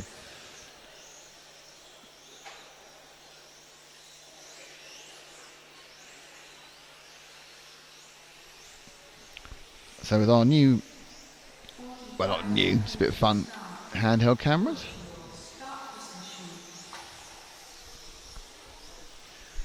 They'll be underway any second now. They'll line up and we'll obviously go off with Hagberg from the one spot. He's missed the one spot. Careful, he got done for a jump start last time round, didn't he?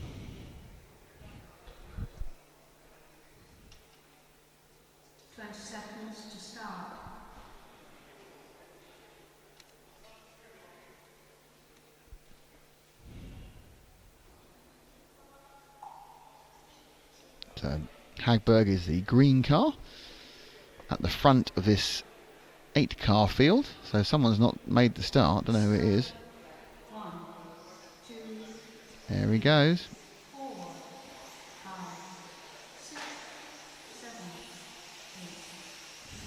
Hagberg through the Zenzi. Now round the Montec mashup for the first time.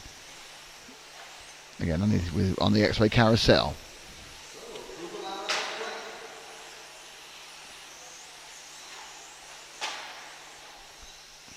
It's a different perspective entirely on that part of the track. Hagberg powering down the straight, turning right under our feet.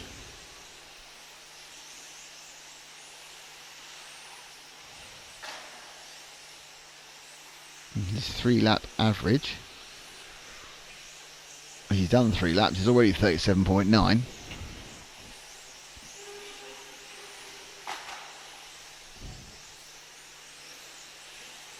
Goes straight past Tim Altman there. The 9 cars have started, so one of them was hiding at the back somewhere.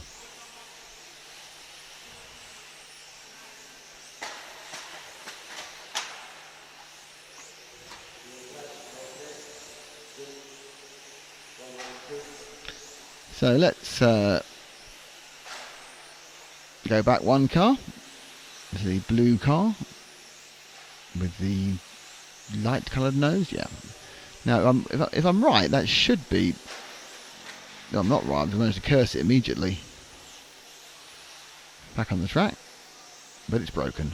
Nope, it's going.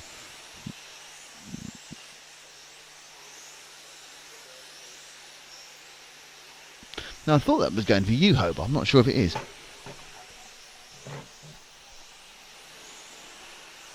No, it's number 7. And that is Tim Altman.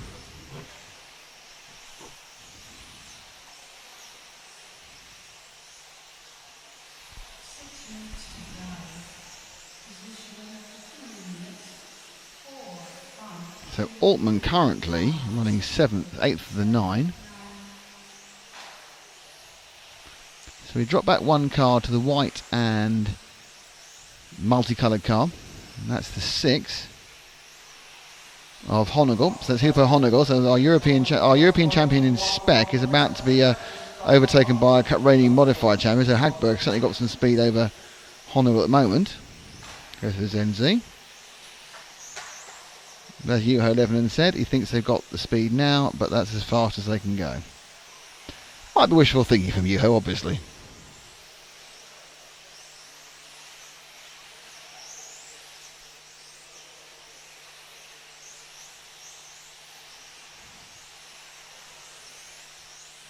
So Hagberg is the fastest on 37.2. Gives you some idea. Honegel is a 38.7, so he's a second a bit behind him.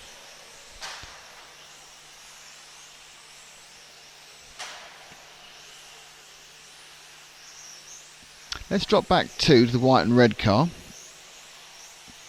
That's Mark Stiles, the Yokomo. He's slightly hassled by another car that's gone past him. So I couldn't tell you the number any day of the week. It's completely difficult to work out. So many multiple colour ways on the car that went past, but we are still with Stiles.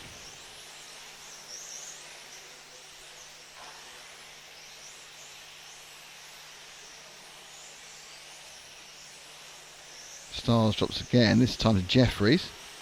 So let's move forward effectively to the car that just went past Stiles. That's Ollie Jeffries, who's now, everyone stopped and looked confused. I'm sure everyone remember Ollie for the amazing overtake in the finals this time last year. We got a run on Marcus Mobers and just powered past him on this very section of the track.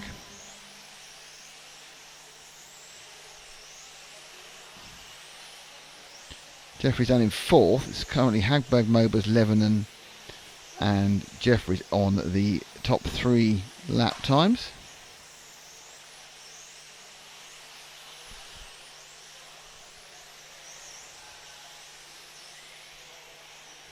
There's NZ. 37.2 is Hagberg's best. Jeffries' best 3:37.9.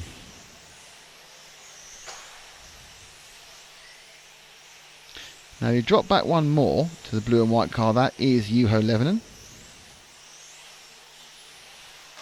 Finn, already featured on our grid walk earlier. Oh, on the pit walk. That wasn't either of those cars, I don't think. And Levonen now begins to close right up on the back of Jeffries.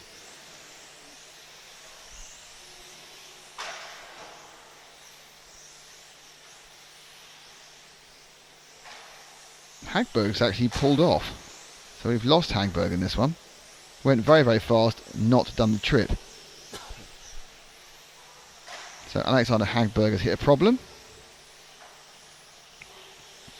It means that whilst he's ranked first because of his 3-lap score, if this was a real race or a real heat, he'd be ranked last. Ranked last.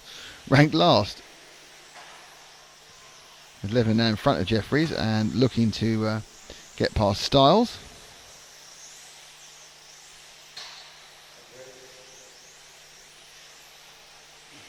So you get an impression of speed from the cars as they come round through onto Matt's low camera. We're up on James's high camera now. You get onto the low camera, you can just see how fast these things are as they come down the straight and then arc round the corner.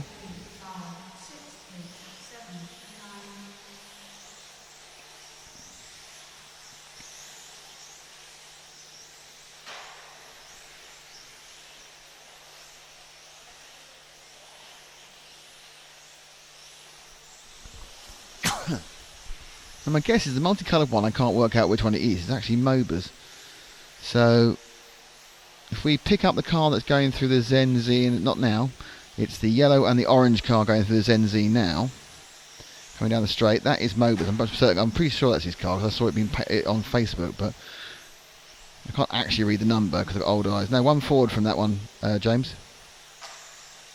That's it. Down the main straight. Excellent. So currently hunting down the mystery white car.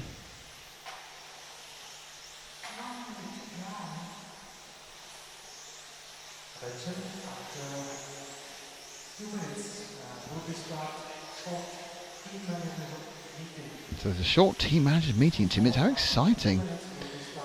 Whether that means they're going to stop the qualifying or not. Here they come.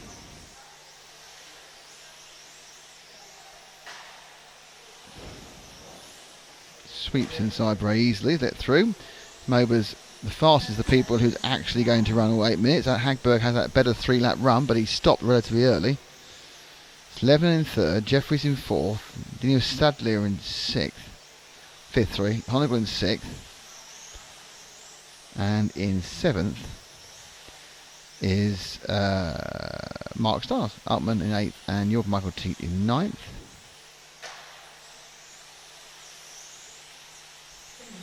So Mober's just about to finish the race, and he has finished the race. So that was the top heat of the session.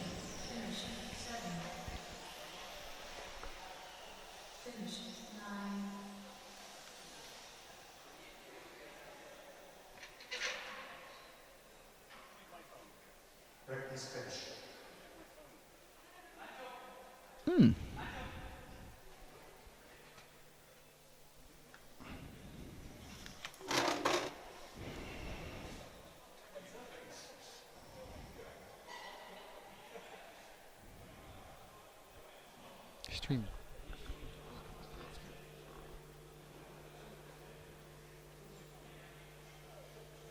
After 1 minute, we will start short team manager meeting. Team managers, please go to meeting room.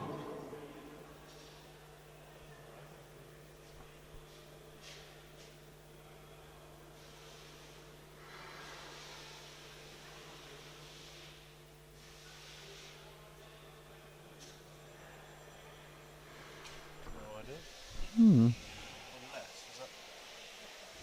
that about the time I posted the clip? No, it's just...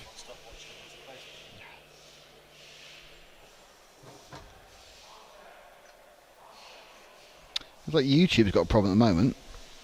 Go Ollie. Hagberg's too fast.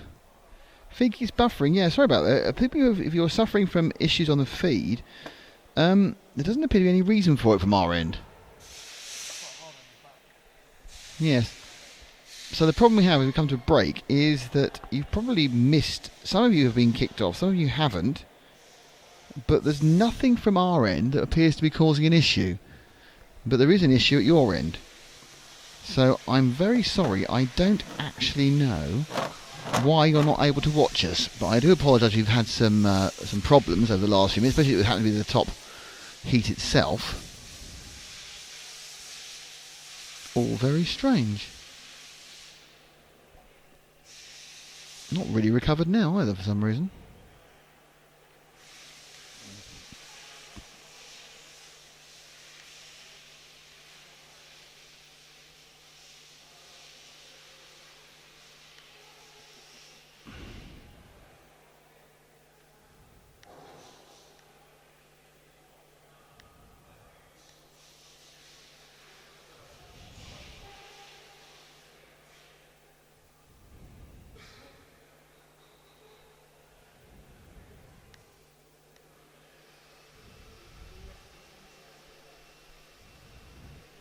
Well, that's mysterious and unfortunate. I have no idea why that's happened, but we appear to have lost some...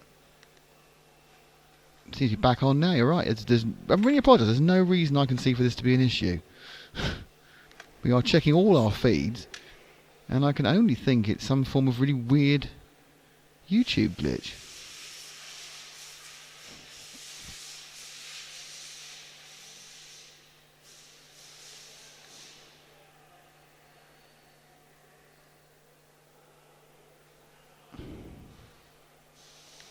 Oh well. What can you do?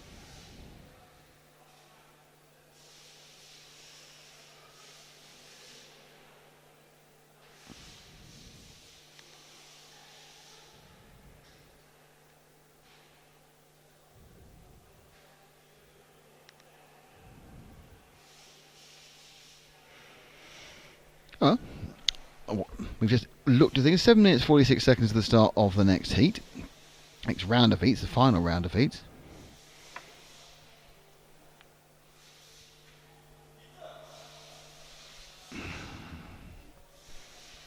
They're quite fast, aren't they, James? As you rub your beard and go, that's a bit quick. They're very tiring to chase around with the camera. Gareth Bevan says hardesty is there. That'll be the IT problem. Who the jolly heck knows? No, I don't. I think it's going back down again now.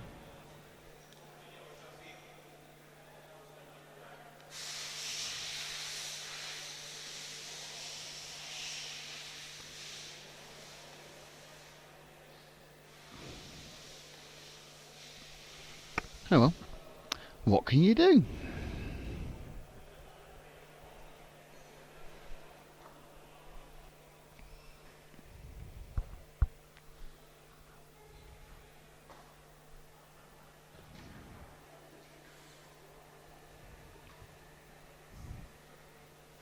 So we'll be back in a second with the opening heat of Spec.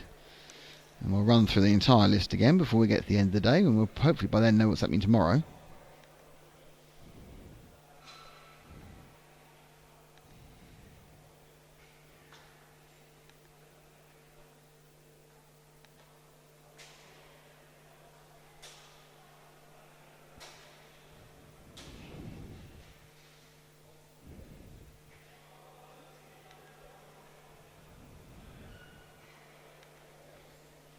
So if we have any requests for people for us to follow, then well, I'm pretty certain we'll follow them.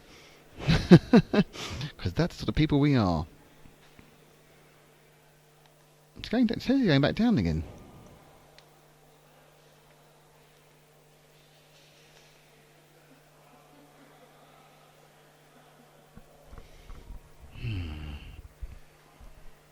I do hate mystery IT situations.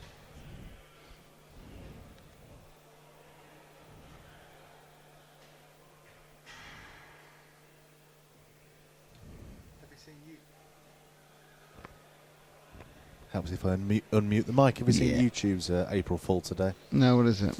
There's a new symbol in the play bar. Yeah. Snoopervision. What is that supposed to do? That they've turned all their videos into 360 and you can look to your side and you're watching the video with Snoop Dogg. It's obviously April Fools. Well, that's very nice of them. When they rather didn't April Fool me with this really weird situation with the stream at the moment.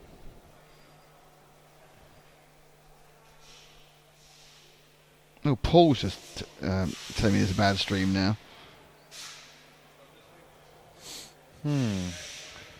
Yeah, last 10 minutes, 15 minutes has been cutting out. But we're not getting the normal indication we get. That's not orange. What's it saying about the feed speed and the frame rate? Fine. It's weird, isn't it? It's right though, it's been 10 minutes of this. Something for us to investigate, and never fear we will. John, switch watching on PC, no buffering and no action. There's cars coming out now, don't worry. 4 minutes to start.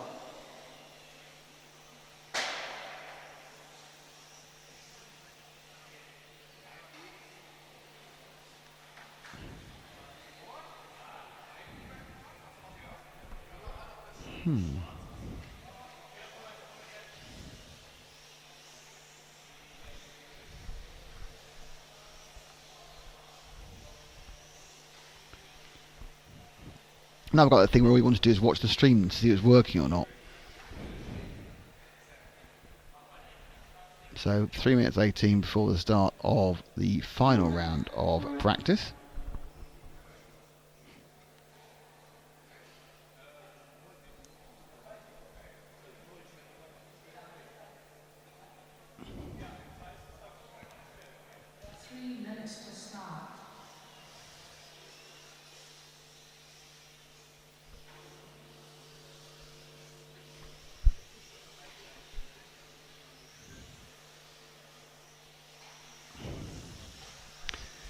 So, it's Per Bengtsson, Sasha Lennartz, James Can, Robin Streeter, Lee Ellis, Stefan Kipke, Christian Wunst, and Vladimir Viskup. Easy for me to say.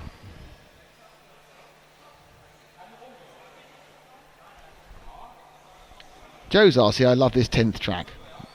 I don't know whether it's actually a 12th track, but I think you have a real issue getting a 10th car around this without smacking everything all the time. Quite hard, I would think.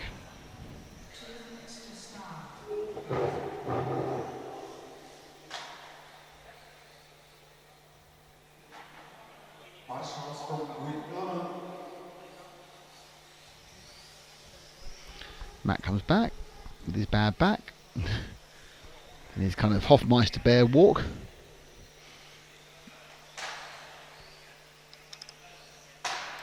I've lost no one now.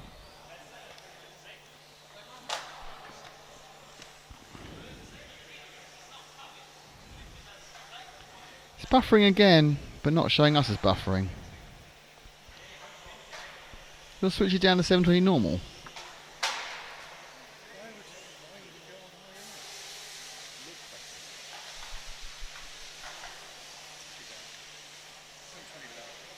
No.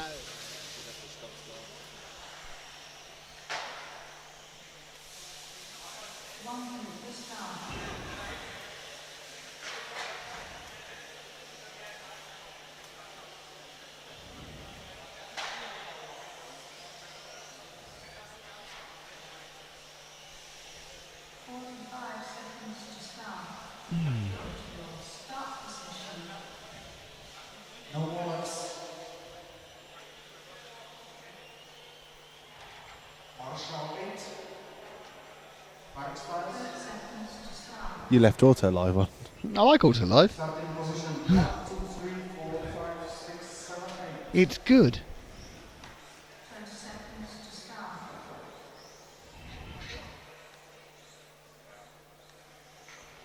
Right, it's still buffering like Billio.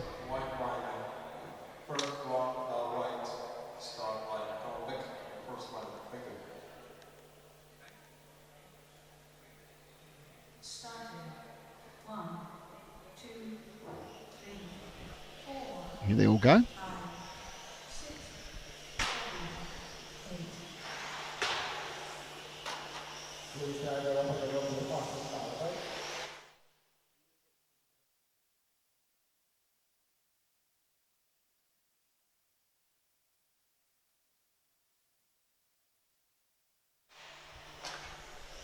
Right, whilst we continue to struggle with whatever is going on with YouTube, and it's not us, I'm afraid, it's YouTube.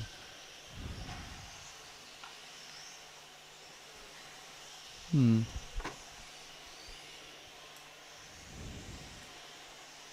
key appears to be actually pressing live, and then you're fine again.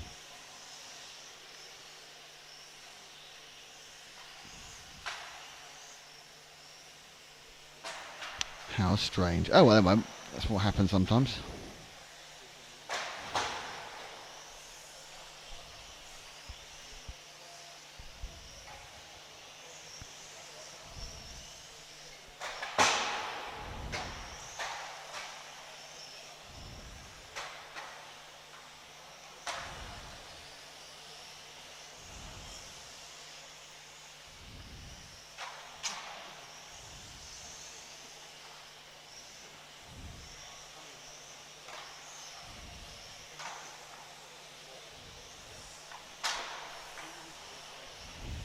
Okay, so currently it's Per Ben Giziti is leading from Sasha Lennart. So I think they're still counting.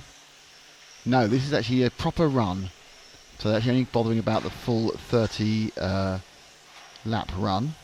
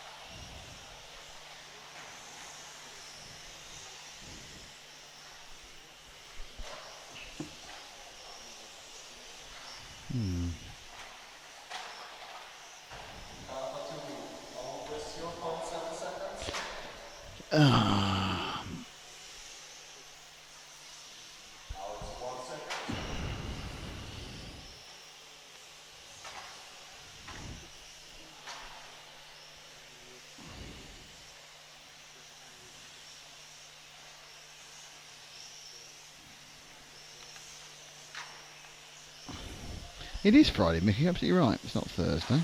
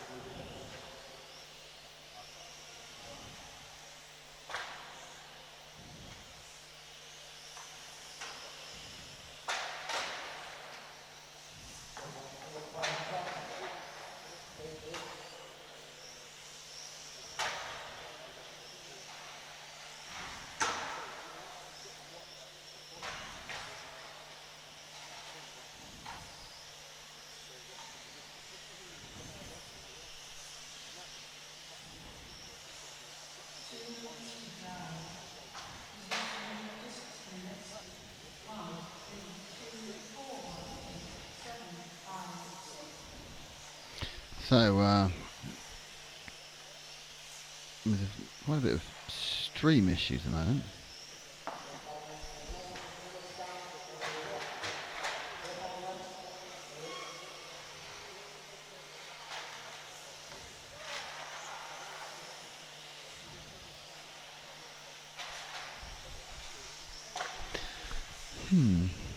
Very mysterious problems here. Very apologising for you. That's one of those things. We are beholden to a number of organisations.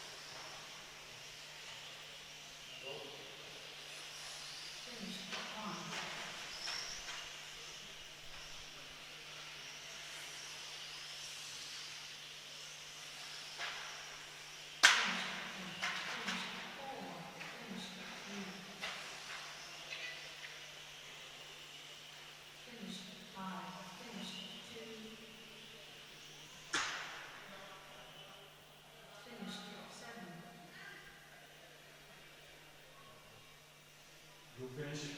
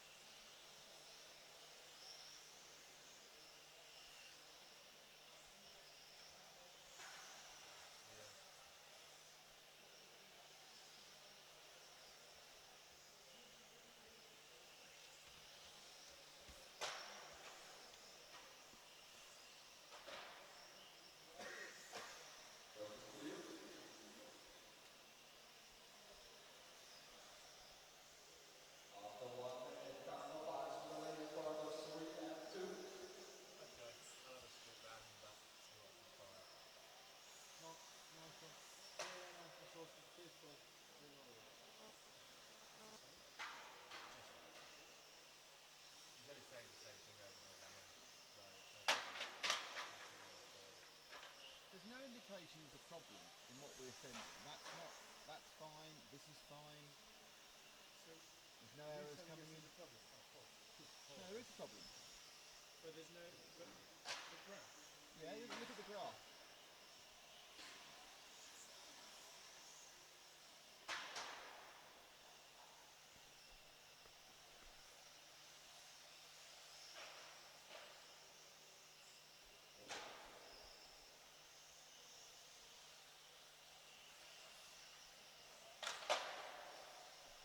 Appears to be doing anything. 6 minutes to drive. Position 2 minutes. 4, 2, 3, 8, 6, 5, 7, and 1.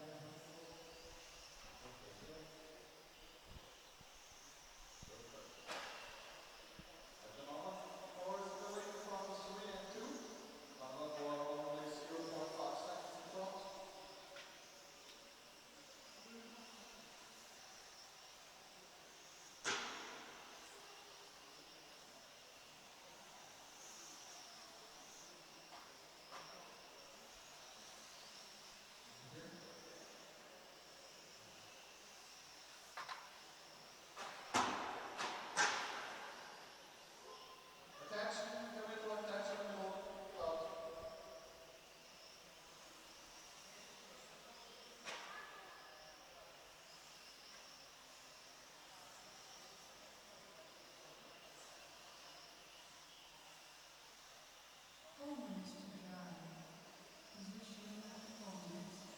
3, 2, 4, 5, 6, 7, 9, 8, 1. Attention in the middle section. Attention in the middle section. Yeah. Focus clear. 3 minutes, 40 to go. Number 3 is already in front of 2, 4, and 6.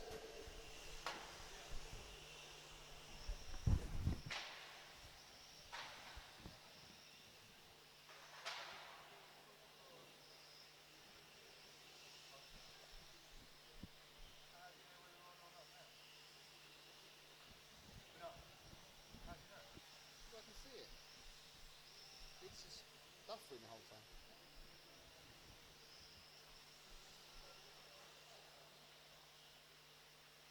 I don't think it's getting anything at all, mate. Number 3, 0.4 seconds from number 2. Very close race. 2 minutes, 40 to go. Okay.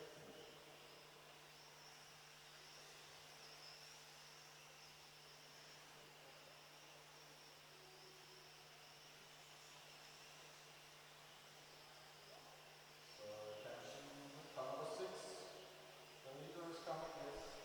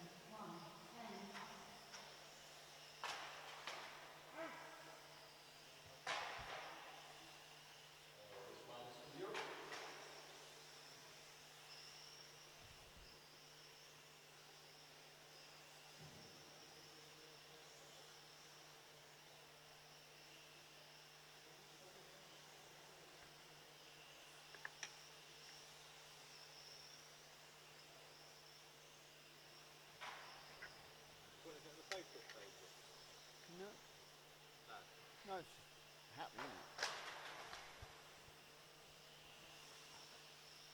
Isn't it?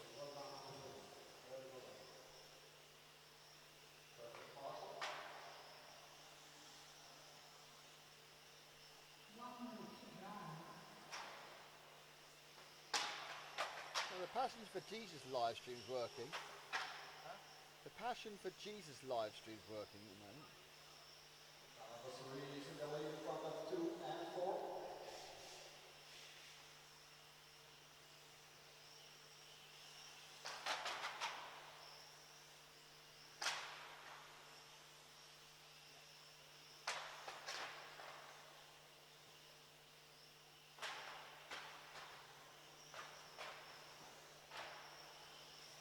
Come to car number 5, please. Thanks.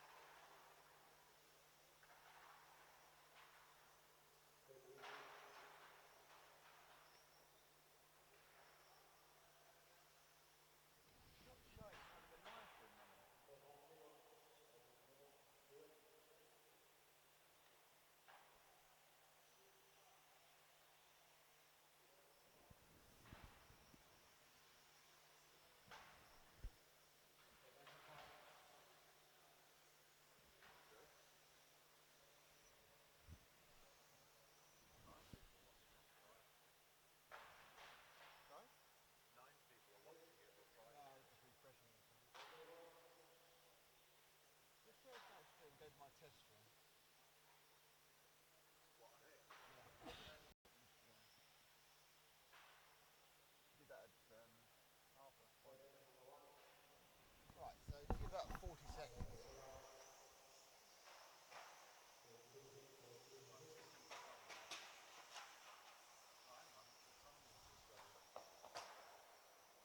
Yeah, back up to live and it's buffering.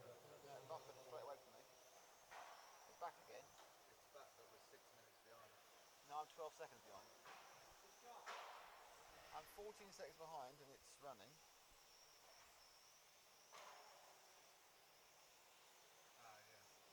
Now I'm 14 seconds back and it's working. 2 minutes 7 seconds to go.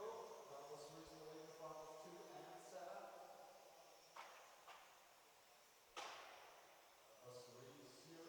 What the fuck? How would that have sorted it out if it sorted it out? How would that have sorted it out if it sorted it out? There's a technical reason I can explain to you over a pint. Fine.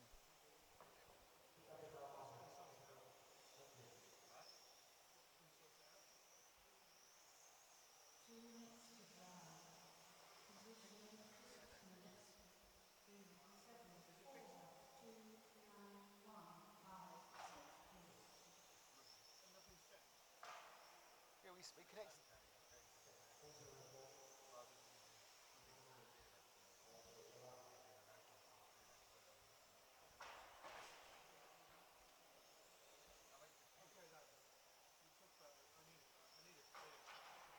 Right, okay.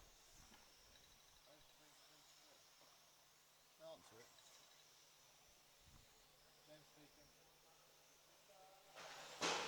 Hello everybody, I think we may have got us all back again. Well, I've absolutely no idea what caused that problem, and I've explained to you how we sorted it, but it was a combination of running through everything, and none of it appears to be the correct answer.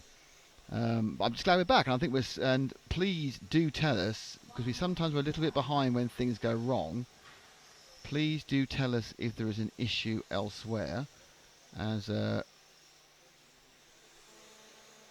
we need to see how it's going. I'm not 100% certain this is going to be continually solid, but we're going to do our best after a very, very strange issue, considering we'd had 4.5 hours of absolutely no problem whatsoever. Anyway, so we managed to nip along to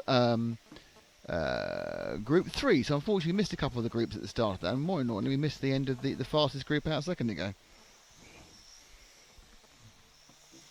But it looks like technically okay. I'm just going to turn the sound up to back to the levels it was, as the swearing here has stopped, because Masterful James appears to have fixed it. Good lad.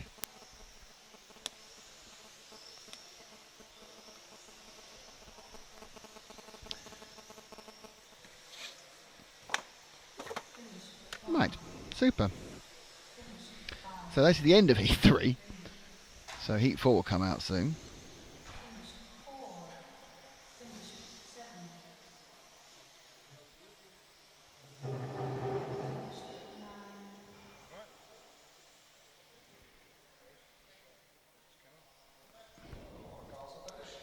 So to me, after that weird hour, it appears of 45 minutes, it appears to be running okay at the moment.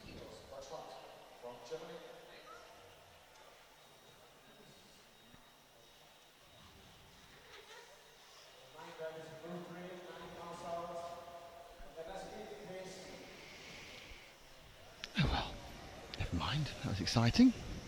Exciting moment that was.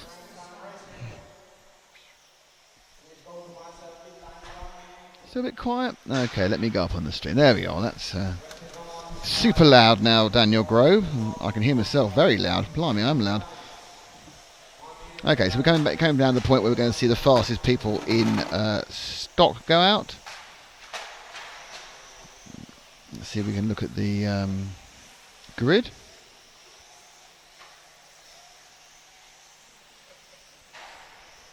These be your next drivers: Andre Vanucco, Robert Clear, doing a kind of West Country accent, Jacques Lieber, Matthew Lax, Sasha Freitag, Kellyanne Blowy, Stefan Schultz, Jan Dietmar, and Torsten Müller. They be your racers.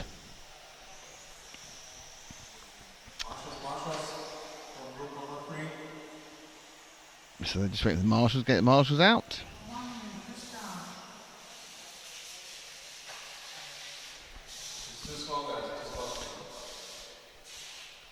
Hello from the US, Daniel. How are you doing? Hi, Mika. Whoa, says Mika. Says we've came back.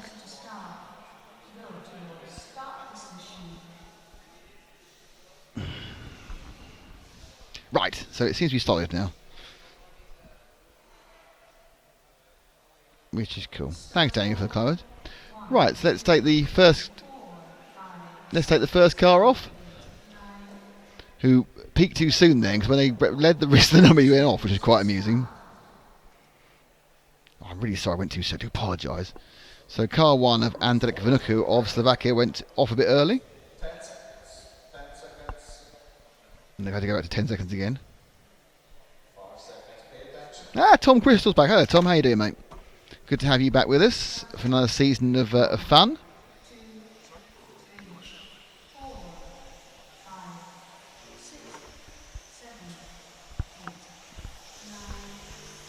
Hello, Matt.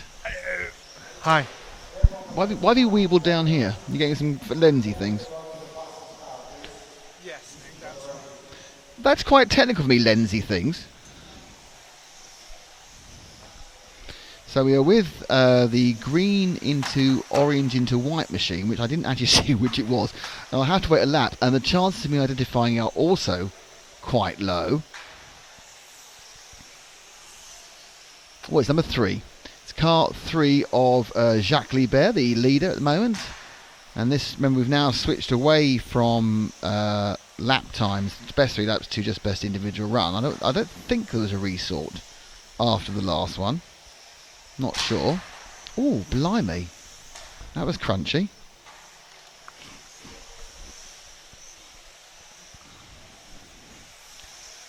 So at this point, if you haven't broken your car, it's probably already been weakened by several smashes against the barrier.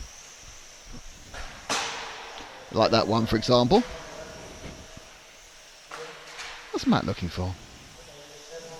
So his bag. It's got like a bag, like sort of Fagin's purse. In this life, one thing counts: small camera accessories. Oh, he's looking for a memory card. That's quite boring. That'd be a memory card that at some point over the past 4 years he's nicked off me. You, sir, are a liar. And a gad. Oh, so that car's broken. Oh, the shake of the head. It's dead. So car 3 of Andrej Vnuku is no longer well.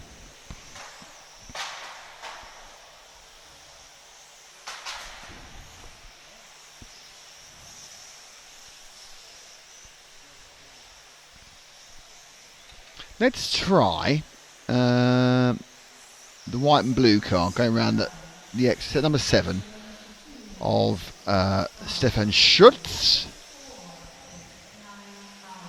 Oh, it was the 3 car, it wasn't Vnuku's car, it was Jacques Libar who broke down, sorry. So we're with Schultz now, and he just pinged off the track. So he goes through the complex, now round up into the Zen Z, down the main. Oh, he's lacking a bit of horsepower down the straight, isn't he? And that's the Montec Mish-up, and through the EFRA E, and that's not good. The X-Ray Carousel, thanks to X-Ray, Montac and Zen Racing, and of course EFRA for the coverage today.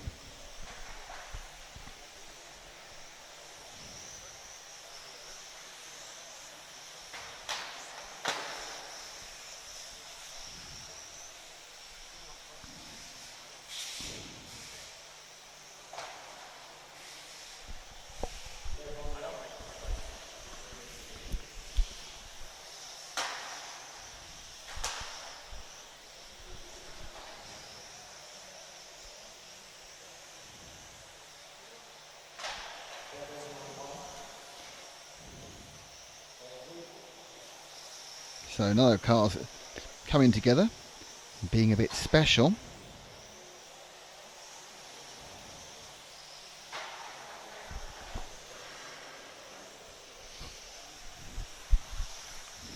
So let's see, we're going to move to another car. Right, that's a bit weird.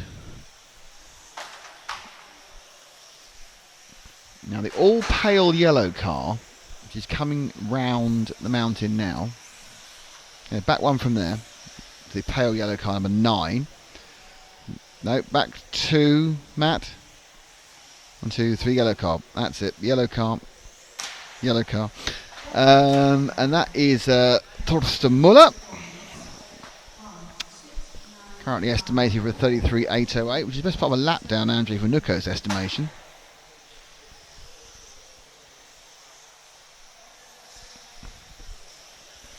We are, of course, at the Hudy Arena here in Slovakia. Don't forget, if you have just joined us late or have joined us after the slight technical issues we had, you can actually go back and see our pit walk that I did earlier and highlights of the opening ceremony, which we've cut out in a cut out and keep format for you to enjoy as you can. Oh, that's not good. Someone's got some gearbox problems beneath us. I'm not sure whether it's it's not the yellow car. It's not the 9 of Thorsten Muller coming round. Tomorrow there are going to be several. I'm going to at the break of this race. I will actually be able to go and look at the programme for tomorrow, which have only just been launched about 20 minutes ago, so I can tell you what's happening tomorrow. Because we don't even know at the moment. We're guessing 5 rounds of qualifying. We don't know, but they have actually put it onto my RCM. So if you want to look at live timing from the full page timing, giving you lap times, absolute time, best time, median time, forecast, and all that, that is of course on my RCM on the web.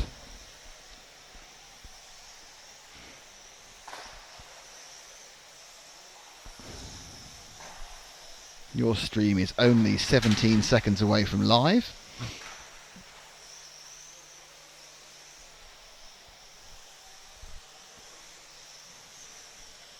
Drop back one car, Matt, and that's Matt Lax in the colourful car. Lax had a bit of a disaster in the last one. It's a Timu car. Oh, I see, yeah, it's Matt Lax, yes, and his Timu Limu tribute car. Timu! I don't know if Timu ever doing 12, I'm sure he did. Just don't remember me covering him doing it.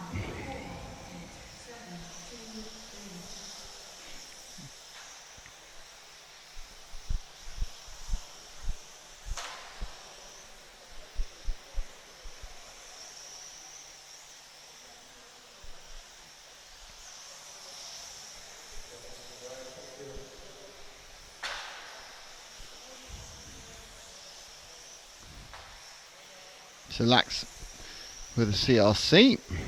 He's conveniently put a sticker big enough for my old eyes to see.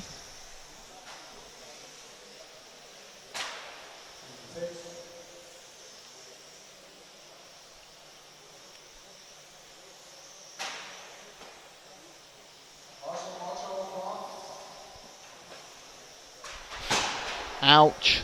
Oh, that's left bits on the track. That's not good. So a minute to go. This is the only round of practice where they're timing them throughout the entire run.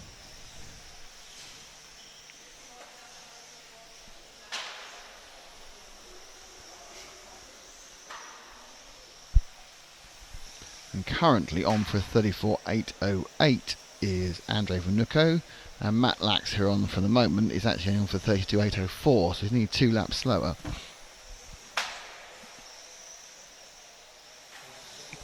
And his best time's only 0.4 of a second off. So that'd be down to hitting things mainly.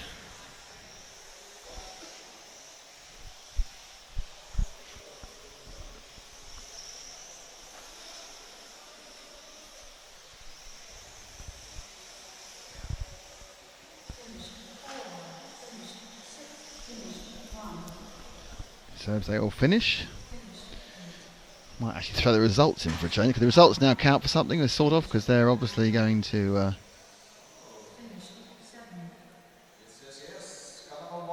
So let's see who actually goes. There we go. 34.808 for Andrei Vanuko. Torsten Muller 33.807. So just shy of a lap slower. Sasa Freitag, Kellyanne Bly, Matt Lax, Jan Dietmar, Stefan Schultz, Robert Clear, and Jacques Libar. They did 5 laps. So, let's see if I can find the piece of paper. I say piece of paper, the computerized piece of thing, which tells us what's happening tomorrow. Very exciting. Press refresh on this. Go to time schedule. No, I haven't got tomorrow's time. They said they had tomorrow's time schedule. They fibbed.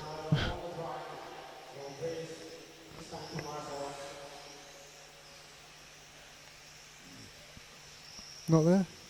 No, they said it was on here. It's not there. No. So we're not sure about tomorrow yet? Well, yes, we can be and sure it's going to be full of action. we can be sure it's going to be full of a full day, but it's apparently they're supposed to have printed it up. Printed it up onto the internet. And it's not on the internet yet. Can you just remind me of the track names? Track names of the track parts. Well, I think if there's a car going round, otherwise it makes no sense. Or a camera going round. Well, I can go around with the camera. Okie dokie. So. Yes. Start at the main straight. Very good place to start. That's Right. the main straight. Broom! And this is the Montec mashup, but it might get changed to the Montec M, actually. Right. Can I stop you there? Yes, you can stop me there. Is it too late to rename a part of the track? No. Okay. Could I propose that we rename the Montec mashup the Montec Maze? The Montec Maze. I'm liking that one, yeah. Looks like a maze. It has that mazy feel to it. And saying mashup doesn't suit you. I'm afraid you're just too old. Too old. How old am I? 51. According to the Daily Mail, must be true. So, 51-year-old fella. Oh, don't. Anyway, so Montec Maze. Okay. That's fine. Great. One less word for me to remember. 20 seconds to start.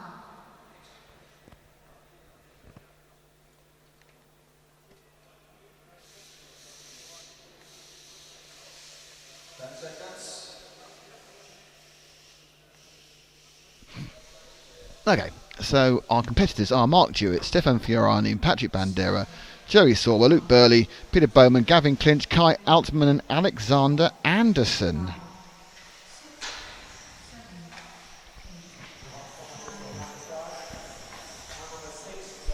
I'm quite disappointed that the thing for tomorrow, the timetable for tomorrow isn't up, must admit. And we are with the bright pink car, number. I think what basically happened was Matt just went for a car he could see, and there was a bit of gathering gloom as well. So combined with the fact the numbers are very small, the cars are very fast. That is car 7, I believe, of Gavin. No, it's not. It's not Gavin Clinch's car, so it's not 7.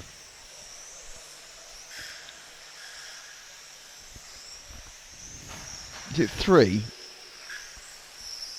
No, it's 9. There we are. Got it in the end. Car 9 of Alexander Anderson. It's having a few problems, that car. Just not driving out properly.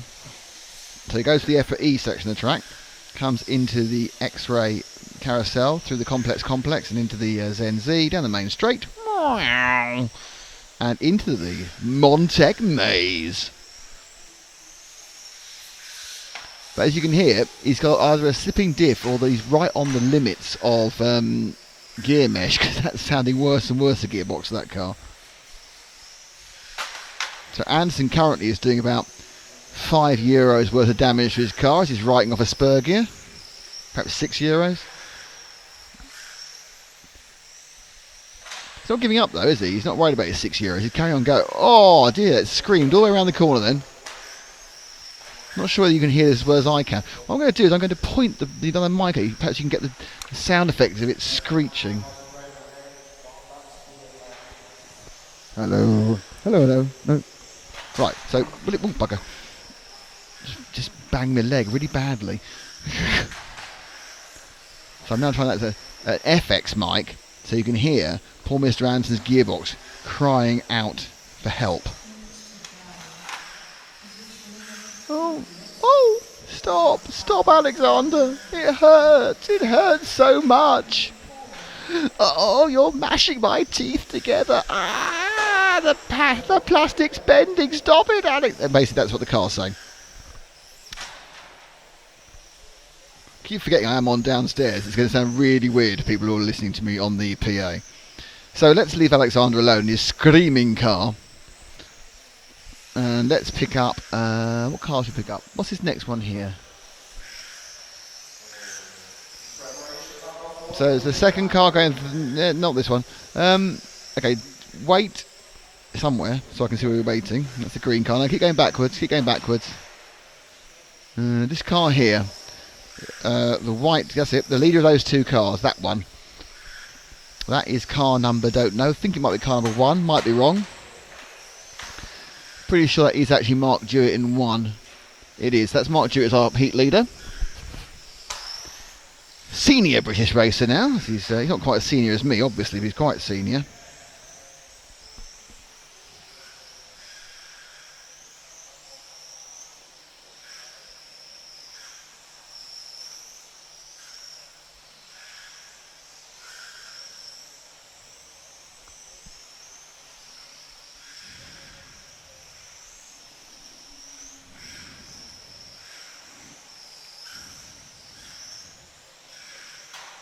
Oh, the fastest lap thing is coming up now. New fast like Gavin Clinch, apparently.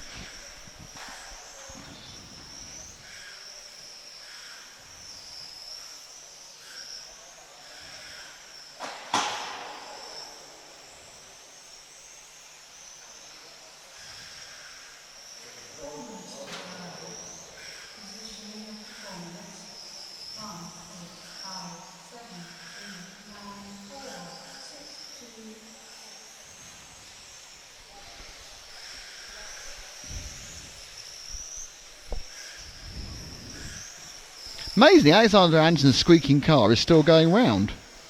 I am most amazed by that, I can tell you. That certainly has surprised me.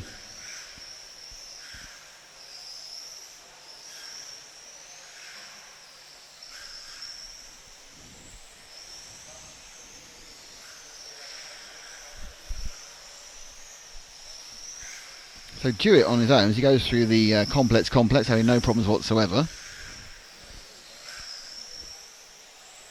I mean, given how many motors Mark Jewett's got, he's not that fast down the straight, you know. I expected things to take off like a scalded rabbit. 144 motors, all tuned up by his motorizer. But he is the fastest, and he is on for a 34.808 at the moment, with about 2.5 minutes to go. Right, there's enough love for Mark. Let's find somebody else to cover.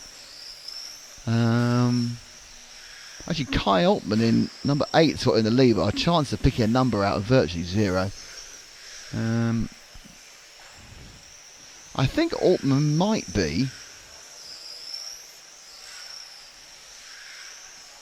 the white car. Coming out of this now, see the light green car. I think the white car behind is Altman. I think it is. Just judging by the progress tracker, I think it's Altman.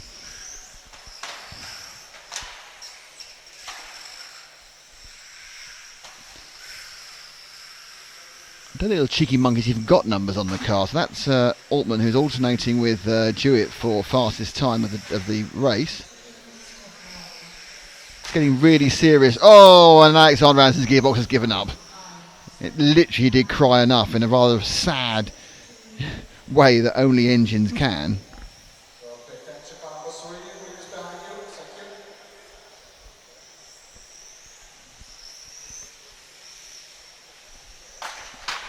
Oh, there's Gavin Clinch. He just crashed. Let's pick it. Can you keep going again? Off goes Mr. Clinch through the Zen Z. This is the oh dear run 5. So the next hit group is the top group of stock racers.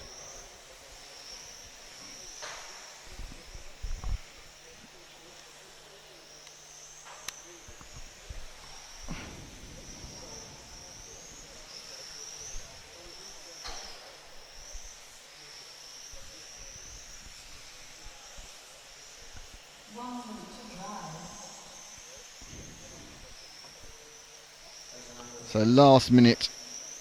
Oh, Javier's hands again. Those very attractive Javier hands are on the way of the track with the view of the circuit. They come underneath us here. So next heat out is the top heat for stock. Then we have 5 heats of mod with the real big names going out in the final one of those.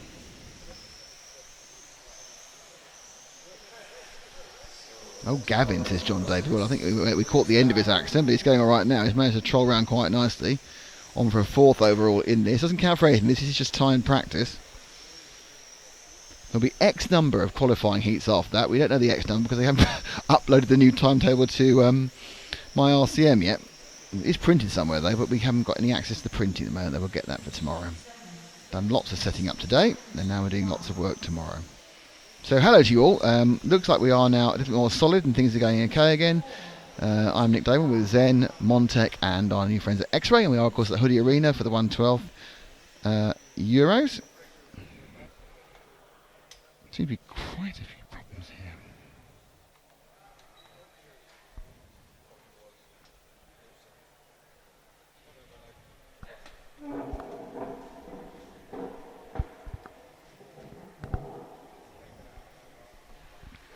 So that one was a win for Mark Jewett. Kai Altman was second. In third was Luke Burley. Fourth was Gavin Klitsch. Fifth was Patrick Bandera. Sixth was Joey Sorber. Seventh was Peter Borman. Eighth was Alexander Anderson. And ninth was Stefan Fiori. In that order.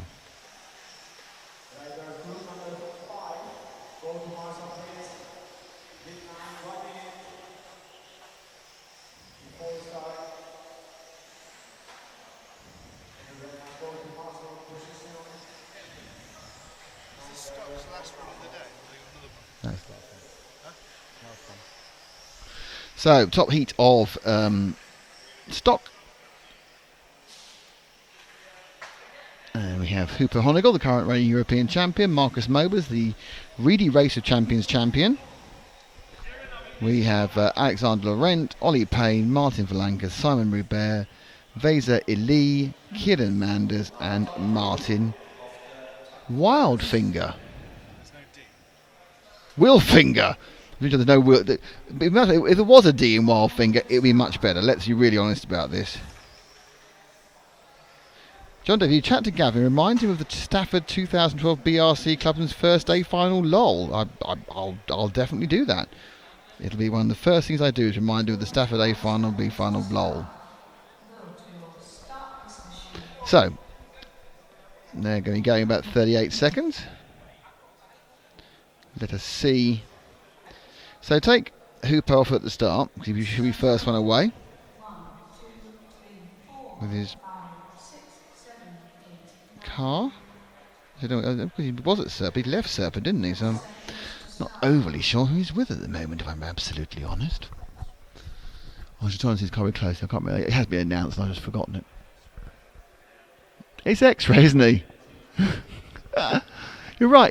This is the advantage of having someone who's an industry professional. You know the bit where there's like 10 announcements a day about who's changing what car to what thing, and you kind of lose them in the background.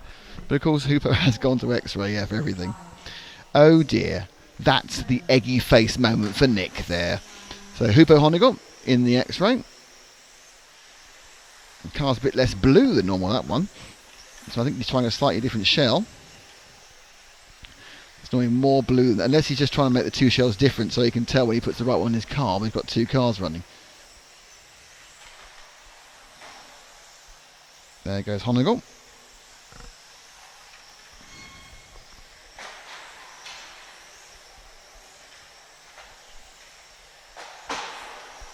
Down the main straight.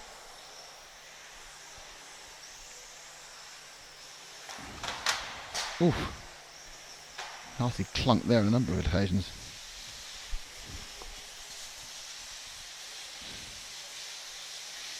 So the Montec Maze coming now, sweeping down back of the EFRA E.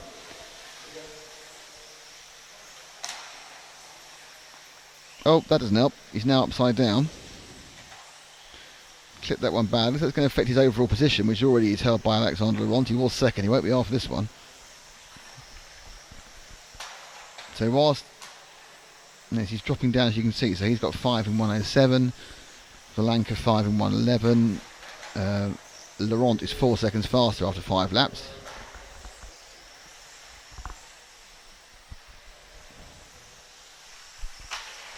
So it's actually Laurent, Valanka and Vesa Ili. we need to drop back to somebody else. Pick up the car immediately behind him and I'll try and identify who it is. He's got Ollie Payne behind him, so who is this silvery car? No idea. Right, I'll have to do it on when they complete the laps.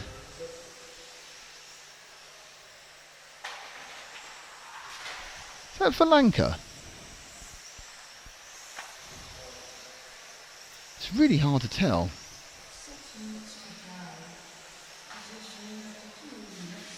Yeah, that's Valanka. So that's Valanka in the silver car. The Austrian. If it's not him, I apologise, but it's really hard to work out who's who. It's got Ollie Payne right up his backside. Young Ollie is won 2 British Championships of the 4 on offer. 2 senior championships were won by Ollie Jeffries and Dave Spashett, and he won the 2 junior by junior championships, 2 alternate championships and Saturday championships in the UK with a 10.5 stock and a 13.5 stock, and he won the 13.5, and this of course is 13.5. And on the Sunday there is a modified championship and the 10.5 sportsman. They all come together and make a big mess, and it is young Mr. Valanka who comes off worse of that coming together. Doesn't matter, it's only practice. It's time practice, obviously. Alex Laurent in car 3 from Mobers, from Vesa Eli. These guys have all slowed themselves up with that accident, obviously.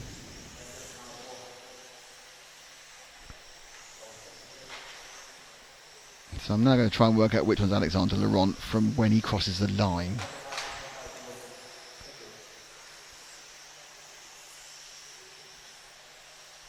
Okay, so it's the car with a yellow nose right now going around the X-ray carousel. That's Laurent, according to my timing assessments anyway.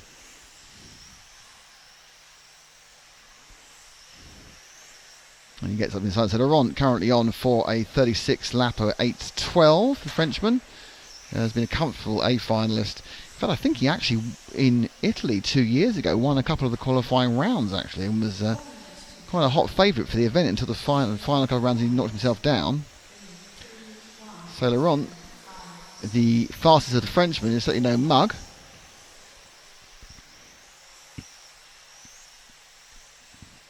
And has eked out a lead of something like 8 seconds on Mobers. So very, very good run, and something which if he can replicate at any point later on, he's going to be very happy with.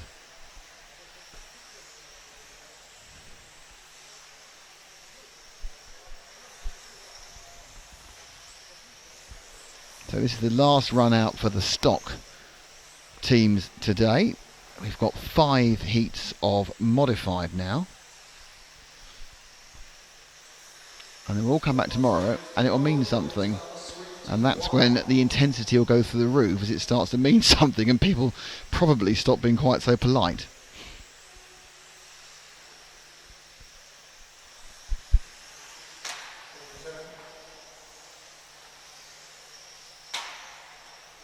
Hello to Max Hubrich, how you doing?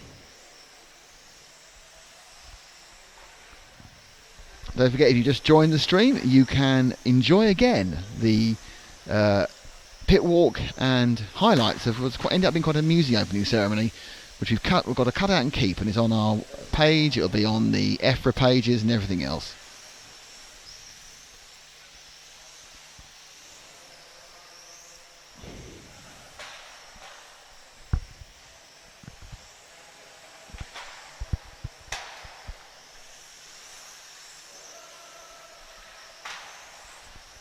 What have we got? 2 minutes. You want to drop back for Vesa? Yellow and black. We can see his car behind that trainer machine's going through the Montec maze now. So he's in 4th.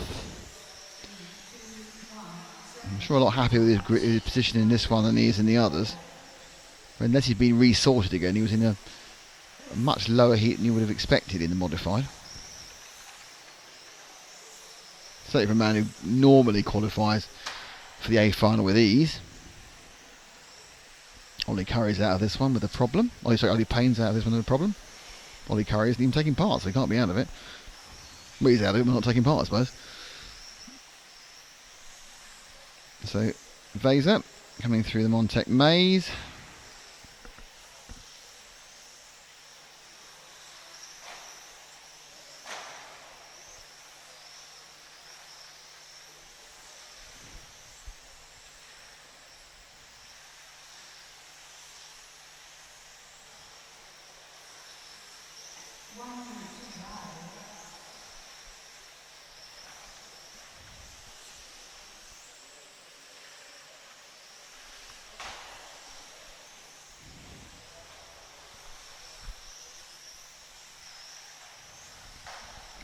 Down the last 45 seconds of this one.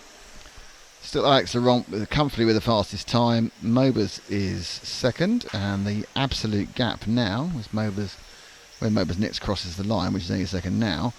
The absolute gap is 9 seconds. So Laurent has managed to go 9 seconds. They said there was a problem that last lap actually. Got involved in other people's accidents. Actually, it might be there was somebody. There's actually 2 cars with yellow nose and a white tail. So I think Laurent's okay. When the other yellow nose white tail machine's had an issue.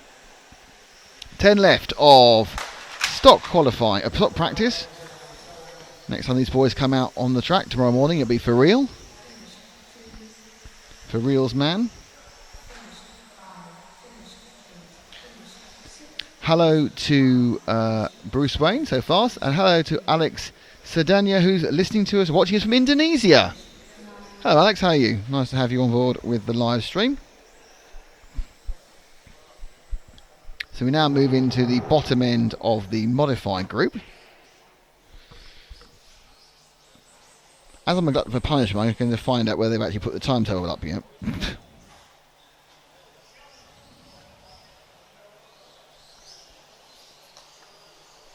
No. Yeah, it's written up. I think there's a slight issue at the moment in the internet and the not our internet but the general internet which I'm on. My computer is unbelievably slow. Well, you could do. And I can look at the photo, can't I? Well, we're stretching it now. Matt's wandered off to take a picture of the timetable so I can look at the picture of the timetable and tell you what it is. So who's in this race? Let's clear that first. And just 7 in the first of the modified heats.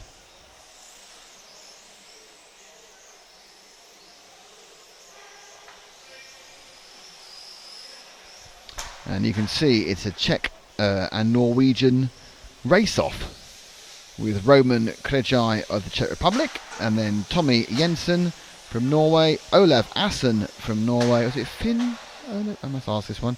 Jan Komorus from the Czech Republic, Yaroslav Marda, the Czech Republic, Lukas Kajewski from the Czech Republic, and Kanel Bakika. So just here right now, it is actually Tommy Jensen Interflow and Finn Olav Assen. So it's Finn Assen and Tommy Jensen Interflow. I've found out where the difference from the first name and second name on capitalisation, and that is your answer. Mika Lawyer, oh boy, the lowest heated mod is always interesting to watch. Not far off, because last time virtually none of the cars were still running at the end. When I say virtually, I mean there was 2. So Matt's taking some pictures. When he comes back, we'll try and film whatever cars are left of the carnage. Usually 5 of the 7 are starting. Oh no, there's the 6th one. So 6 of the 7 are starting. We've lost 2 before they even started. 1. And yeah, so I better clear off the grid because you won't see what's going on. We'll get a bit of moving. We'll get a bit of moving camera on this towards the back end of this one because it's always, as you say, interesting to watch this.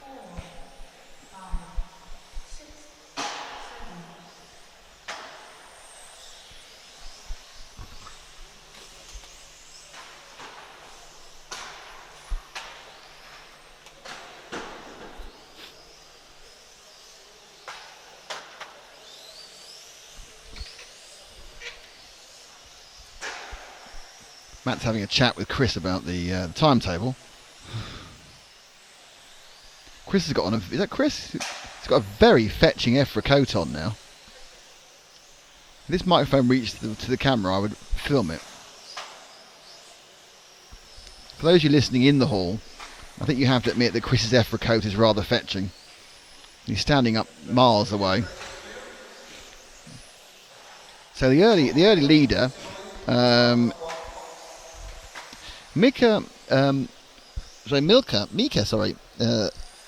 Lorena says, very true. I bet many of these guys would have faster results with a stock setup. I don't think anyone would disagree with that. I bet they would all be faster with stock setups. I don't know whether you... But these cars are very far on the straight. Very smiley Matt there. He's always very happy about something. Oh, what have we done wrong? Change the graphic. Is it someone's name wrong?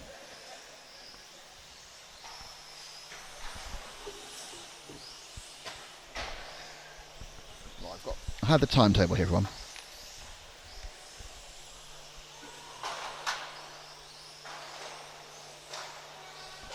Oh, blimey, they're starting at 8:30. Starting at 8:30. They are running. Oh my God, they're running all 6 rounds of qualifying tomorrow. This is qualifying.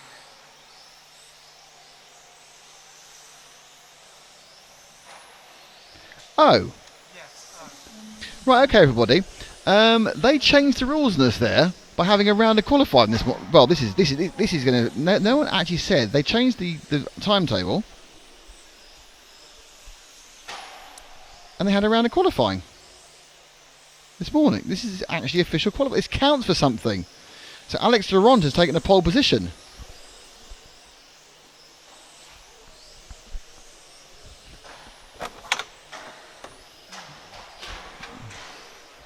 I'd like to point about that. We did actually read the report. So there's a round of qualifying today. And this is the first round of qualifying. Hello, everyone.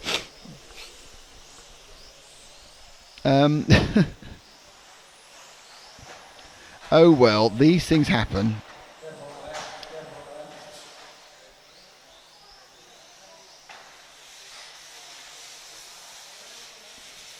What can you do? I'll be a lot more excited about the stuff that's to come than if it's actually an official round of qualifying.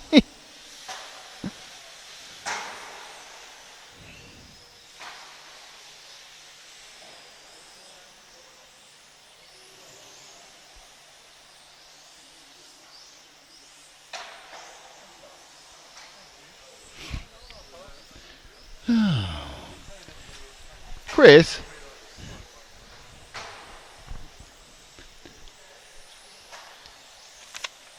I'm sure it said practice originally. When did it change to a qualifying round this afternoon? The beginning of this round? Yeah, you just changed it to qualifying. No, we didn't. It said practice. Nope. Well, it said practice when I was reading it. Anyway, it doesn't matter because it's qualifying, so that's fine. Excellent. We've been under-impressed by the whole first round of stock qualifying, thinking it was practice. Never mind, there's 5 more to practice on tomorrow. So does this mean we're going to get an early finish on Sunday then? 4-ish. Because there's only the finals on Sunday, isn't there? We work everything out from that. So, what the results will be? We'll know when we're finishing. Right. When we've determined. There'll be no... Oh, right, okay. Okay, very exciting. Anyway, so there's a lot of qualifying tomorrow. It starts at 8:30 and finishes at 7:10.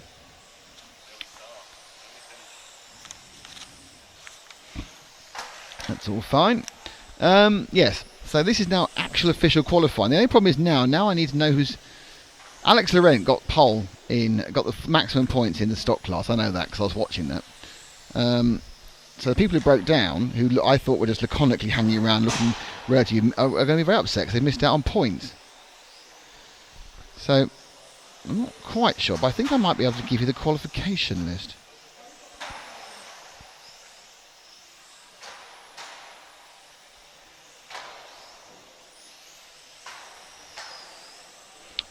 Okay, so in stock, it's Alex Laurent who leads from Marcus Mobers, Hubert Honegel, Martin Valanka, Vesa Eli, Andrew Vanucco, Mark Jewett, Kai Opman and Luke Burley, with Martin Wilfinger in 10th. Looking at the bottom list, James Lebar, Fiorini, Pike, Brannock and Payne are the ones who didn't really make a time. So that's your top 10 in stock.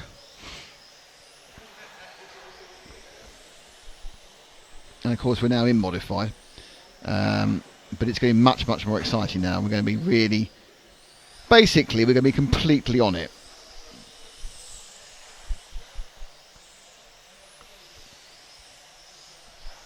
It's mod because they can run, but yeah, basically what the difference is stock. You have to run an approved 13.5 turn brushless motor. In mod, you can run what you like. And as Chad H says, mod equals broken parts for a novice or even intermediate, in fairness, or even some of the good drivers. So we are heat 1 of 5 of modified, which is going to produce some big results.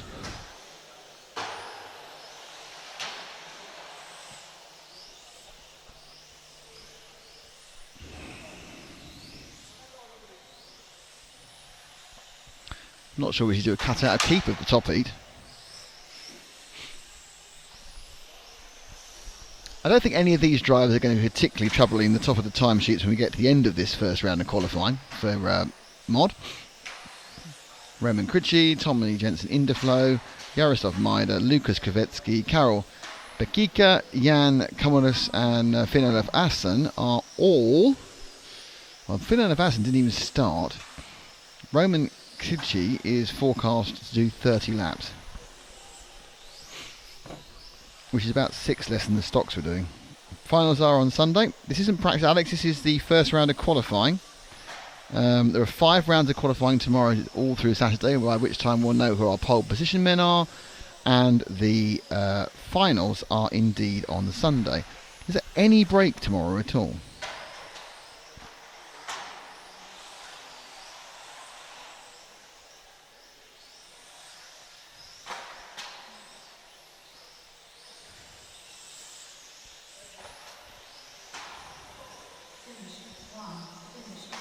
I'll answer my own question. No. So you can tell this isn't taking place in Southern Europe, because there's always a lunch break in Southern Europe. Is there not? What, having a lunch break? I need to go and have a natural break, so you need to kind of feed the stream for a few minutes.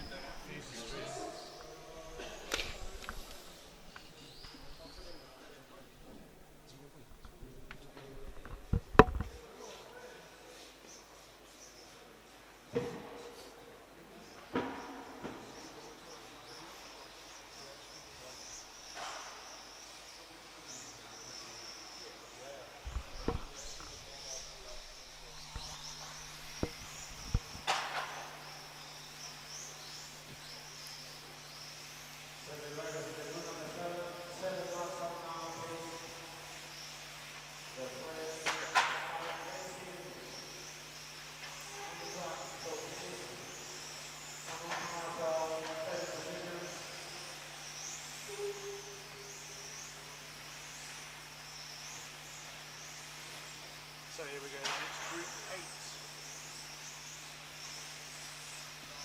8. So here we go then, it's Group 8 who are just warming up for their first round of qualifying. And we have Marcel Dostal, Damien Giddens, Errol Chedore, Andreas Whirl, Matheus Brenda, Yves Parr, Radim Ruska, Yuri Rybak and Romak Bilek. We have Czech Republic, British, Swiss, Austrian, Swedish drivers out there who are beginning their qualifying. This is Group 8, but this is modified. A little under a minute they're going to start.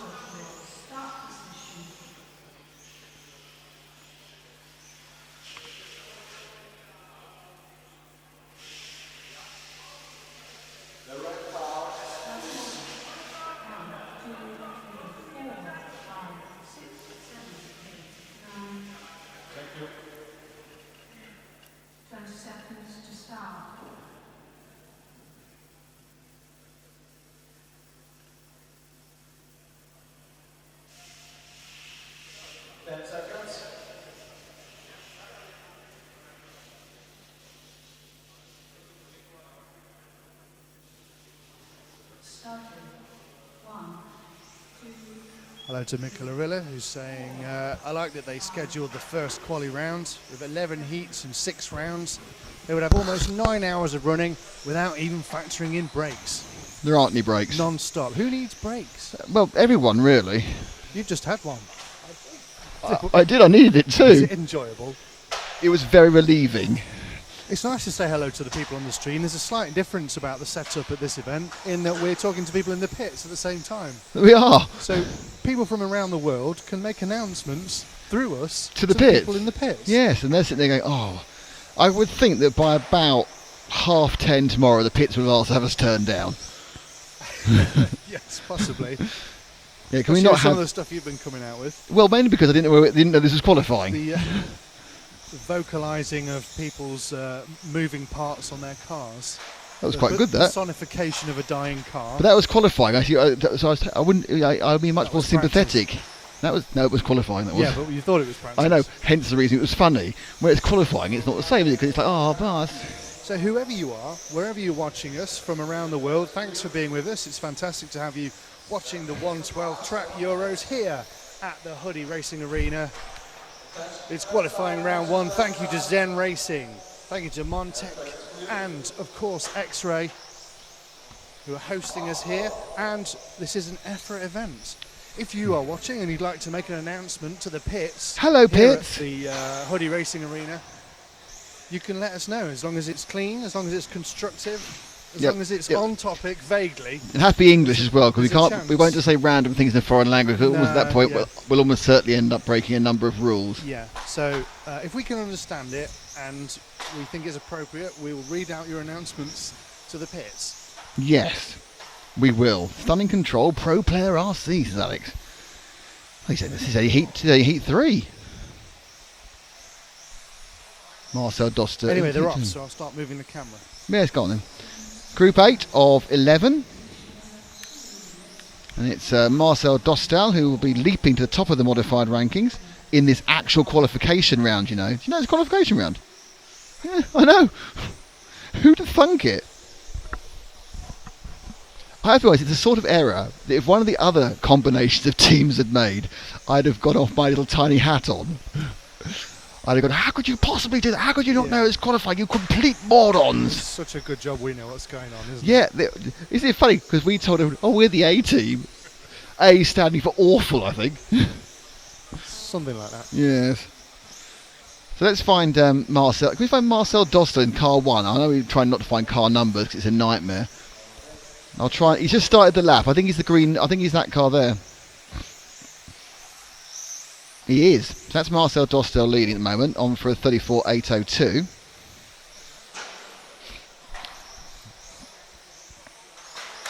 New fastest lap. All the new fastest lap graphics coming back again. For Marcel Dostel with 13.637.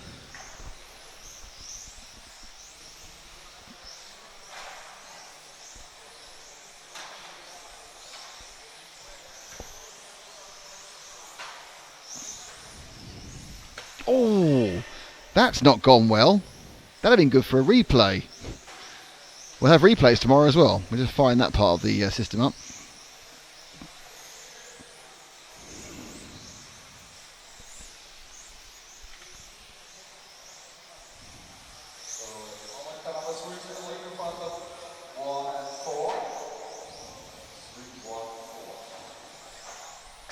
So now into the lead has gone Earl. We know which Earl's car is.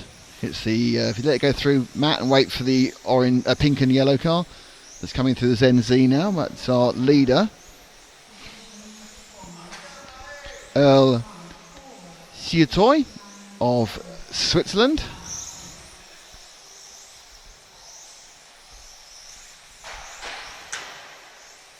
A bit of thunking there. And someone's buried their car brilliantly. Not Earl. Earl's the boy, he's running along. He's got a car in front that needs to get out of the way. It's blocking him.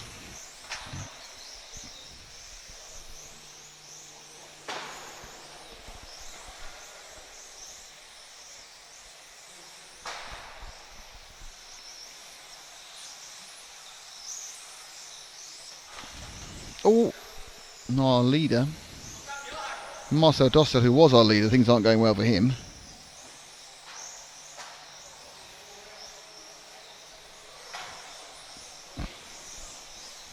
But Earl is on for a 33.802. Andres Verl now takes up second place in car 4. Marcel Dostel is 4th. Damien Giddens is 4th. Marcel Dostel is 3rd. Roman Bilek is 5th. We're back with Dostel. Now Andreas Verl may or may not be in the white and green car. Oh!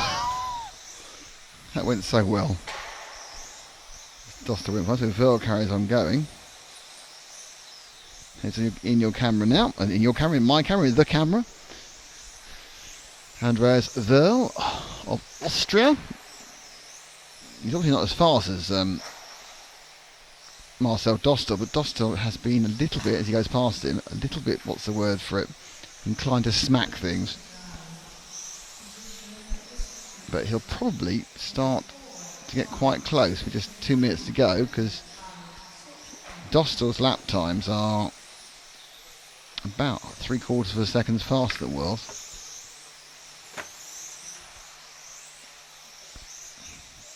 They both ran really clean that time. Dostel's lap time was 14.1 and Verl's was 14.7, so it's 0.6 a lap when they're doing clean laps. That's a long, long way in any racing sport, but the thing is, Dostel doesn't run enough clean laps. So Verl, who's running the middle route, look at he's just right in the middle there of the maze. He's in the middle, and he's just literally just not touching anything. He's actually going to get a better lap time than a man who's over half a second a lap faster than him, because he's not hitting anything. Look, I'm in the middle, things are fine, I'm in the middle, not a problem. Oh, alright, just whatever, I'm still in the middle, let a person go. So lost a bit of time there, but he's in the middle still. Still in the middle, still very happy in the middle. Marvellous stuff. And keeps getting laps. He's dropped to 3rd now. Dostel has got past him, one estimated time. We're down to the last 40 seconds.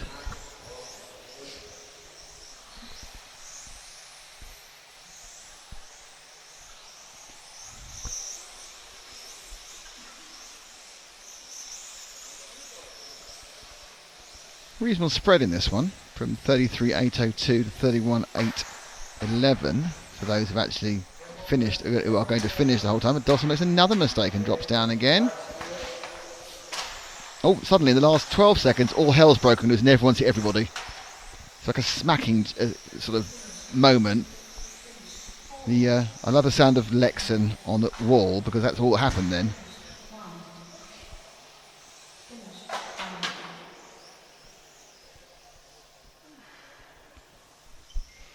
And that is the end of that one. And it is Earl Sitoy who wins and goes to the top of the rankings for modified.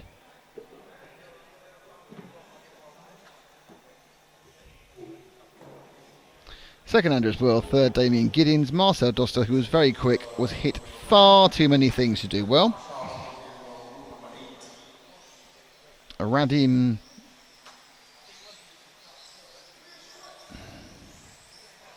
was third. So who's in this next race?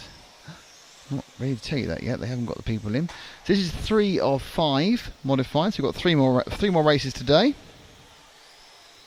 and then we're back with you. Which starts at 8:30, but I think we'll be back at 9. We'll skip the first couple of races and be with you at 9 tomorrow morning. Is that fine with everyone else?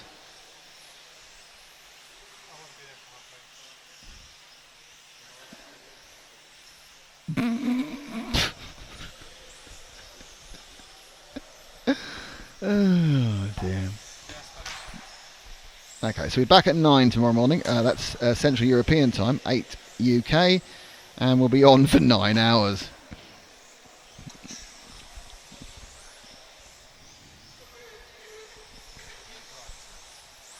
Heat is rising. Ooh.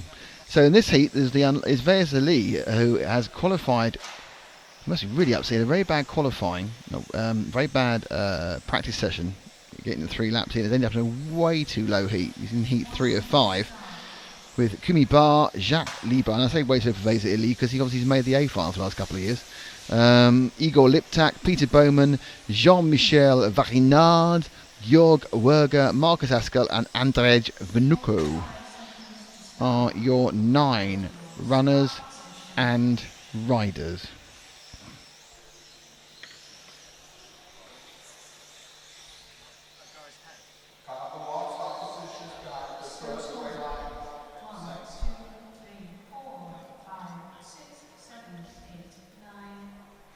So it's really all about how far Vesa Ali can go.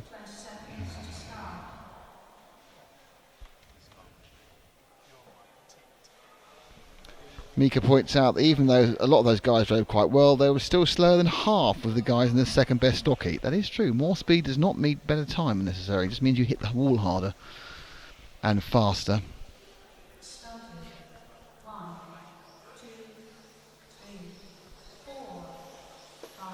Just go off with one, Matt. Leading car, Vesa. See what you can do.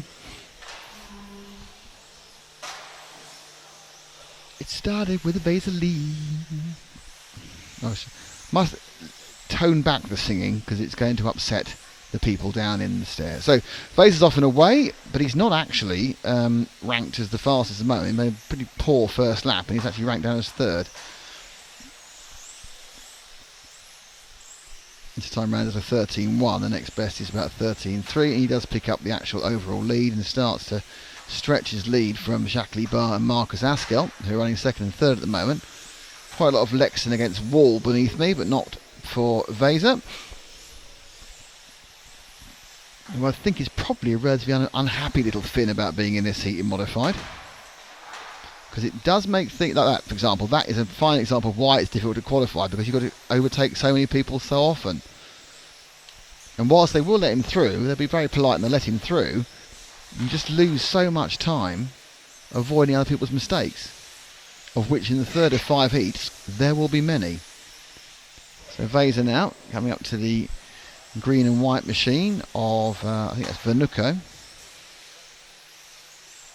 has already dispatched him. Next up, I think, will be Jean-Michel Varinard.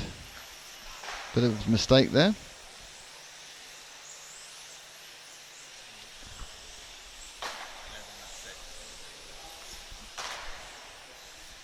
So just 2 more heats to go today of this, and of course this first round of qualifying that we were so well prepared for. Vesa, see, this is, can you drop back one car? I think that car behind is Jacques Libar. I'm not totally sure it is, if I'm honest. Mainly because I've lost Vesa. No, that's not Jacques Libar.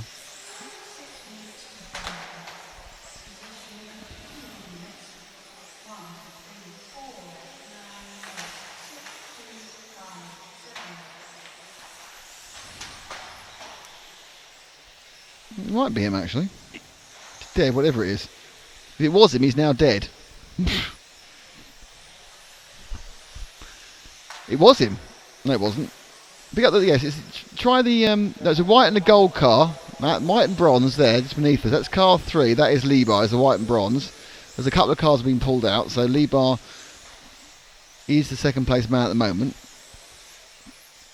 Running about 7 seconds for the whole race run, not at the moment, as an estimate, behind Vesa Ili.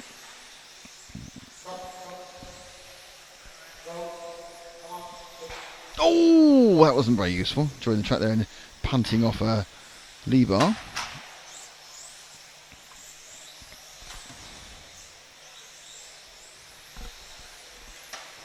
My guess is that in this race, Vesa will have to make about 40 overtakes, if not more. Probably about 45 overtakes.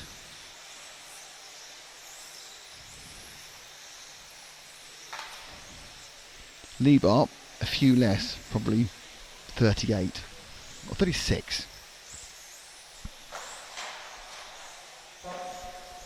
And stop and goes going. I know it's not stop and goes, it's just hang about and don't cheat. Well, not cheat, don't gain the advantage from hopping the track. Lebar's lap last time was a 13.166, which actually was his second fastest of all. So he gets himself in a nice little rhythm here. I'm sure he's a shoe-in for the B final. He carries on like this. I don't think he'll get in the A.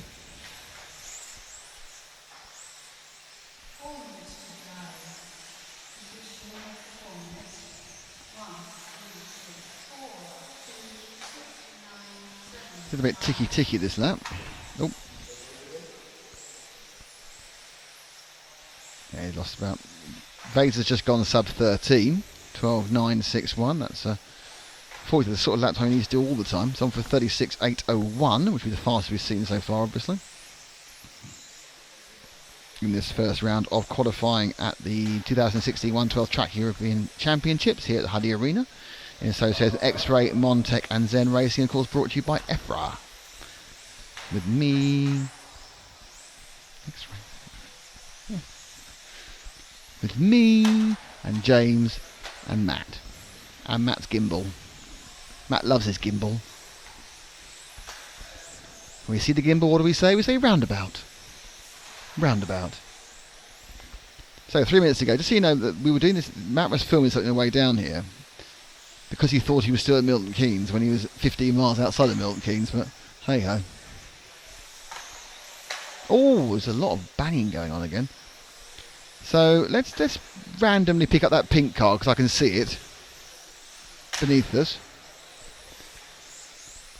And it is going to be... That's Kumi Bui. So there's Kumi, who's currently running in 6th. And he's benefiting of having an easy identifiable car. When Vaser goes past him, run with Vaser, okay? Because Vaser's behind him now and he'll catch him up and then he'll go past him. So we'll just take the overtake and then move forward with Vaser for the last couple of minutes or so. 8-minute qualifying in 1:12, of course. Mel Mark says good morning to all viewing. Mel obviously is in a, well, either could be in the east coast, west coast of the States, or might be even further to that direction. Now, oh, that's where it goes wrong. Confusion there. That's cost Vaser a second and a half in one lap, just because he got confused trying to get past Kumi. Now his next car up is the car he'll be lapping. But Vaser's really losing 5 or 6 seconds a lap a race, if not 8 seconds a race, just on traffic. And he certainly can't afford to give that away.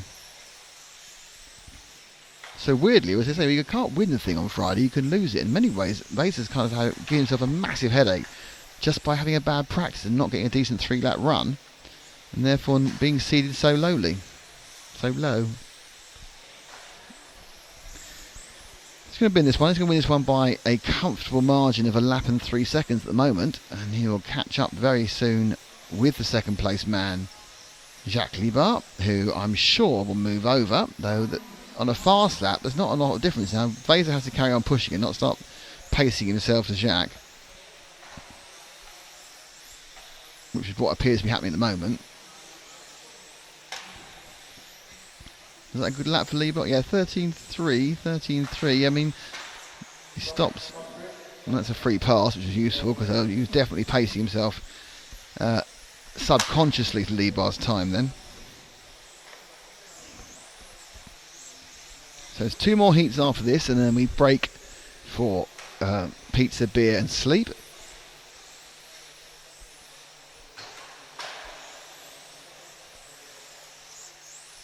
It's a little bit dark outside. We're losing a bit of the light in here.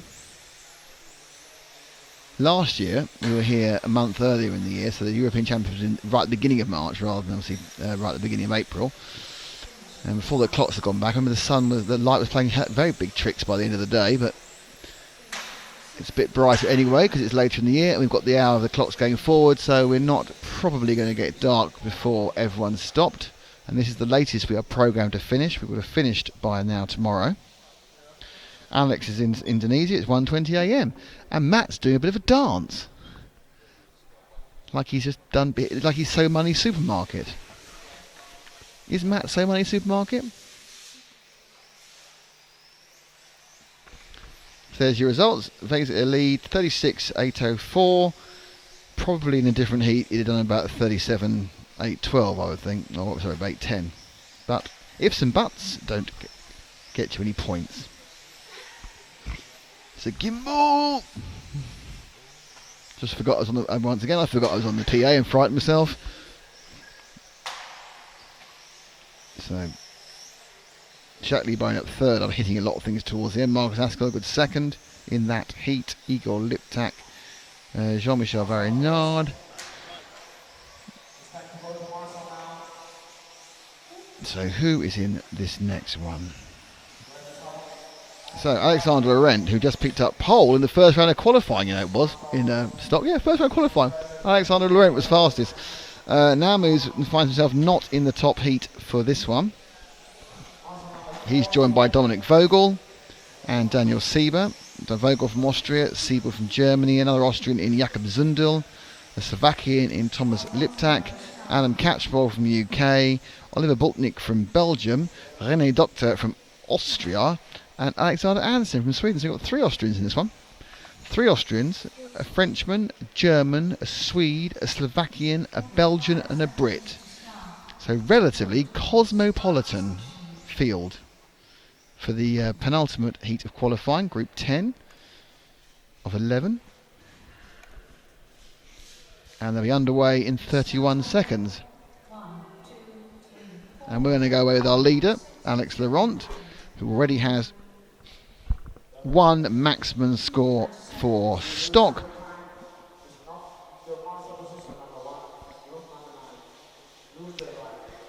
So 2 heats to go.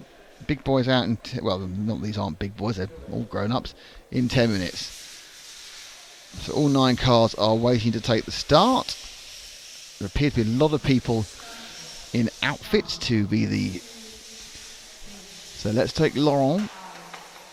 And he's completely balls his qualifying in 3 corners, because you ain't going to get that back when you've just sat there nose in for probably 4 seconds, and he is right now very unhappy.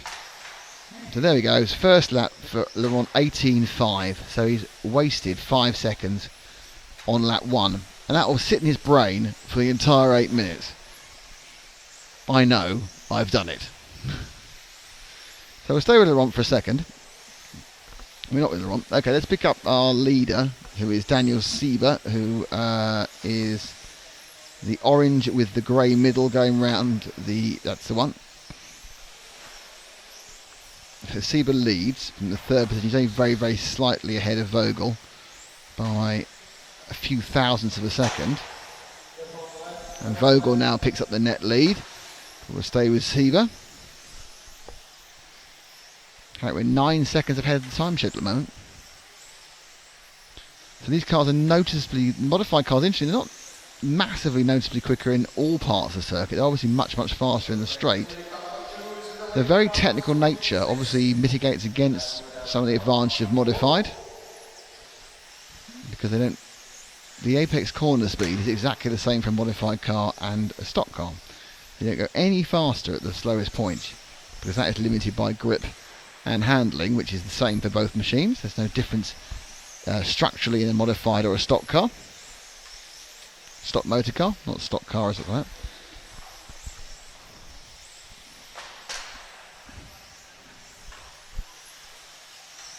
So as Vogel now comes down, oh, Vogel's, well, that's not a good start today. Vogel's has just died. Oh dear, oh dear, oh dear. So it's Sieber's just died, sorry, not Vogel. Sieber's died. Then Vogel's now who we want to go to is the orange into white car. So Sieber died, the orange into white car down the straight, that's our leader, Dominik Vogel. Vogel's and Sieber's mixed up there. So there's Vogel. Fastest lap from Alex Andersen of 12.556. That is a quick lap. And he's leaping up the order. That isn't going to help.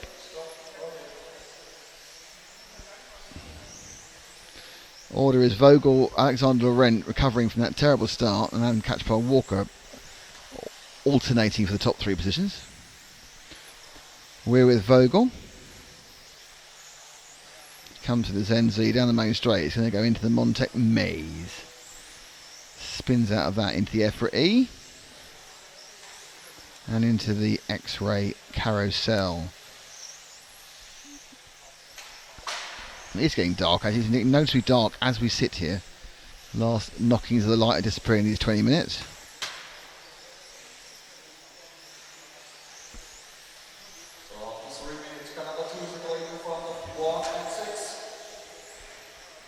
So let's see if we can pick up the all lime green bright car. Just going into the ZZ now. That's Adam Catchpole, I believe. Pretty certain it is. Sounds driven with the normal flamboyance that Adam is famous for. It either works really, really well or it ends up in pieces in the wall. Well, just backed out of that problem.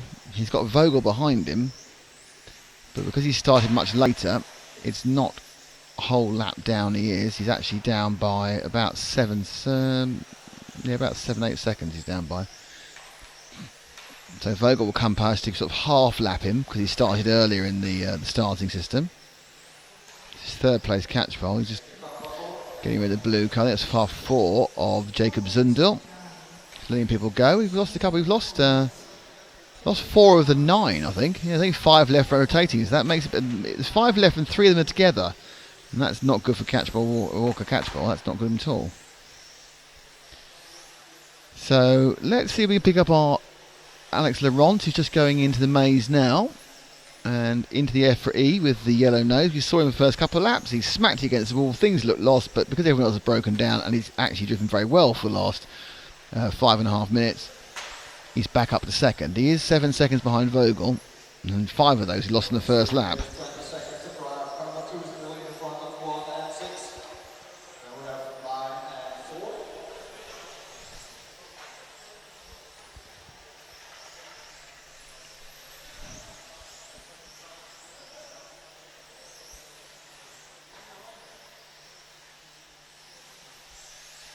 So Vogel on for a 37.804.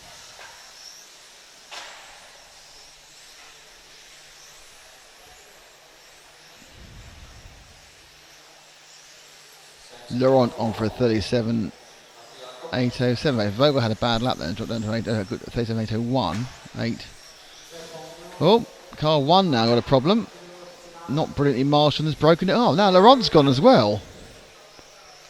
Someone's come back out again. Oliver Boltnick's come back out again, but we're still down to 4 cars. There's Laurent, who started with a bang and has finished with a whimper because things stopped with 2:25 to go. There's a whole soap opera in this race, isn't there? So let's pick up our leader again, which is Vogel down the main straight now into the Montec maze. It does make things easier when the rest of the field doesn't go round.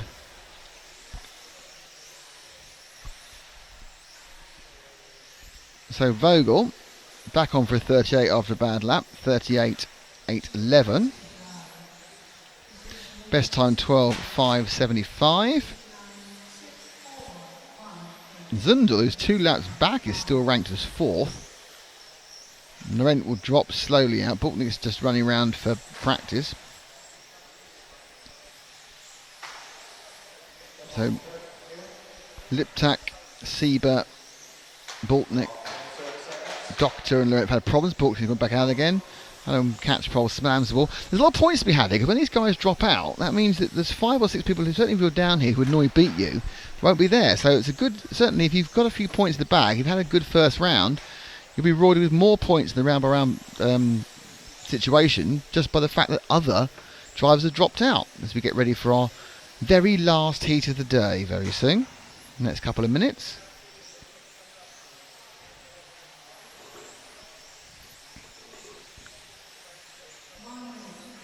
There's a minute of this one left. If Vogel can keep all 4 wheels down, he seems to be doing a good job as he comes to the EFRA E, he will put in a very, very good time indeed. Certainly I would think a top 5, maybe even worse than that, top 7. But given the attrition in this race, there's no reason to suspect we won't get some absentees from the finishing line, 8 minutes of finishing time in the next one.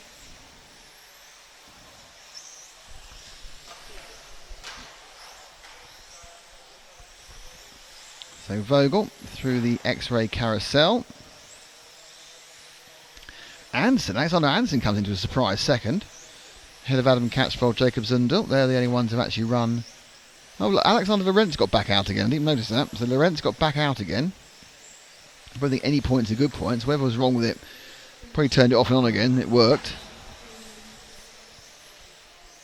So you got Vogel's finished with a 37.803. So he dropped right off the pace at the back end.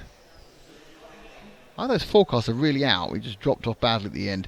Alexander Anderson, 36.802.3. Adam Catchpole third, 36.807. Jakob Zundel just after that.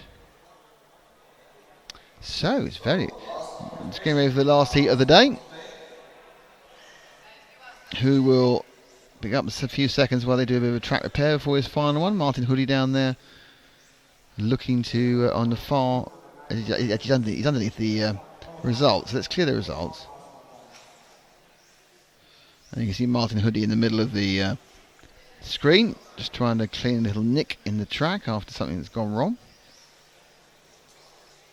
But now let's look and see who is in this final heat for the day, Heat 11, the modified heat here at the European Championships, brought to you by EFRA, RC Racing TV, that's us, and of course our good friends at Zen Racing, Montec and X-Ray.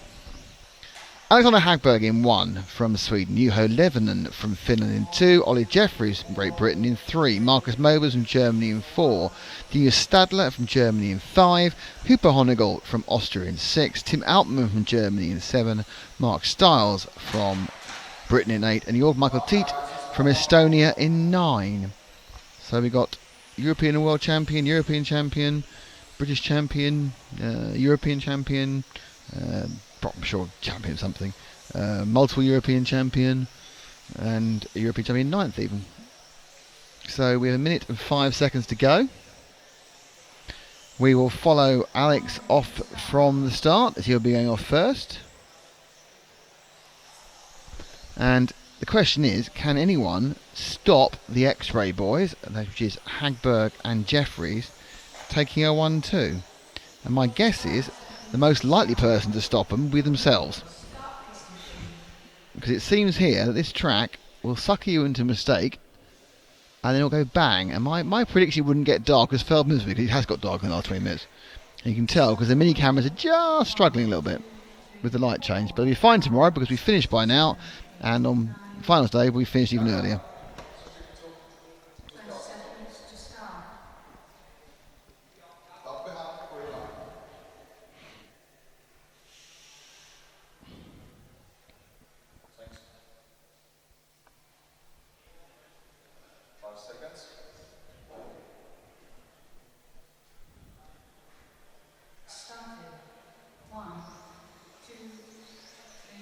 And they're off, and Hagberg already up and rolling. So it's Hagberg, Levin and Jeffries the way they went off. Which might actually be the order from last year's Euros, 1, 2, 3. So Hagberg sprints around the first lap. It's in the books of Hagberg, and it's a 13.0. That's from a standing start. So what can he do in his second lap? From a rolling start already, he's rapidly catching up Jorg Michael Tiet in the 9. With he started 8 seconds behind him, but even so, that one was a 12.7. So a 12.5. Alexander Hagberg, no, Jeffries done quicker. So you see the bottom left-hand corner, the fastest laps are pinging up. They're only going to ping up probably for the first 5 or 6 laps, as it enters the ultimate grip of the tyres goes off. Hagberg ran a 12.6 that time, Lebanon 12.8. Jeffries actually currently ranked 1, first of all of them. So drop back 1 car, Matt, to the blue and white car, which is Lebanon, who's just beginning to gap it back out again. It's currently the order, as you can see on your right hand side, is Hagberg, Jeffries, Levin. We're with Juho Levonen as he goes through them, the complex, and up through the X, the Z, Z. So Levin with the associated. Now Jeffries was closer in that one, and then as you can see, he's actually gone top overall. The tick on the wall isn't going to help him. And then, it was lucky for Hagberg, an accident right in front of him for one of the back markers. Took him out. So it's Hagberg, Jeffries, Levonen, and there's nothing in it at the moment. Though Hagberg is actually on for a estimated 39, lightly held up, I think, by Stiles just then. But they are going an absolute pace and a half. And Jeffries, I think, has a problem, and he's being paced a little bit by Levonen. So let's drop one car back to Jeffries in the yellow car, who immediately do that to make a little 0.5 millionth of a second mistake by ticking off the side of a barrier. Hagberg's absolute time now is just 0.2 of a second faster than Jeffries, so there is nothing in it. Levanon is... So Hagberg now leads by 0.6 of a second over Jeffries and by 0.9 of a second over Levanon, and I think Levanon had a good lap there as well. And I think what's happening at the moment is Jeffries is suffering a little bit from being behind Levanon, and Hagberg is doing his own thing at the front. He's not suffering at all, pulling away. Hagberg leading still. Jeffries is now and Levanon are swapping positions. 0.8 of the lead is the lead for Hagberg, as he just slightly tripped over Tim Altman there, and suddenly Jeffries is much closer to Levanon, and it's really he needs to deal with Levanon so he can start doing his own pace. Coming now through the complex. Now at this point Levanon probably should be told to let him through, and he should let him through because Jeffries obviously is quicker, and he will let him through because Levanon's made a big mistake. That's Levanon going to be spinning out any contention, and Mober's in fact in that time moved to third anyway. So Jeffries now has a chance to start attacking. As you can see on the side, he was already 0.8 of a second down to Hagberg from the time in the right hand side. 14 laps, 2:47.1, 2:47.9. Hagberg will be clicking another lap in a second, and he's done that now. 3:09, 3:11. So Jeffries not a good lap, his first lap on the own. Mober's getting quite close to Jeffries. So can we drop two cars back to Mober's, yellow and orange down the straight? There's Mober's on the Reedy Invitational a couple of weeks ago, which you saw on a couple of months ago, which you saw on RC Racing TV from Milton Keynes Shopping Centre. Brought to you by the technical prowess of James there. None of us was really involved. I think I came and bought everyone a coffee or stole a coffee, one of the two. So Jeffries now is about 1.5 seconds off. Now when they go across the line now, if you look on the right hand side, you'll see that Jeffries is 1.7 seconds down, but Mober's is only 0.3 behind Jeffries. So that's where the battle is. Can Mober's make up those 0.3? It looks, with half the race down only, very much like Hagberg has got it made. Levanon is just beginning to unwind that problem he had earlier, where he slammed off the track, and may well pick up a fourth. But this event is effectively finishing the way the last one, so starting the way the last one finished, with Hagberg looking imperious at the front. Hagberg's lead is 1.8 seconds. Jeffries' lead over the man we're seeing now, which is Marcus Mober's, is 0.4 of a second. You can see that is Jeffries, that yellow flash going out of frame as Mober's tries to catch him up. Last time round Mober's was 1/10 of a second faster, so that gap comes down to 3 and a bit tenths.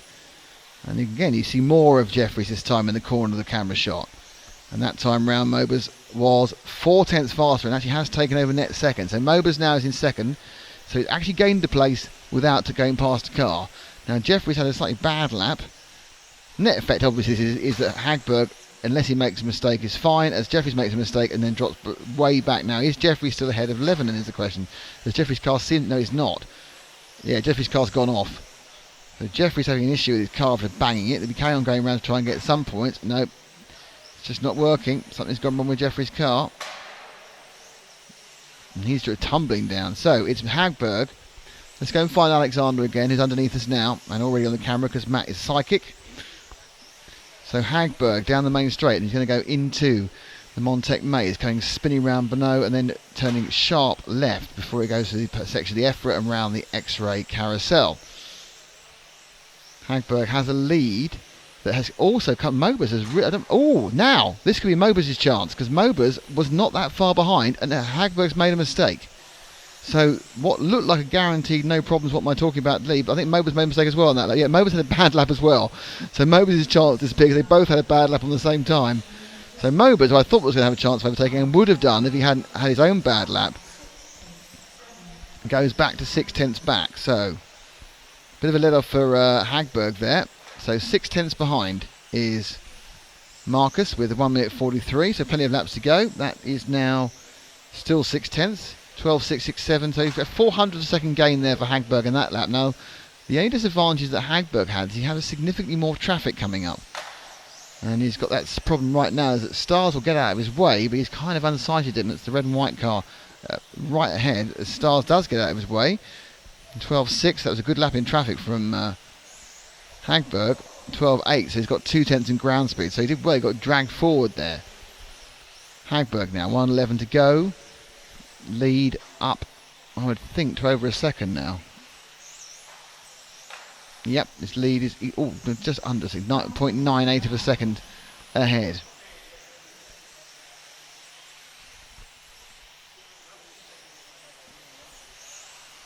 So Hudy Hagberg, really, if Hagberg can just keep doing this and not tick anything, it'll be fine. But one tick and he's going to let Mobers through for the round 1 qualifying. Altman gets out the way. And now they're coming up towards Dennis Stadler. So Stadler will be the next traffic for the white and green X-Ray of our European champion 2015 and 2014, Alex Hagberg. Lead out, it's just only 0.8 of a second. This is 0.8 of a second is one cock up. So don't make that cock up and you will be winner of the first round of qualification and get the full point. And that wasn't his fault, but I don't think that was 0.8 of a second. And more importantly, Mobers is mired in traffic. And he finishes on 12.994. Mobers finishes as well on 12.7, and the ending up, they were 0.6 of a second apart. So Hagberg wins it. Hagberg takes round 1 of qualifying. Mobers is second, Levin is third, and I think it was our winner from the previous one who got 4th. But I will have a look and confirm that when the figures are updated. The qualifying ranks. So round 1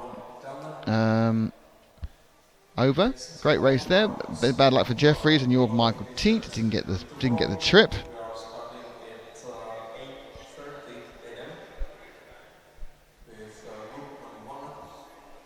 It's not coming up. So anyway, so these are the results at the moment. So we're starting tomorrow. We're back at 9 o'clock, and the answer is that the winner. I'm afraid that my RCM is not playing ball at the moment. So it's Hagberg and Mobers from 11 and 1, 2 and 3. With it doesn't matter. We'll tell you in the morning. So come back in the morning. We'll give you the complete list. It's fine because basically it's all gone fizzy bing. Anyway, we are RC Racing. Hello, and don't forget you can go and see the introduction, the pit walk, and the opening ceremony. It's all been cut out and keeping. You can find that on the EFRA Facebook page, the RC Racing TV Facebook page, on the RC Racing TV YouTube channel.